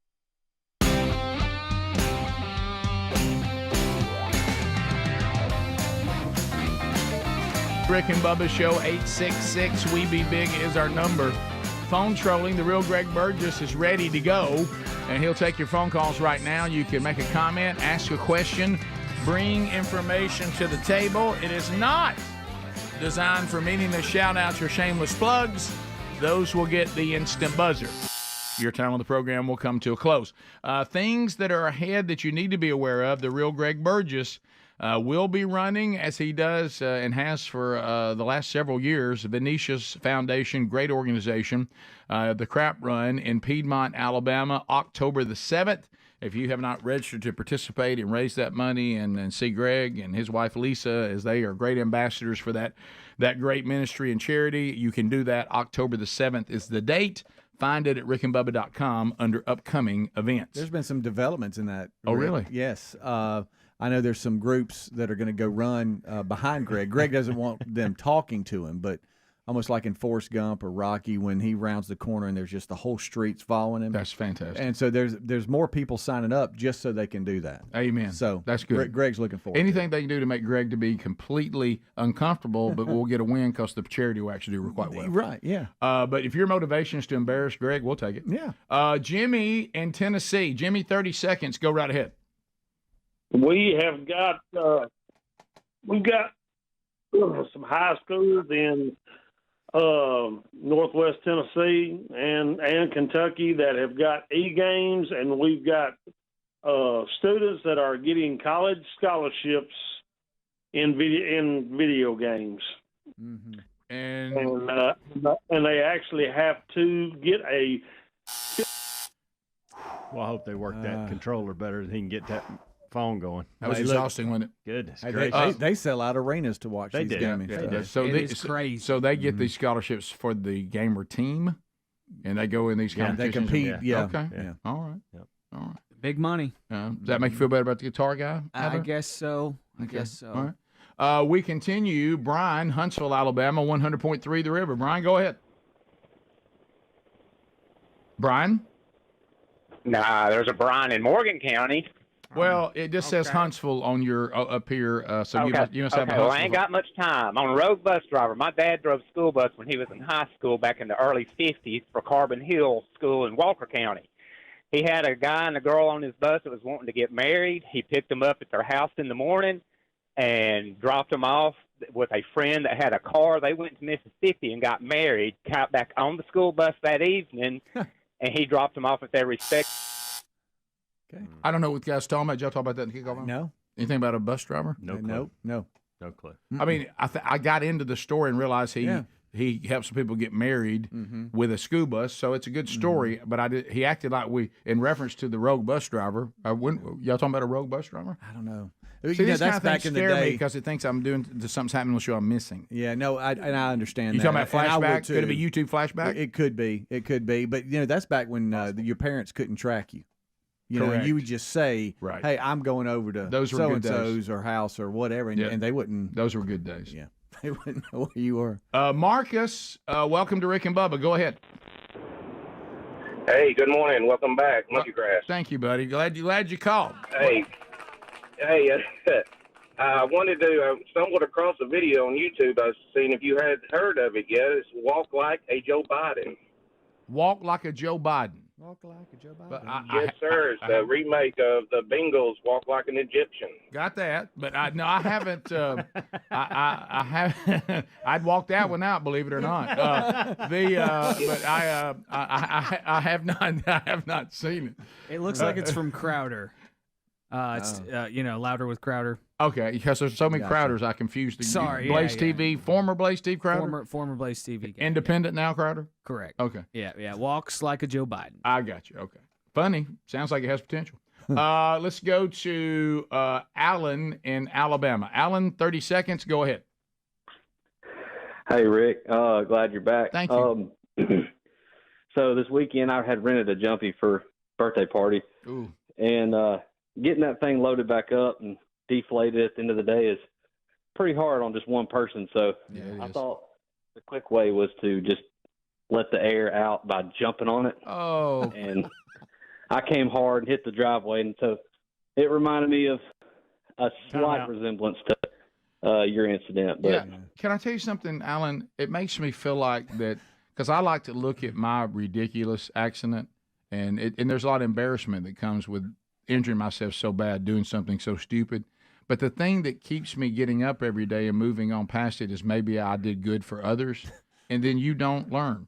I mean, you do it after what I did, and now that's a bit of a setback. How about this? You won't do it again, will you? It hurts real bad. I won't. It hurt really bad. Real bad. Alan, I'm sorry that happened, buddy. And if you go to get a chest X-ray with walking pneumonia, and the doctor asks what happened, be like me, make up a real good story. I'll do it. All right, Alan. Thanks, buddy. I'm glad you're okay. I'm all right. We continue. Let's go to Ralph. Welcome to Rick and Bubba. Ralph, go ahead. Out of Kentucky. Hey, guys. Rick, I'm praying for you and your wife, Sherry, there. Thank you.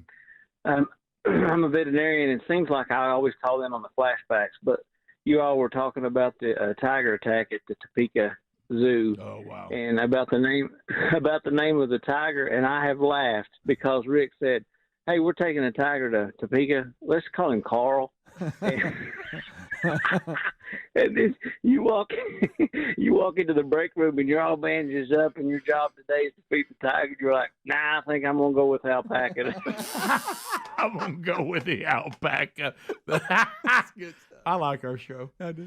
We continue 866 We Be Big. Let's go to John in Sweet Home, Alabama. John, go ahead. Hey, Ricky Bubba, I just wanted to call and apologize on behalf of the listeners for some of the bad phone calls you guys have gotten this morning.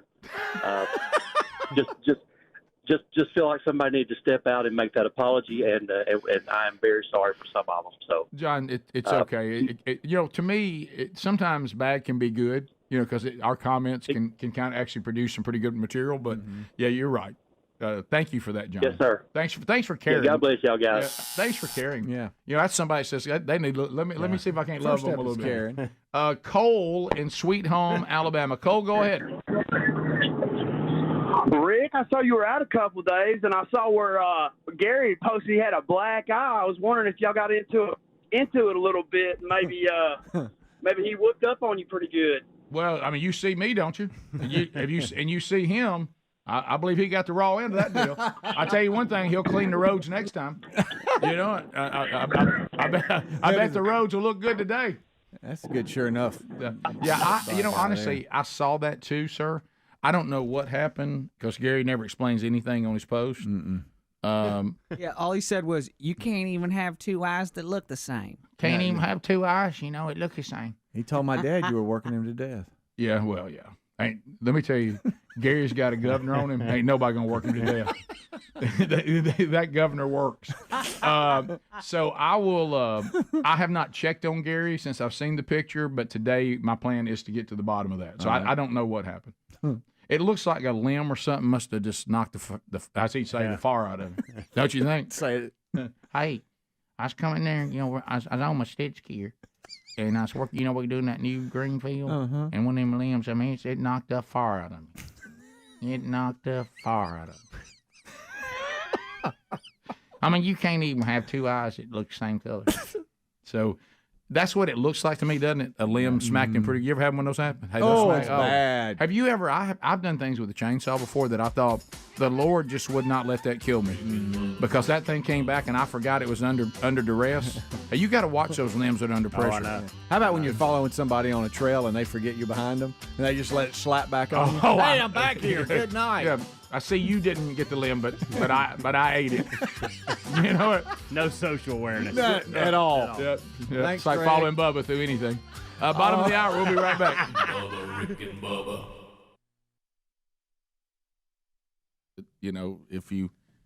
The smell of alcohol was, because we were kids. It was. You went in the infield and it was rowdy. Your little league coach had it on his breath. Yeah. It was just a rougher time. Yeah. It was you know what? We were fine. And you know what? We've been able to survive a very hard world. Maybe. Mm-hmm. It's a balance, but maybe we can swing too far the other way too. Yeah, we don't. We're afraid to expose our kid to anything. Right. So by the end of the day, we were all sunburned. Yep. And tired. Yep. Real tired. Real tired. Dirty. So dirty. Just so dusty. Red dirt. I bet. All right, 15 minutes past. We'll talk about some of the memories, 50 years of Talladega coming up this weekend. Experience it all or experience some of it. That'll be in show notes today, or go directly to TalladegaSuperspeedway.com. Rick and Bubba. It is official that, I have my youngest son here working with us today, and we both have been told by Mom, who's busy, that I'm to go oversee today him having his senior pictures made at the farm. Like there's a photographer that will be meeting us there. And this is something, look, I get it. I don't know who the first person who did it. I don't know who you are. I want all of you to know something, and our team's talked about this for years. There's always the first person that does something that causes issues for all of us. Like there was the first guy who said, I'm going to every appointment with my wife while she's pregnant. See, there were nobody had ever done that before, and you were the first one to do it. Right. And then somebody told somebody, and somebody said, well, so-and-so went, and then they went. How come you're not going? And so a lot of you keep messing things up for us. I don't know who the first was. See, now these poor young dads today, now they got to do some gender reveal. Yeah. Why? Who started we're not just having showers for the bride, we're also going to have one for the bride and the groom, a couple's shower. See, some of you got, I don't know who you people are that keep doing these things. They get the rest of us in all kinds of problems. So I don't know who the first person was who said, the picture at the school of my kid in their tux or in their whatever that dress is the girls wear is not enough anymore. I also want to have pictures of them in various things. I want to have a picture of them in their uniform if they played in the band or played on an athletic team or whatever they did. I want to have a picture of them in some rural setting. Oh, I want an old truck. I want to have a picture of them in some jeans and a button down by an old truck. Yeah. Who started this? By golly, you think our parents had one picture of us as a senior, and it was what they took at the school, and they liked it. Yes. And remember the end of it. That's right. You put on that fake coat and tuxedo thing, and you had a pair of shorts on. Yeah, right. And they would take Everybody your picture when you went up there to get your schedule. And for some reason, you bumped never a little. And for some reason, you never looked better than you did in that senior portrait. No, I don't know how it happened. I don't know how that happened. Because you'd walk out with your flip flops on, right? You know, Ours was set up behind the curtain in the gym. You know how they had the little stage in the gym? Yeah. Behind the curtain, they had set it up to like a little photography area. Yeah. You just set up in front of a screen and sat down. Oh, my gosh, people getting married That was now. it. Hey, That was it. Hey, people getting married now, you get so much mail from them. Hey, we know you're getting married. Yeah, I mean, save the date. You get a Is save this an You get invitation? a save the date. What is this? Is this their invitation? Bro, they kind of saved the limit. That's not the official invitation. Well, why? If I've saved the date, I've been invited. That's what I thought. Oh, no, that's save the date. Who started that? Hallmark. And or whoever sells that kind of Brilliant. So I don't know who it was, the first person that said, I'm going to have a senior portrait over by an old truck because what happened, I got to have a photo session as well of my kid in various settings. I don't know who started it, but I don't like you. Yeah. I don't know who did it because now I had to deal with this last year. And we had to deal before with Blake. I remember he had to go get something. He'd go over to school. I'm out on the football field. Now I'm over here. Why is the senior portrait from the school not enough? I don't know. Well, and they like them too. And now, whatever sport you play, I hope he takes his lacrosse stick today because he needs to stand out in the middle of a pasture with his. No, he's doing. absolutely. No, he's doing that like as if we'd play in a pasture. Right. Well, I take that back. I went to some tournaments we actually did. That's that thing where they told you you're going to Louisville and you're actually playing in a pasture about 30 miles from Louisville. Yes. Yeah. But it is. We're nowhere near Louisville. Hey, it's Louisville Lax. No, it's not. It's whatever this farm is. But they donated this land. That's the problem. But my wife just texted me and told me how much Chandler's senior pictures cost. I had no idea they cost this much. That's crazy. I need to see really. Oh, I've seen Chandler's pictures around some old truck by Bella Hay. I've seen it. She's kidding with me. That we didn't pay that. Yeah, that's probably one of those things where you said I don't want to know. So look, last night after a ball game, after a ball game, you know how it mowed you in. I'm in there, and she was coming out with a pair of jeans and a button down and coming out with this. I need his, to your point, I need his uniform. Why is he not home yet? I need to wash that uniform because I want him to have it in the white uniform, and that's what they wore tonight, and that's going to be hanging up here, and this is going to be hanging here, and I'm going to put this in here in the guest room, and then you got to be down at the farm at this time. Hey, thanks whoever did this. All right, we got.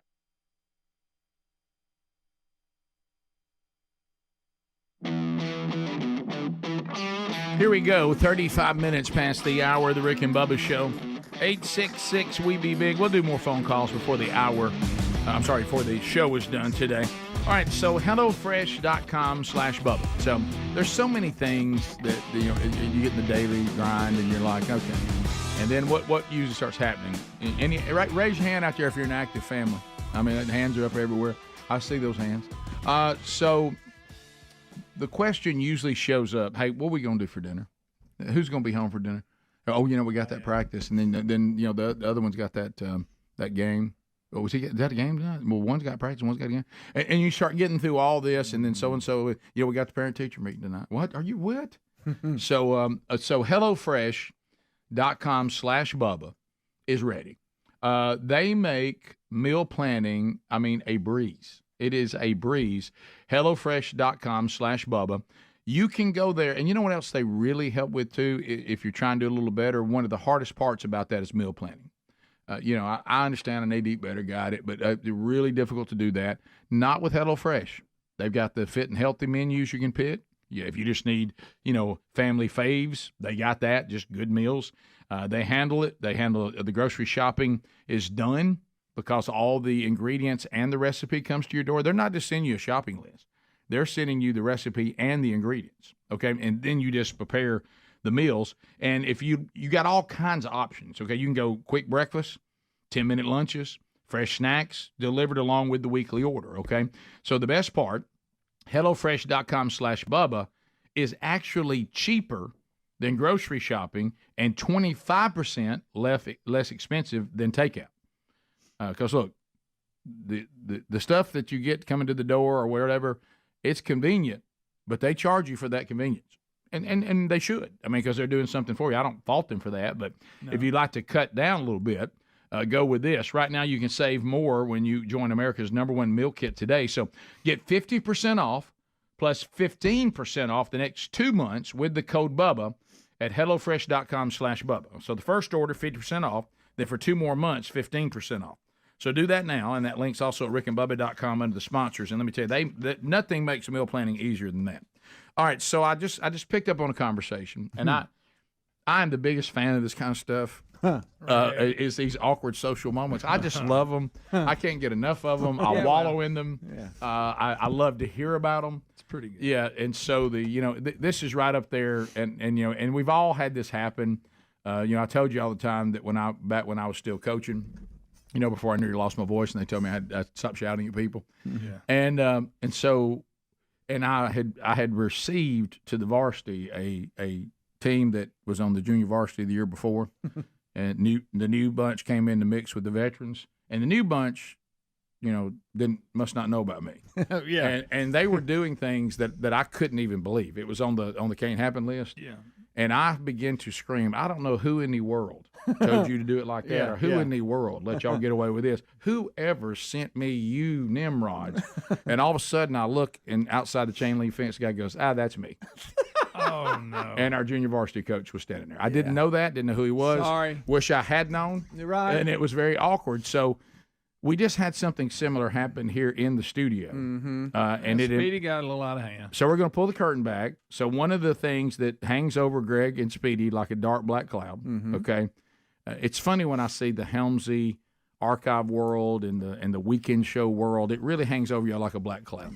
Yeah. And the tune in app like and all this stuff to be there. Yeah, and Adler's in there, and he's trying to get the YouTube archive going and all that. So there's an archive world that really brings a lot of pain and suffering to the team. Yeah. Thankfully, I'm not including any of that at all. No, we've told you to leave the room before. Just leave. Yeah, because all I am is there's nothing worse than when what we would call a suit. Now, I'm not a suit, but when the people that are the bosses, when they're sticking their nose into place, they don't know what in the world they're talking about. Micromanage. Yeah, I don't micromanage. Now, sometimes I'm wanting to hang out because I like my buddies. And y'all are like, right now you're trying to hang out with us, and we're under too much stress. Yeah. And so it's the, hey, one doesn't need to be in here. I hate to say this. I'm usually told, #1, Speedy will say, one shouldn't be here. Helmsy and Greg are willing to say, just go find you something to do. You probably have something in your office you'd like to do. Go do that. Go up that Since we're bringing up the upstairs. curtain, I will prevent from telling y'all a lot of things just because I don't want the hovering. I know. Yeah. You know what I mean? That's wisdom. Yeah. It really is.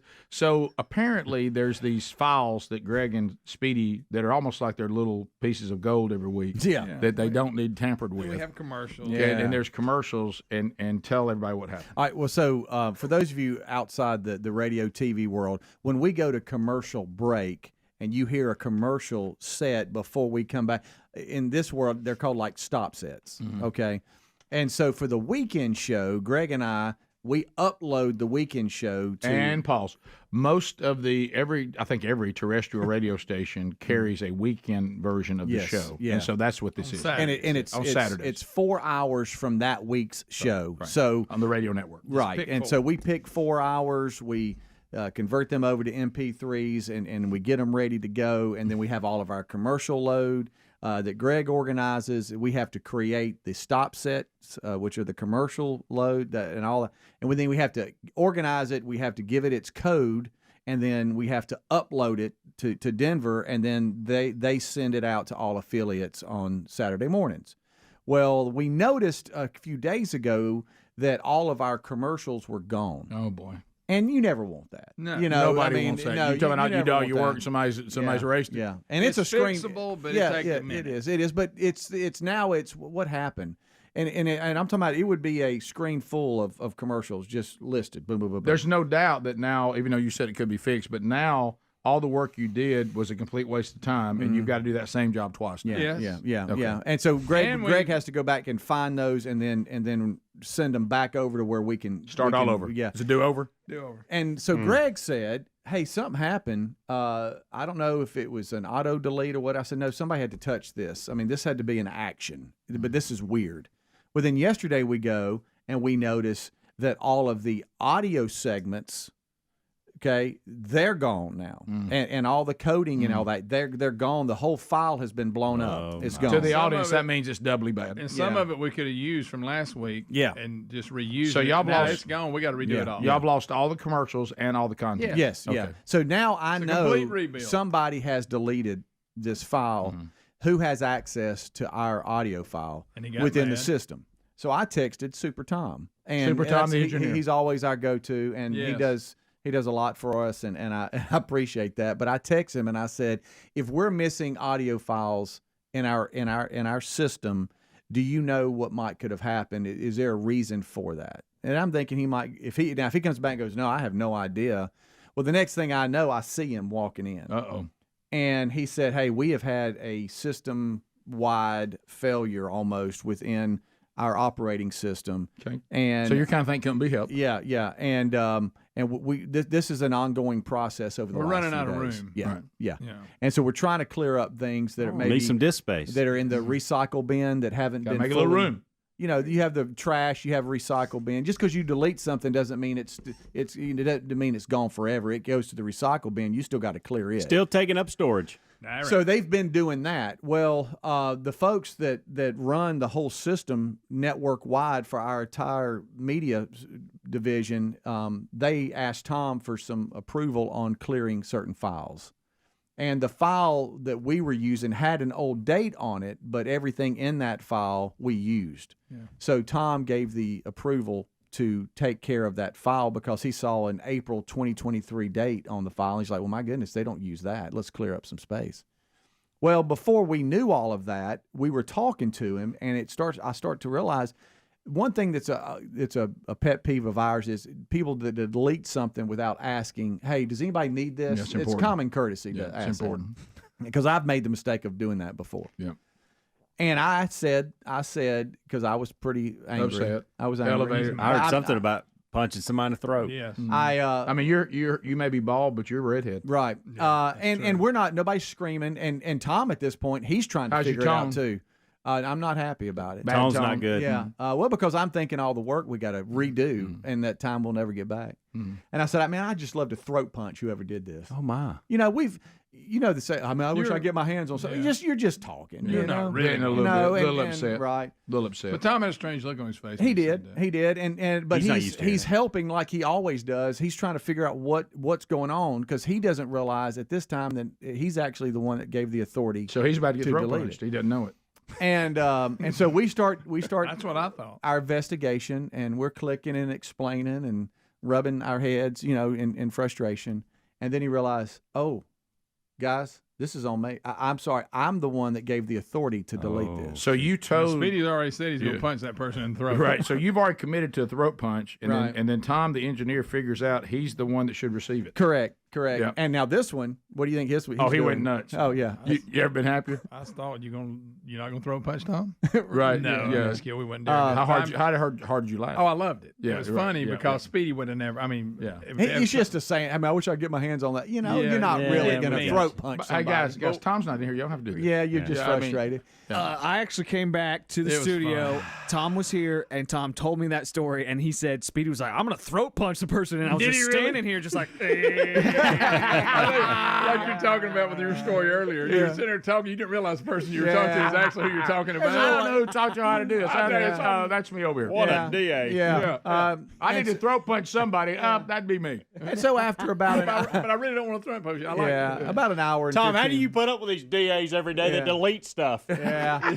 Whoever did this sure was a Nimrod, and they're going to get throat punched. Ought to be fired. Yeah, and I'm venting a little bit. Sure. We've all Well, done it. it's Ain't nobody therapeutic. hollering, but vent. I'm not happy. Therapeutic. And Did you apologize? And this one here, Greg's being assistant coach, he's echoing some things. yeah. He's not happy either. No, he's all in. And about an hour and 15 minutes later, when we fixed the problem and got everything redone, I did send him a little text. That was nice. I didn't threaten to throat punch anybody. No. Any chance you get that hour 15 back ever? Oh, no. No. But he's That's done a in the lot negative. for us. He has. Yeah. Rick and Bubba. Couple of things going on here. So the golden ticket seats are filling up today, and someone that we went to school with, Greg and I, has brought in. We went to a school where the mascot was the Yellow Jackets, Oxford High School in Oxford, Alabama. You didn't paddle me a lot? Yeah, better known is if you're going to Birmingham or Atlanta on I-20, it's where you stop and go to the bathroom. Mm-hmm. And so we built a city on human waste. So and we get to tell everybody that we're an Oxford graduate. But so somebody has brought in like the elementary school. Yeah. Annual. You were in the 6th grade. I was in the 5th. When I was in the 6th grade and Greg was in the 5th. So Adler's getting the pictures ready. Adler, if there was ever a day There it is, Rick. that you need to be watching, if there's ever a day you need to be watching YouTube Live, it is right now. Brody, I hope you're in there. By the way, I got something for you. Hold that picture right there. You see the guy to my left? Your left? You know, our right? Yeah, you know who that is? No, that's not that. If in the picture, if I was in the picture facing out to my left. Okay. Yeah, on the right side with us looking. Mm-hmm. Do you know who that is? Do you remember the country singer that sang up here, Trey Edwards? Mm-hmm. That's him. That's him right there. No. That's him right there. That's him. All right, so that's me in 6th grade. Y'all, wait till you see little Greg. Y'all, he was a tiny little mean thing. Wearing a jersey, By the too. way, I was not tiny. Like number 51. How about this? I was not tiny. As a matter of fact, I probably weighed about 120 right there. There it is. Look Greg. at Greg. Look at that right there, Helmsy. We're looking at it, and you know what? We probably need to grab those pics, and for those that don't have YouTube Live, and put it on Instagram. Today, don't you think? That is just good stuff. So that's Greg in 5th grade, me in 6th grade, and so there we are. By the way, you can see the likeness of the various kids. You can. When you even on both sides. You can. Yeah. So that's and that was just the standard haircut back then, and now it's. Back then it was just, hey, let me see those bangs. I'm going straight across. Oh yeah, no, that's everybody. And that was it. Nothing really. We all had the same haircut of Dumb and Dumber. Oh everybody. my gosh, that's Lisa. Oh, does Lisa know you just found that? Oh gosh. Oh my goodness. Please look at Lisa. Oh my goodness. Gosh, y'all, that goes way back. That goes way, way back. So this is from 1977. 1977 Jacket Roundup. There it is. So who is in the tickets that we went to school with? Ellen? Yeah, Wheeless. Hey, what's up, man? Yeah. Golly, that's way back. Golly. Way back. Thanks for this, buddy. Yeah. So, Greg, I might have been a class favorite. No, that was 6th grade. I think I was class favorite in 5th grade. Yeah, I think Robbie got you. I don't think I got anything in 6th grade. Look at that right there. Everybody had the same Dumb and Dumber haircut. Yeah, that was it. Yeah. Oh yeah. Yeah, that was the straight across. You know what you see right there? Look at that picture. The guy that never got to play football with his own age. You think little Chubbs is gonna make the way in? You have to always play up. Yeah. Oh, you think I even get to play 80 pounds? I think I played 80 pound in 1st grade. Did you know anybody in your grade? Never. No, I never played sports with him until I was a senior. But anyways, I need to put this up. Y'all have lost me. All right, yeah, I know. All right, so I want to talk about this other thing. It's like related links, isn't it? Yeah. We said something, and again, you can go ahead if you're an Avengers person. And this Avengers thing is out of control. You can go ahead and see the movie because we got Kingdom Men Rising on Monday and Tuesday of next week. Right. Okay. And so, believe it or not, it is more important than the Avengers. I know some of you don't think it is, but it is. It's only for 2 nights. Mm-hmm. So we got to talking Avengers and everything that's going on. And we have an Avengers pinball machine. For those of you that watch on YouTube Live or if you're here in the Golden Ticket seats, you can see it back here behind me. Right there. That is an Avengers pinball machine from Bumper Nets. And, We gave away. What was the theme of the one we gave away during the 12 working days? Yeah, Star Wars. So now we have Avengers behind us, and Bumper Nets has that available. If you want to get that, you can purchase that, by the way. And they sell online. You don't have to live in our area. No matter where you're watching or listening, you can just go to their website there at Bumper Nets, and then you can see it if you want to get this Avengers pinball machine or any of them. They're really cool. So if you're here at the studio, you can always come check it out. So the Avengers, as we know, is this, and I like superhero movies, but I kind of keep it in proper check. Yeah. As a matter of fact, over the weekend, Tasmo, who's shadowing here today on the TV side of things, my youngest son, said that he reluctantly did not want to go see the new superhero movie, Captain Marvel, because he thought it was going to be one of these girl power movies where you go there and, men are awful and Sure. the world will be better with women and here comes girl power and all that. But it really wasn't as bad that way as we were afraid it was. But I said, well, why are we going to see it? And he said, well, I have to see this to be ready for the Avengers Endgame. If I don't go see this movie, I'm not ready. There'll be things going on in the movie. I don't know what's going on. Because now now this person is going to join the Avengers, so you have to know their story. Yeah. Pass the gravy, please. Rick and Bubba, Rick and Bubba. Ooh, it brings me to my knees. Rick and Bubba, Rick and Bubba. I can't start another. Rick and Bubba, Rick and Bubba. Day without 'em, brother. Rick and Bubba, Rick and Bubba. It's 8 minutes now to the top of the hour, the Rick and Bubba Show. 866 We Be Big. Thank you for being with us today. We'll get to more of your phone calls before we wrap up today. All right, so can we say one thing Greg and I are worried about? Yeah. I didn't want to leave that last segment and think stop. that. Okay. No, I'm just messing with you. Super Tom does an amazing job. It was just miscommunication. That's not an indictment on Super Tom's I just job. I didn't want it I to never get back once thought during that entire thing that it would negatively affect it. It would bother me if he thought that. I think you were a little rough on him. No, see, this is what this one does. Greg, it goes back to the movie. That's it. I'm He done. dumbed it down. He really screamed it, Tom. Yeah. I didn't. He's got another. This is what you get for bringing it back up. I think he had forgotten about it. Is that your fourth cup of coffee? Is that 4? Is there any coffee left? Do you have any on the way in? I was one behind on the way in. Instead of my big cup, I had to go with a little one because I left my big cup in the truck. Is there any coffee left? I know I had to do the little pod on this one. I think there's like one of them left. I can make more. Hey. Adler, Rick, we got plenty of water. Adler, you up for a little? Are you up for a little more coffee? Y'all have pods? I am. Yeah, I'm up for coffee for sure. There's something about when I go to the pod. I'll make it next break. There's something about when I go to the pod. I feel I don't know what it is. I feel like I'm a loser. I do. I feel like I'm cheating on coffee. I feel like coffee's mad at me. Yeah. Really? Like somebody's going to walk and go, "Are you drinking a pod? You ready for this? I know it's convenience and all that. And I shouldn't feel that way. I just want to share that I do. You ready for this? What? At home, I've gone strictly pod. In your house? I know. I just Lisa had bought one. Greg. And wow. And I refused to use it. And then all of a sudden one day, it's just so convenient. Unbelievable. I mean, it's so convenient. But I do need some more coffee. I was helping a tiny angry person go potty at 2. Tiny angry person. Tiny angry person. So she wasn't into it. You didn't have to go to the van for that. 3:30 and at 4 this morning. So I was helping a tiny angry person go potty that many times last night. Yeah. Wow. Was every time that potty train's fun, isn't it? Was every time warranted, or just kept thinking she might have to go, and that's why there were so many? 3 out of 4 was legit. Okay. 1 was not. That hurt. Right. Do you look back on the liquid intake and think maybe it was too high? I don't know what's going on. It's like our times are switched or something. Right. Having trouble falling asleep. Tiny and angry? I'm having trouble falling asleep too because you're waking me up every 15 minutes. You didn't say that, did you? I thought it okay. hard. Right. Thought it real hard. Because they can't really communicate that point out yet. No. Yeah. Don't get frustrated, Chris. It's fine. Right. Wow. You're a dad now. This is parenting. And guess what? You got another one. You're going to have to do the same thing. Yes. Right. The days are long, but the years are short. Right. They grow up so fast. They grow up so Butterfly fast. kisses. Right. Butterfly kisses at night. Right. Yeah. I'm living it right now. Right. That's it.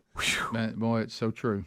So true. But yes, more I do coffee. need coffee. Yeah, please. Yeah, I liked if I could have a cup. No, nope. You're not a You're coffee out, drinker. friend. Could we make more coffee? I'd be open to that. Yeah. As long as you don't can throat punch somebody. Yeah. Oh, that's good. Yes. Once good. you calm down, That's the good. caffeine may push you over there. Why don't you Did tell you see Tom how to do patient it? Helmsy was waiting on his moment? Well, I was just taking up for Greg because I know he's He's a softie when it comes to standing up for himself. But so once- I wanted to. Oh, yeah. I wanted to Everybody jump in. says that. That's good. Look, you can have coffee after the coffee drinkers are done, and if there's any left, That's a good then one, you can Greg. have I it. can't dabble in it. No. Yep. I need to either be all in or just butt Right. out. Yeah. Also, even though What if we made him drink from another pot? Like in that movie Hidden Figures? Kitty pot. You'll get throat punched, I can tell you that. Speaking of all this, it's funny to watch everybody kind of bide their time because I've had 2 days that when you're taking care of somebody and you're trying to deal with sickness and getting answers and all that, and so everybody, no one wants to try to say anything to you they feel like, well, based on how it's gone the last couple of days, I can't believe I'm even saying this. Yeah, I don't want to complain, but like I would have loved to have been up here to throat punch Tom and not be doing it, but See, anyway, these are the things he's going to hear. yeah, right. Sure. So anything. So Greg, it was an odd approach from him. I'd never seen this much caution. Okay. So a minute ago he walks over because remember the Bible study we were unfortunately we're not able to do it yesterday. Right. And Greg walks over. He witnessed goes, hey, and I think here's my brother. He wants to check in on me, be sure I'm all right, be sure I got enough sleep and got my legs under me. Yeah, buddy. And I thought for a minute I thought, well, this is a moment. I did too. I kind of got out of the way because I didn't think I even needed to be there. It was one of those moments. Was Like it I that thought, bad? yeah. Well, I thought he had such leave the room area. He I dropped sold it well. He dropped his tone, didn't he? Didn't he drop Yeah. his tone? I thought this is none of my business. I need to leave. Dropped his volume. Hey, look. Everybody around him, including Helms, giving us a absolute. He's right. Thought this is a moment between brothers. I don't need to be I thought here. that. This is one brother checking on the other brother to be sure he's okay, he's on his feet, like that. And I turn around, anticipating locking eyes with his hazel green eyes. Yes, younger brother. What would you like to say to check on me? Hey, have you talked to Don Day about the peanuts? And that happened. That's 100% happened. You asked that? Yeah, yes. Because he's like, he probably had them because he didn't know that the thing was called off till yesterday, so he probably already had them. And I was like, believe it or not, Greg, with everything I've been doing, no, I haven't checked in with Don Day about the peanuts. You but asked if that? you'd like for me to text Rick, if you get a chance. I couldn't leave quick enough. Hey. Talk Don Day about the peanuts. What's wrong with Didn't that happen? You did, 100%. Were you kidding? Yes, I might be doing a bit. No, I think he was serious. He had serious I thought he Greg might have voice. heard from him. Because Greg, look, this is how Greg's mind was working. I mean, he didn't know the Bible study was canceled. So he probably already made it. You know what? Right? And he's probably got overloaded And peanuts. here's What's the he thing. gonna do with it? Listen, Greg thought he thought he had let enough time go by. Okay, he waited until right before the last hour of the show, thinking he was doing something. Hey, they just running tests now. See, Hey, Rick, see, Rick, what if Don tries to take these and use them for next week's peanuts and they're stale? Oh my gosh. Yeah, So Greg. you'll I hope have that this doesn't match happen. and he holds it You're over. going to make that man come back I up. hope that doesn't happen. You know, So I, you were. I thought you made a joking around. now somewhere Don Day's saying, I tell you what, whoever said that, I'm a throat punch. Right. I didn't threaten to throat punch Tom. I said the You- person well, who ever indirectly did you it. did. Indirectly. And technically, Indirectly. he didn't delete it. You're cleaning it up a little bit. Hey, He didn't delete anything. He's clean. He's softening it. I hate to tell you this, indirectly, you did threaten Tom. And the he fact didn't know it was Tom that he was being passionate about, even though he was right there in his face when he did it. Right, right. Yeah, But and you were pretty mean. I don't Buddy, know I that was we taking said it for this on. you. I don't know if we said this on air, but it affected Tom so much he went and talked to Adler about it after. He did. Don't forget that. I didn't just add that. He really did. And he said, well, Speed was mad. His hands were shaking and stuff. It was like, Okay. Where's the HR? Where's the he said that. He didn't say that. At least I didn't threaten to like roll with him or something. That's good. too, Now yeah. you're hurt. Yeah, Okay. I am. All right, top of the hour. Rick and Bubba. Where they came from, and then the worst thing with these movies like this, you have sequels and then prequels, and prequels of sequels of prequels. It's hard. And you know, like It's in this hard. one, we take everybody and we go all the way back before the Avengers ever got together. You know, and then this is supposed to be the first superhero that you know Samuel L. Jackson found, and Fury. And so now we watch the Avengers being formed. I don't even know. How he got his eye messed up and everything, and now You got a funny eye. now yeah, he wears a patch, and now you're going to have this Captain Marvel now come join the Avengers after about half of them got killed in the last one. Now look, if you didn't know half the Avengers got killed in the last one, that's on you. It's been out long enough. Nobody can give me the Rick stuff on that. Right. So anyway, so In-Game is coming out, and they're saying that like theaters already sold out before it even for Friday. Yeah, yeah. So this is the thing though. The times we're living in. It's a superhero movie, and it's going to be in the theaters. I don't understand you go first night people. I've never understood that. It's not going to. It's going to be there for weeks. No, okay? You got to dress up and go, Rick. Right. I want you dressed up like the Hulk, and I want you in line at midnight. Do y'all agree that sometimes facial expressions, and I know it doesn't work well on radio, but that sometimes to say nothing is to say a lot? Do y'all agree with that? To say nothing is to say a lot. Yeah, Rick. Yeah. So sometimes something is so outlandish, you just say nothing. Rick, you said it all when you say nothing at all. You say, and I've had this happen to me when I was a young buck trying to learn from older guys. Mm-hmm. So I'm coaching lacrosse. I know every time I say that, that's odd. And I did ask a question last night. I've tried to learn lacrosse. I've been coaching it for a lot of years last night. I did ask the question last night. I said, before I retire from lacrosse coaching, I'd love to learn the pushing rule. How do y'all decide who's pushing who when there's a big scrum for the ball? And then somebody screams, push white or push black. How do y'all even make it determined? Everybody's pushing each other. And I said, if I told my kids to just keep falling down, would y'all always call the push on the other team? I mean, how do you determine who's – they're all pushing each other. Yeah. But I said, is that just a judgment call?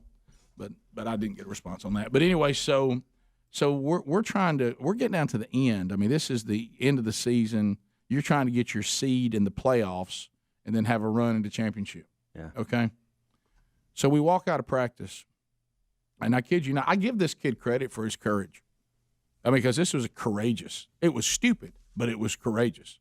And because when you're young, it's not that you're not courageous. You just ain't got any sense. Right. Okay, and that's why you get yourself in trouble a lot. And he literally comes up beside me, strolls next to me, going out to the parking lot. Me, okay, of all people. And he says, "Hey, Coach, you think we're going to practice next Thursday?" I'm like, I said, I don't know, man. I said, we'll have to see after the game. But, yeah, if we're not, yeah. I mean, we probably – why do you ask me that? Well, I was wanting to go see the Avengers. Oh, my. No, he didn't. No, he said it out loud to his coach. Yeah. How old is this kid? He's probably like a sophomore. You're kidding. And I'm going to show y'all what I did, okay? He'd still be running laps. All right, I'm going to show you what I did. I didn't have glasses on, so I'm going to take his glasses off. Okay. I don't coach in his Are we blurry now? A little bit. Mm-hmm. So he's here, okay, and I'm walking outside, Mm-hmm. okay? Do I need to bend down, Adler? And he gets about right here, which is courageous. It's to your left for those on radio. Yeah, and he says what he just said to me. Close talker. Now, a lot of you think he is pretty close. A lot of you think that I'm just going to launch, because that's what they call it when I finally go off, is that Coach Burgess has left the pad and now the rocket is airborne. But I was so disgusted by it that it didn't warrant words. Yeah. Okay? Yeah. And my truck is over to the right. It's key that you know where my truck is, where Helmsy is. Okay? And I look, this is me, and I'll just do the camera. Now the camera will be this kid looking at me. Okay? Tell me when you got my face. And I'll look up. The camera will now be me. Can y'all see me? Yeah, maybe squint down a little bit. Okay. Go down a little bit. There Right you go. right here. Yeah, that's good. All right. And this was me. The camera's now the kid. Okay. Okay? Oh, Did you say anything? Wow. Just a disgusted look. I looked at him like I can feel that. I looked at him like I had just eaten bad Mexican, and the first cramp hit me, and I just went. Oh, Rick, I'm Did you going to miss look the back game because once you I'm got- going to the Avengers movie. That's going to be on for a while. I just walked and got in the truck and drove off. Okay. All right. Just don't forget, it's going to that movie's not. Seen It's better. not a one night showing. Do y'all agree that in that particular thing, to get in the truck and drive off was the way to go? Yeah. Because I thought. I tell you what it is: growth and maturity. Right. But it was also just a disdain. I know. This is so unacceptable. It doesn't even warrant a response. That's right. So. I love the look. Would you have ever walked up to any coach you ever had and say, "I think I want to go see the Avengers"? No. We're not going to practice, are we? I'm 41, Rick, and I still won't do it. To anyone. I'm scared even saying it. Yeah. Rick and Bubba.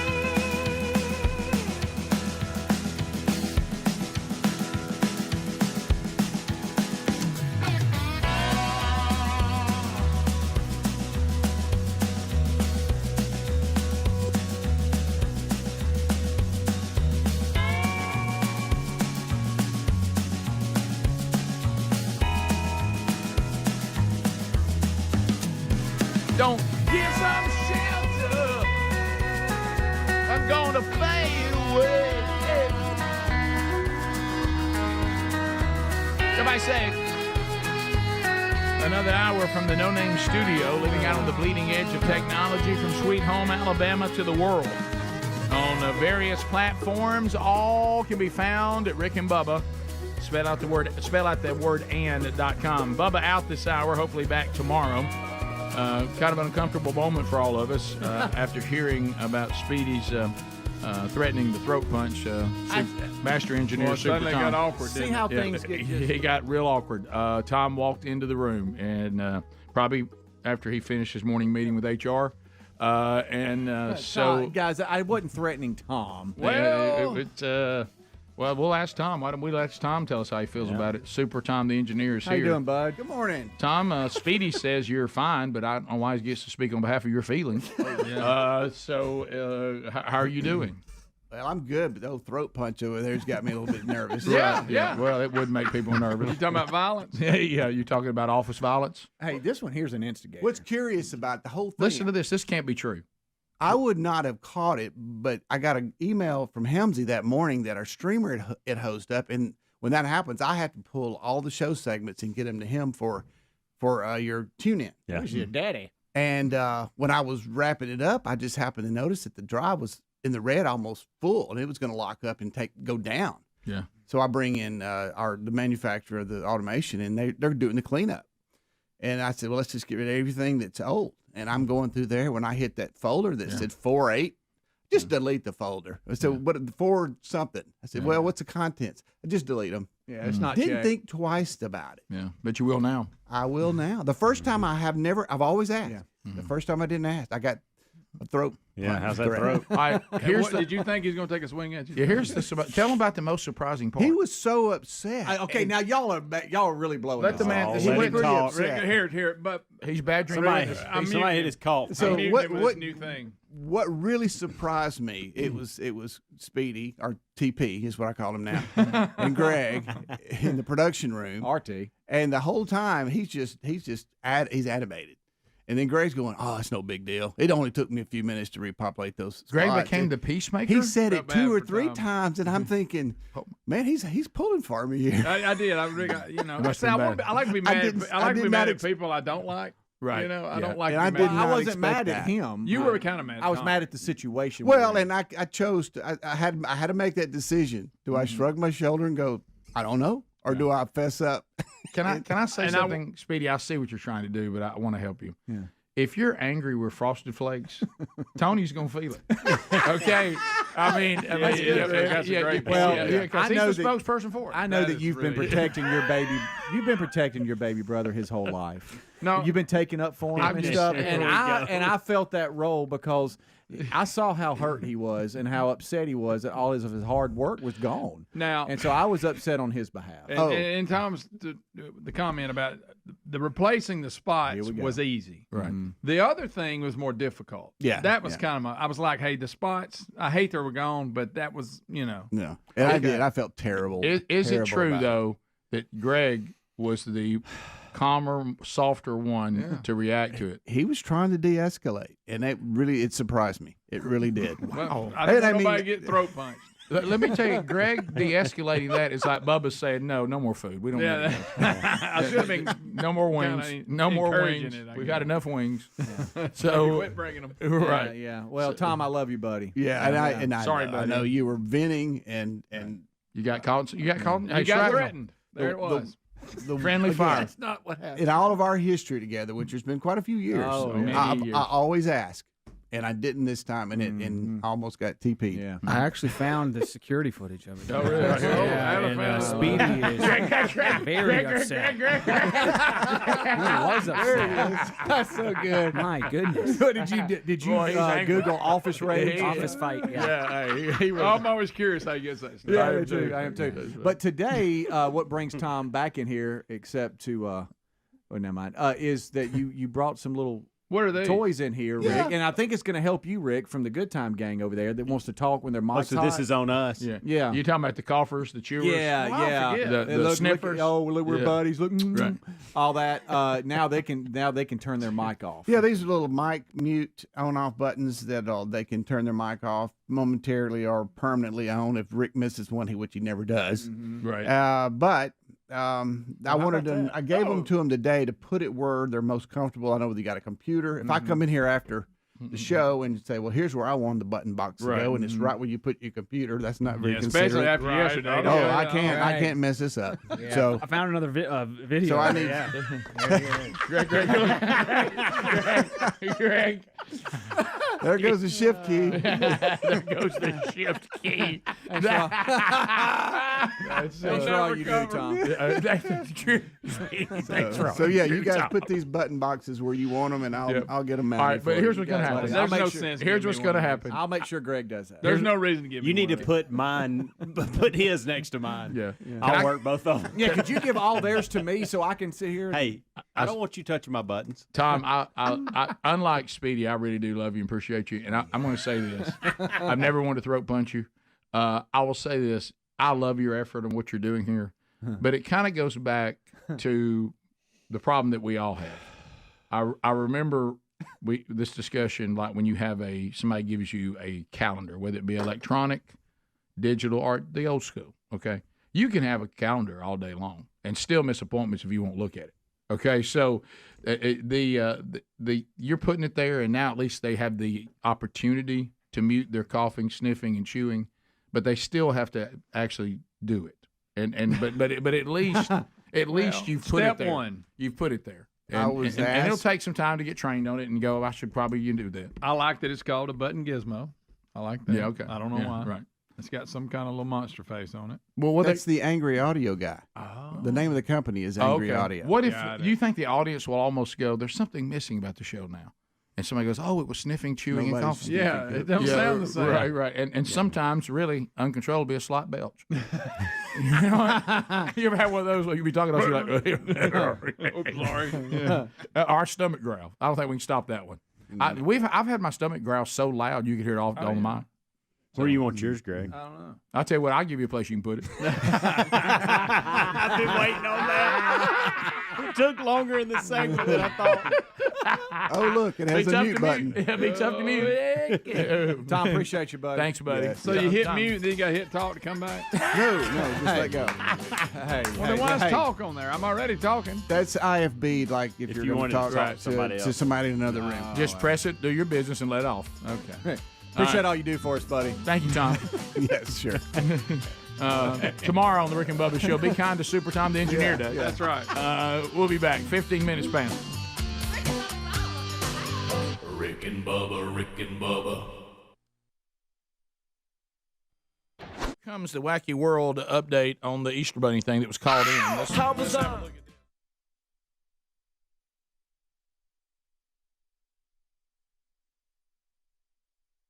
SHNBC2. There we go. It's one thing to be us right now watching it, and we're thankful for it, okay? Yeah. Can you imagine if we were all together going to a restaurant and we walked up on that? What we would be screaming. We would go, hey, buddy, I got a bunny pummeling somebody. guys, that's what we'd hear. These women. Yeah. Look at his face, he's got more. 20 minutes now past the hour. Rick and Bubba Show, thank you for being with us today. We'll get to some of your phone calls coming up down next segment. Thank you for the coffee, by the way. Yeah. No problem. That's right. Well, you rushed it, but I mean, it's got caffeine in it. You know what? Yeah. I know, you had to go to the bathroom. And I got Tom, so I'm just. Yeah, I know. You dumping on him? You mad at him? Something speedy. It's all right. Tom is actually so much a more kind and person than we are, and so I think he didn't have any issue forgiving you. Unlike the rest of us, we'd hold against the rest of y'all. All right, so some Biden updates today. Biden updates.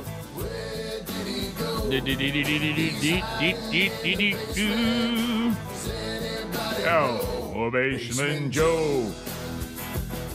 All right, so the press they're trying to get Biden to talk about his son's involvement in corruption and about a possible impeachment, and the president is ignoring what they're saying, but the way he reacts, guys, how much more of this do we have to have? Why does everybody think it's a story to say that the president looks lost and looks like he's not present? He's 80-something years old. Why do y'all keep acting like this is? What do you think this means? I'll tell you what it means. Look at him. So they're all hollering at him, and he looks like scared. Yeah. And he's asking, the good doctor how she's doing.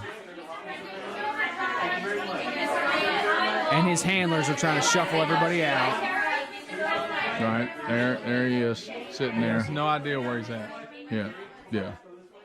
Wow. Thank you. All right, so now we go to everybody's favorite press secretary, Karine Jean-Pierre. Oh, little Karine. And they're wanting to ask can you explain this reaction that we got about the impeachment, that's going on right now as they are checking in and investigating him. And here we go. Karine, can you describe how President Biden reacted to the impeachment decision by the? I don't have anything to share about the president's reaction to this. All I can tell you is the president's focus on the American people, hardworking American people. You'll see him in a few minutes when he speaks to his cancer cabinet, and then you'll certainly hear from him tomorrow with the Bidenomics. She doesn't have the ability to hide when she's really mad. Right. You can tell. And yesterday, in the apparently presser, you either. Yesterday in the presser, she got pretty upset. She got pretty mad. So she got mad. She got really. Well, we're mad about to see some of that right here. She threatened to throat punch somebody. Yeah, but I will go back to this though. Have you noticed the thing I said a minute ago about Pelosi and all this?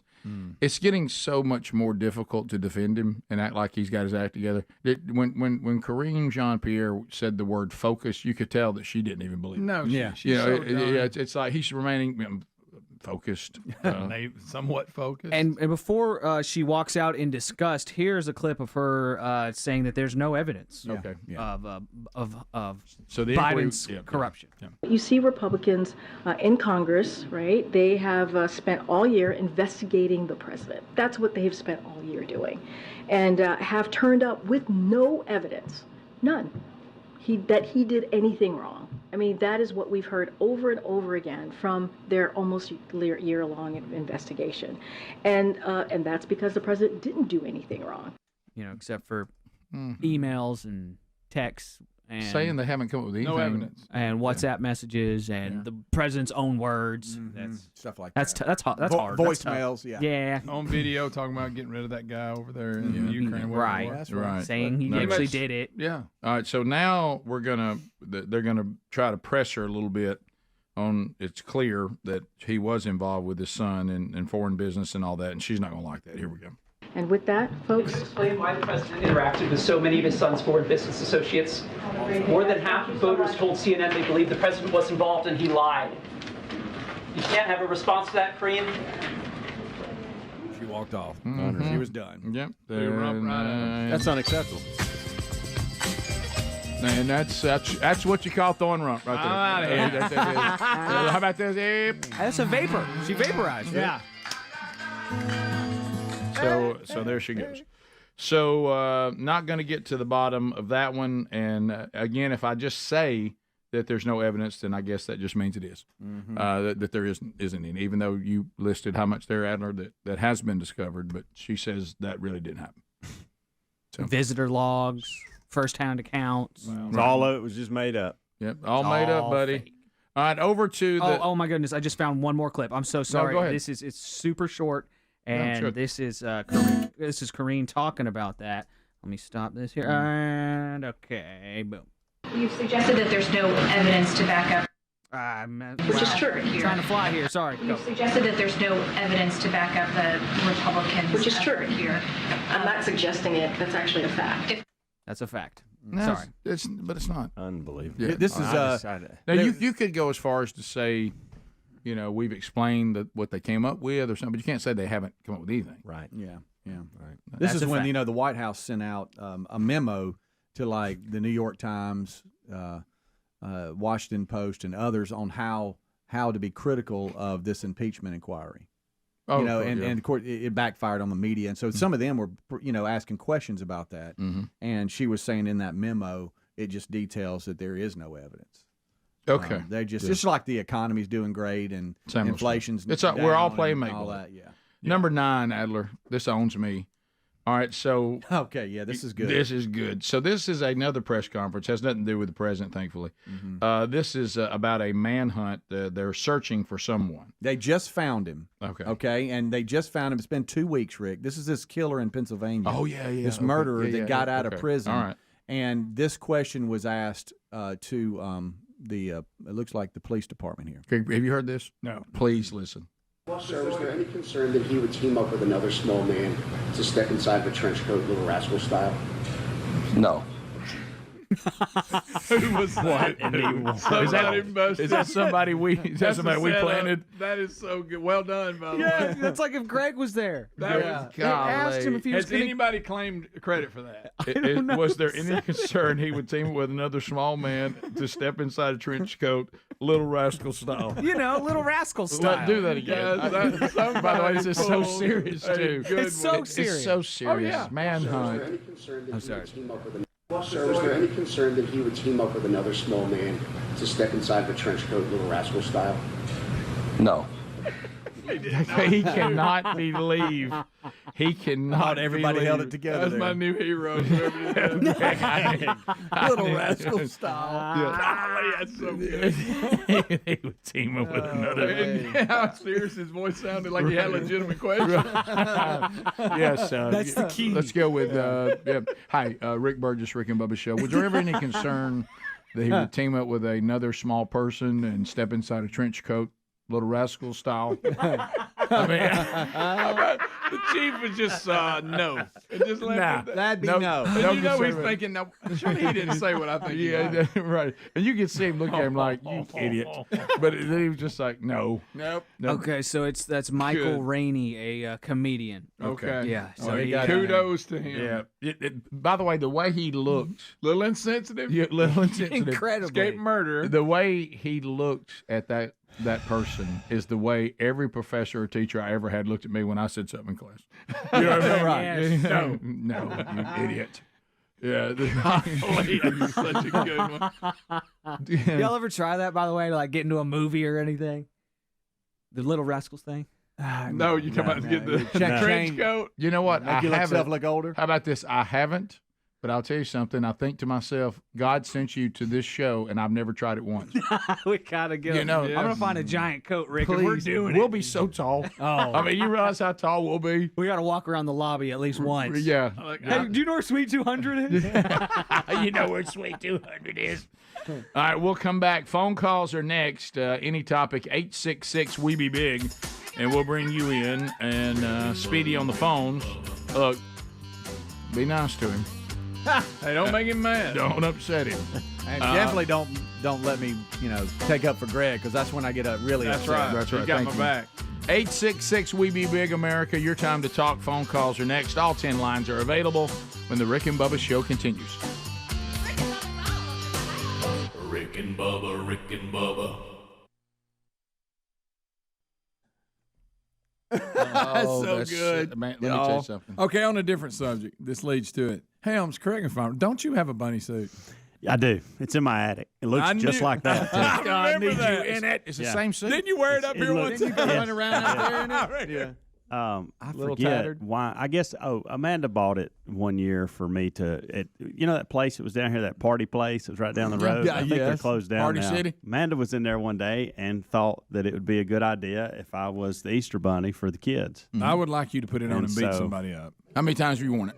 I've worn it a few times. Wouldn't that be all? Yeah, it's in the attic though. Now, Did it is still there. Were you a hit in it? Rick, Oh yeah, I remember him wearing it here one day. I brought it up here one day. I think you did. I do remember that. It's kind of a creepy face. I just showed up in it, one of those things, and y'all were Yeah. like, "What is this all about?" Let me bring tell you it back. something. I mean, that bunny right there. It was it wasn't as thick as that one, but it looked very similar. Greg, let me ask you this question since it was an Easter bunny, okay, that was out there pummeling somebody.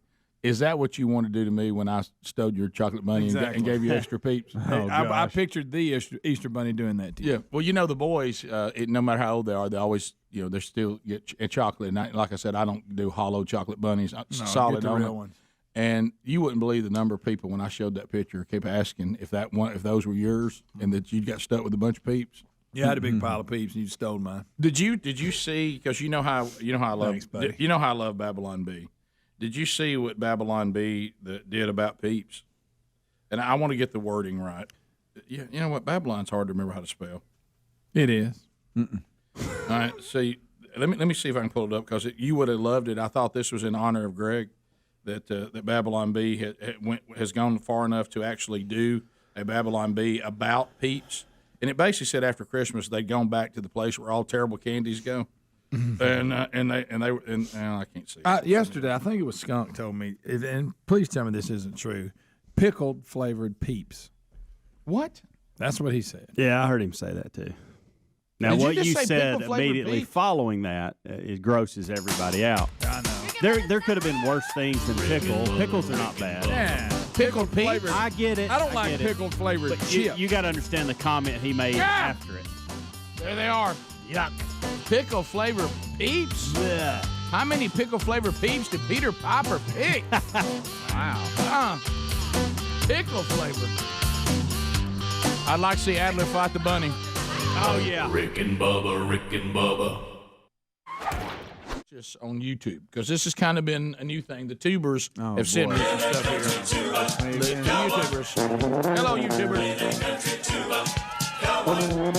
Hello, YouTubers. Come on, YouTubers. And bring it in. So, if you're watching on YouTube, this is a new option. We've had quite a journey of the options to see the show. You know, Turner South, that was just a cable channel. Heartland, that was just a cable channel. We did Rick and RB TV inside the Extreme Club.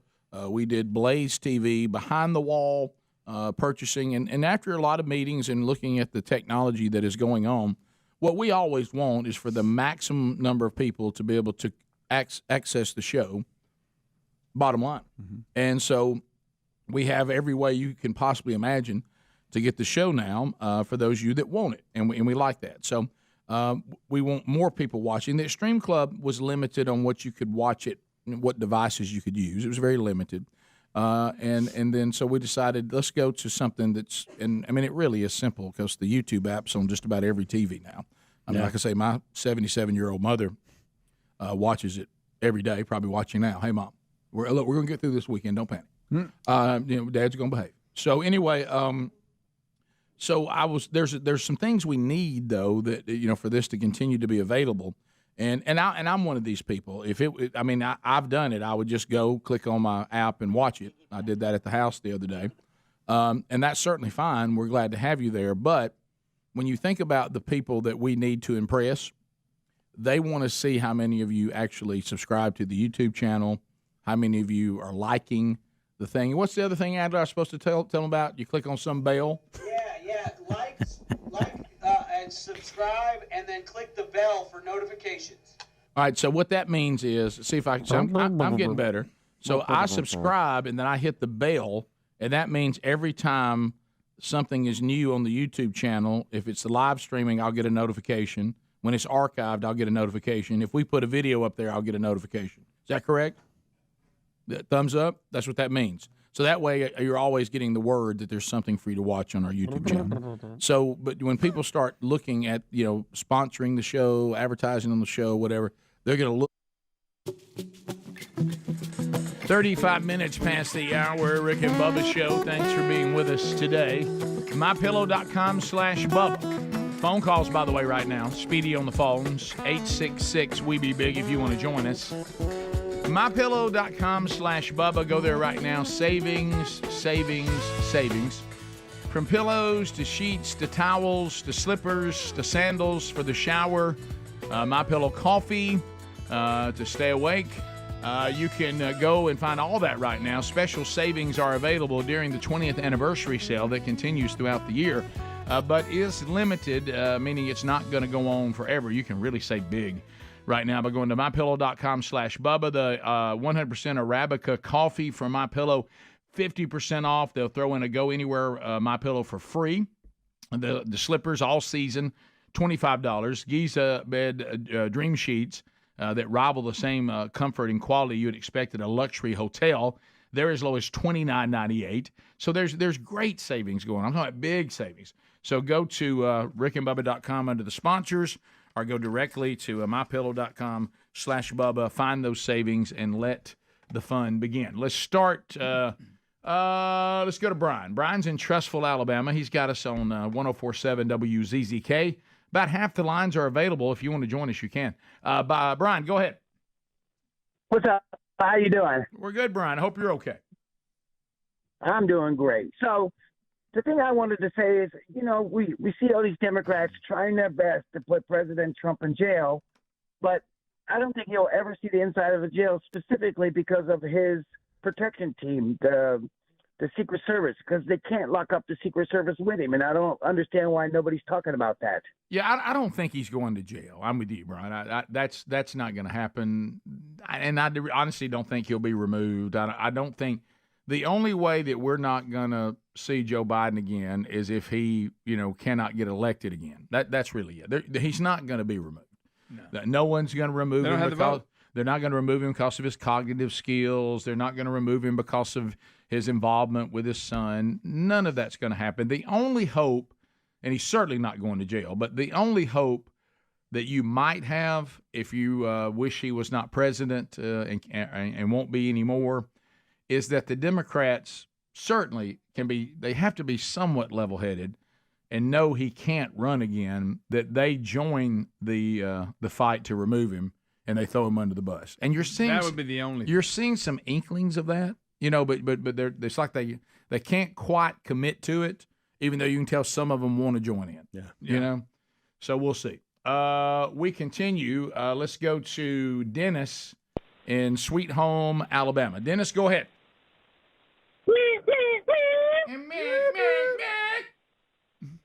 I knew Bubba was missing on that. Hey, Rick, welcome back. And I love it when Bubba drives the show.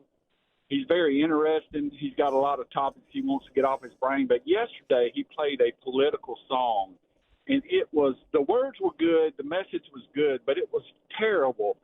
And I laughed because when it came to the interlude between the two verses, I thought to myself, there's no way he's going to play the second verse. And he did. Right. And I was dying. Right. Are you saying Let it roll. Are you saying after the first verse you're like, all right, we can decide on keeper or coaster on this now. Yeah. We don't need the second verse. But, yes, I said to myself, there's no way Rick would have let the second verse play. No way. Well, there's a sensitivity, and sometimes I will admit mine is probably a little tight, but I'm hypersensitive in the one seat when I feel like, okay, this has kind of gone on long enough, and I can't say that I would have agreed. I might have let it go. I didn't hear it, but you seem to think that. So anyway, I'm hearing about it secondhand. I saw an email with Bubba and the guy, so. Sounds like you said the message of the song was really good. Love you guys, man. See you. Thank you, buddy. But the song itself, how did it get a keep or a It's coast? not that it was bad. It's just it's nothing new as far as style. And I mean, it was good. It was Oliver Anthony Brownbeard. Okay. Yeah. Did they? That's what you have. Did the audience keep it or coast? Oh, they kept it. Okay. For sure. Well, there you go. Yeah. We continue, Matt. There was one guy that called in and said doo-doo as his vote, but I don't think he was even voting. That was just our typical guy. That guy. But everybody else, it was a clean slate. Everybody liked it. It was good. It's no low P. But it was Right, I got you. Would I have let the second verse go? No. No, you would not. Oh, have. okay. No. Greg and I wouldn't either. Okay. Let's go to Matt in Alabama. Matt, go ahead. What's going on, guys? We're good, buddy. I forgot Bubba wasn't there. I'm a fuel hauler, and believe it or not, one of the guys I work with, he drove a truck, big truck, that's diesel. His personal truck was diesel, and one day, for whatever reason, he got in the pickup, a 3/4 ton diesel, and we had an island on that property. He pulled up to the gas. Now, Wow. we do fuel all day. Wow. That makes us all feel better, That by makes the way. Bubba feel better. That that's makes for us sure. all feel better. Look, There's a lot of things we can cut up. I'm telling you, putting the wrong fuel in a vehicle, I can see that so easy. Oh, I'm so capable of that. When I get distracted, the things that I look back and go, my goodness, what was I? Yeah. You know, and there's a ton of examples. I can see how that can happen easily. Let's go to Mike in Florida. Mike, go ahead. Hey, guys, what's up? We're good, buddy. Hey, man. So I'm surprised Greg hasn't brought this up because I know he is addicted to TikTok. But, I mean, he's on it all the time. Right. But have you guys, or maybe some people in the audience, there is a new resurgence of all this talk, especially among TikTokers, that the rapture is occurring next week. And I know these happen every so often, but supposedly there's this big push that, you know, they keep saying nobody knows the time or the hour, but, you know, it's going to be somewhere between, sometime between the 17th and the 19th. And, you know, they break out their chart and it all aligns with this Feast of Trumpets and this UN meeting next week and the 7 years. So I know you just wrapped up, you know, the Bible study on Revelations. I just wanted to get your read on, you know, I know we can't name the day or the hour. Yeah. But do you, in your opinion, feel as if we can at least get anywhere close? And you know, do you think that's anywhere biblical? It's a good question. Yeah. You know, here's what I try to do is it's a kind of an odd concept, is to not try to press my opinion down on Scripture. Let my opinion come from Scripture. And I know there's some fancy words for doing that, but I never can remember them. Exegesis or something and all this. But you can tell that I'm not a seminary graduate. But studying the Bible a lot, and the Revelation Bible study still has chapter 20 on. So we're almost done, but we're not quite finished. I just could not do it yesterday, sadly. But here's the deal. So Jesus, the best place to look on this to find out where we should be on starting to make these. First of all, the TikTok people, I wouldn't pay any attention to that. James Spann educated all of you on that. They want to get clicks. And they want to make money on how many clicks they can get. And just like talking about UFOs, if you talk about the rapture and the second coming of Jesus, you'll get a lot of clicks, okay? And so that's probably their motivation, so know that. But you asked a bigger question, can we know? And the answer is the exact day and hour. The answer is no, because we were told we won't know. Matter of fact, we saw in Matthew 24, and I would go read that whole thing, because Jesus is asked by his followers, how will we know? And he actually talks about it quite a bit. And he doesn't dodge the question. And he says, well, even right now, because he still had human flesh on him in Matthew 24, and he said, right now, I don't even know the day or the hour. Now, he does now because he's in his glorified state. But he said the angels don't know. Nobody knows. Only the Father knows, you know, of the Trinity. Only the Father knows. But he said, but you can certainly know that the time is getting closer. Now, he said that. Those are Jesus' own words. And he said, and here are some things you should look for. And he walks through them. And the reason why some people are getting stirred, now you have to understand, a lot of these things we've had throughout the fall of mankind. But he says, but there'll be an increase in certain things.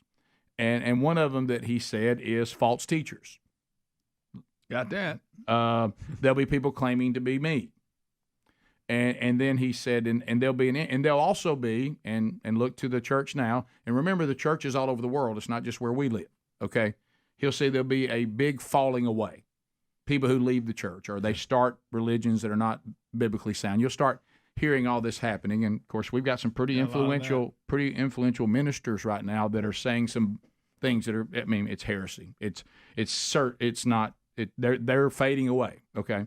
But that's been going on. Do you really see an increase in that? And he said these are like birth pains. Don't know the day the baby's going to be born, but you can tell by the labor that we're getting closer. So that's what Jesus said. Now, I live my life this way. I don't want any part of the tribulation, okay? And no matter what you believe about pre-trib, mid-trib, post-trib, I want to be secure with Jesus today.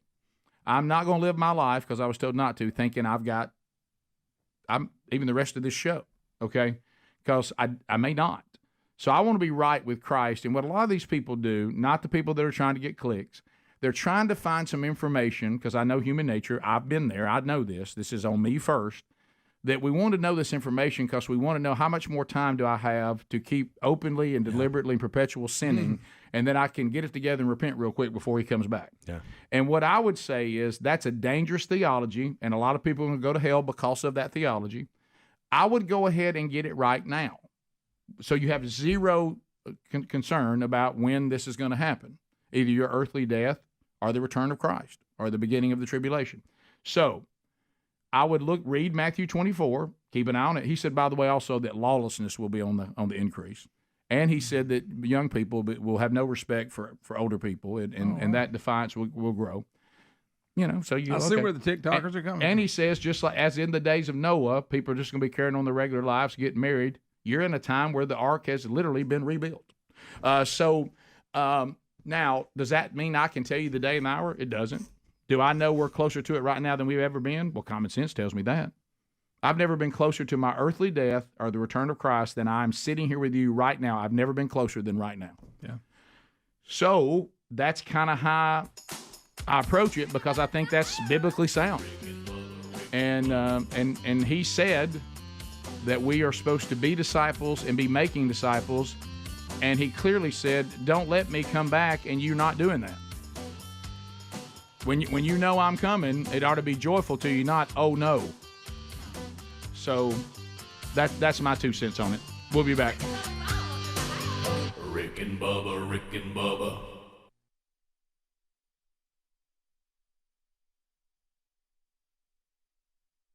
You can see how many subscribers do you have, right, and how many likes do you get, and all that stuff. So that kind of stuff is important. So, and I can tell there's a tuber out there that says, I want everybody to hit the subscribe button, which we talk about, and the notification button. And there's no charge for any of this. This is all free. It's just you do this. It helps us be able to keep this option available. Right. That's the bottom line. It's just like us saying, just tell the truth. However you get us, if people ask you, if you listen to the show, watch the show, whatever, we want that to be documented, because the bigger the audience, the bigger the advertisers, the longer the show stays on. Mm-hmm. And and other ways to get it. So right now, if you want the show, it's there. So now we'll tell some of you something I'd like to talk to you about over here in the chat room. Am I pointing at it the right way? Which way is it? This way or that way? These people that are chatting up and down the screen here. Let's stay on topic. Some of y'all are getting on there. Hey, Larry, how you doing? Good. You got that shed put up? And look, if y'all want to have that conversation, y'all need to have that somewhere else. I mean, we want to people interacting and talking about what you have the shed up or not? What's going on in the show. I watched this morning. I was watching the kickoff hour, and I look out there and they're carrying on about somebody's feet hurting. Did y'all talk about running or something? I know, not today. Well, that's what I'm talking. Somebody talked about running, and they got in a whole conversation about running. And meanwhile, y'all talking about something else. You think maybe somebody was running, listening to the show? I don't know. I'm just making it up. I'd like to see us stay on topic. Okay. Or comment about the show in general. Or they said, boy, they look like their feet hurt. Yeah, right. Should be that. So anyway, but just the tubers, we love having you guys, and I like having this option. I think it's a lot of fun. And now, really right now, the cool thing is if you do want to have the viewing option to add to your arsenal of listening, anybody can do it. I mean, there were time you might be limited. I don't know if I have that channel. I don't want to pay a subscription. I don't have that. Now you got it. Got it. And so if you want to, you can.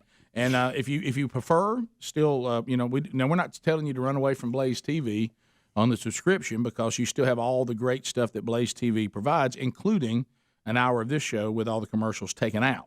So the subscription still, of course, is of value too. Now, if you're somebody that Rick and Bubba is the only thing you want to do, and you don't care about having that hour, then that's a different animal. But Blaze TV's got a lot of cool stuff on. You see what I'm talking about in the I'm watching it now. Somebody with a good one said, I hurt my foot building a shed. That's funny. But see, that's actually on topic being off topic. Well, I like it. Yeah, that's funny. Somebody wants to know why Speedy didn't play the tuba like he normally does. Just then? Yeah. Well, I didn't know if it was an every time thing. Let me ask you. Yesterday, he wore himself out for about. Well, let me ask you a question. He was marching. I need to make. How do I hold the air tuba? I like you doing it the way you're doing it. I know it. Rick. Bubba wants you to 20. But I'm not the actual tuba. I'm playing the tuba. Yeah, you don't play the tuba like this. No, you don't. That's just keep doing what you're doing. Rick, I say somebody said, "Ooh, Boomite wants to stay on topic." That's funny. That's good stuff. But see, I love all that. See, that's the good stuff. Making fun of us. I just do it. Yeah, whatever you've been doing. You know what we could do one day, though? It might be cool. Since you can do that right there.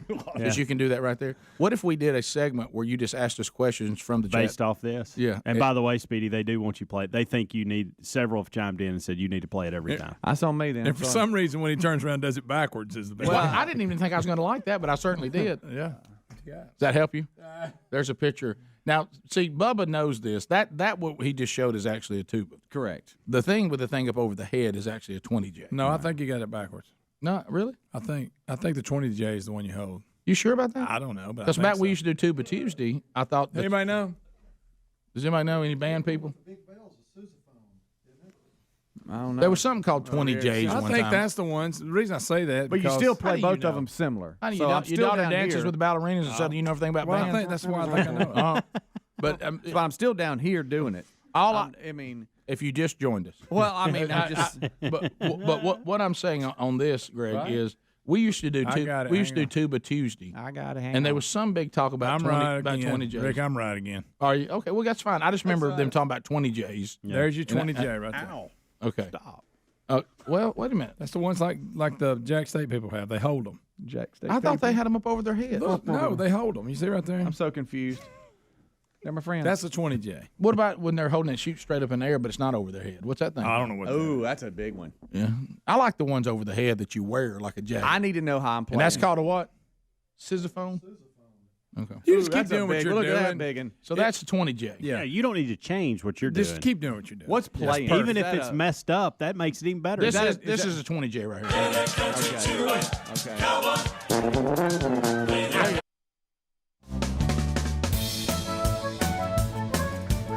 It's 8 minutes to the top of the hour. Rick and Bubba's show. Bubba out. He'll be back, Lord willing, tomorrow. All right, so this is really hilarious to watch. Speedy's found a piece of video that we're going to watch. And I'd like to know who these people are. Because, again, the problem with and I'm not talking about people who enjoy animals and value animals. That's wonderful, and we should, and it's great. Now, I'm not a huge fan of those that elevate them to human status and worship them or treat them better than they do their family. But that to me is kind of odd. But the where they run into a problem, and I'm talking about the weird animal people, not just the level-headed, quality animal people, and the ones that like you can't like step on a bug or anything like that. Mm-hmm. They always run into kind of an odd place when animals mistreat each other. They don't really know what to do with that. It's a rough ride, too. And they mistreat each other because they're forced to actually pick one animal over the other. Yeah. Which one am I, well, this is how I eat. Yeah, I didn't like the way you ate an animal I really like, but that's what I do. Right. Yeah. And so we literally have on this video a warning. And I would like to know, are there people that exist that you are troubled if you see an ape throw a possum, likely so hard and so far that the possum is maimed or killed? And they're saying that it could be troubling that there's people that may be troubled by an ape throwing a possum. Do those people exist? Are there people that go, well, what's wrong with you, Dave? You seem a little off. Oh, man. I was watching like a orangutan video, I like apes. I thought it was awesome until he picked up a possum and threw it out of a treehouse. Is that why you're sitting here at the bar at 2 p.m? Yeah, I got to take the edge off. Mm-hmm. I mean, are there? What are you doing today? I got to go see my counselor. What happened? Well, I was watching an orangutan and it was great. It's making me feel good. And he got up in a treehouse, and I thought that was cute and awesome. Until he threw the possum. Wow, look at that. Oh, Rick, here it is. Look how far he throws it. All right, here's the story. Are people bothered by the possum? Horrifying moment. Slung, whatever. Yeet means throw, yeah. What is horrifying moment. It's Australian. Visitors at Perth Zoo began screaming after a orangutan brutally attacked a possum and threw it to another enclosure. Well, that possum shouldn't have been in his treehouse. Bystanders were screaming at the sight of the brutal attack. Now, the possum did land and run off. But, hey, that thing got slung. Are people screaming like that worries them? Yeah. I'd have been like, kids, come here, you missed it. Yeah. Yeah. There's some There's laughter. some laughter. Okay, that's There's good. some laughter. Good. There's some laughter. That possum went flying. Yeah, you see how strong it this looked thing like is? it looked like a football after a punt. Yes. End over end. Guys, y'all don't realize how far, if you can't see it, the radio people, that orangutan threw that possum like I picked up a pebble and threw it. I mean, but They're people, so strong. Is there anybody upset by that? Does that bother anybody? Shouldn't. I'm what's thankful the proper way. I'm thankful for the chucklers. Is it orangutan? How do you pronounce this? Orangutan? It is tan? That's official. This whole time I've wanted to say tang. I've been saying tang for 57 years. Yeah. I have too. Orangutan.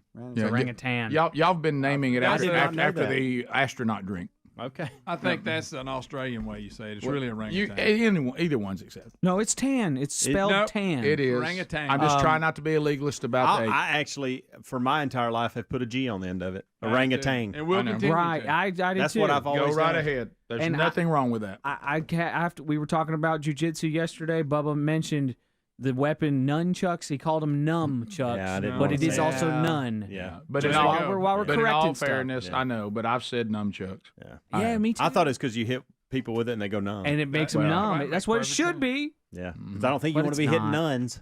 Right. Well, right. you do sometimes if you don't know how to use them. Well, And it hurts apparently bad. the possums That's true. are trying to take over the orangutan's Well, they won't anymore. nest because during cooler weather it's a nice cozy little spot for them. But they won't anymore. It got slung into another. I hope it was a predator. It was two other orangutans. Did they throw it back? And it looks like it got away because a spokesperson at the zoo, and I'm putting this in quotes, saw it running around later. That's the person that had to tell everybody. Of course, we're just ignoring the internal injuries from that kind of fall. And no one wants to tell everybody that. Yeah. You might have seen him limping away, but he's dead in the woods. Yeah, he did not. And he's make not it. playing possum because he's bleeding internally. Yes. Right. Yeah, you can't survive that. You know, it's kind of hard to see the orangutan, but I found Quit another. saying the orangutan. Sorry, I found another angle of it, and you can see. Yeah, it's. I mean, wow! Look at it right Golly, there. man. Yeah, that's that orangutan. I thought that was Greg's arm at first, and I realized it was mine.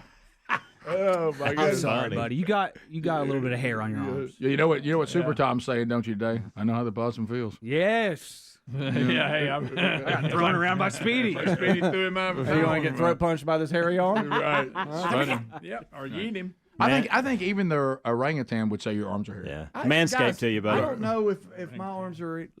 Manscaped.com. They're a little bit. He'd choked the Manscaped down. I tell you what, you need to cut my mic off.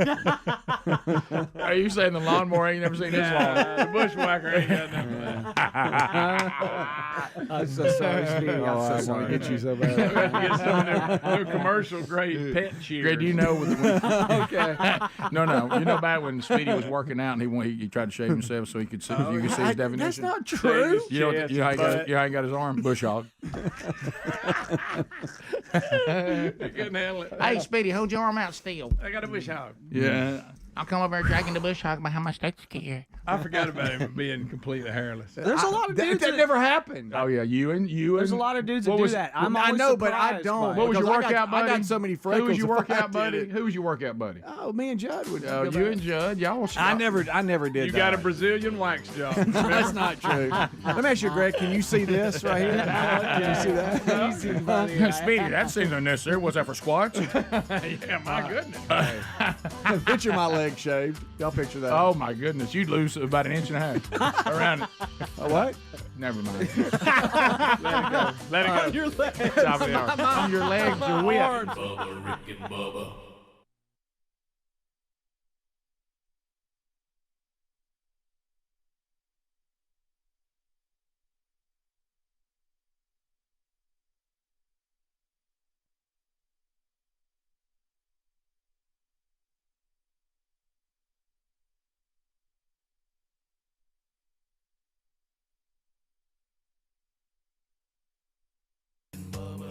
Bubba. I can't start another day without him, brother.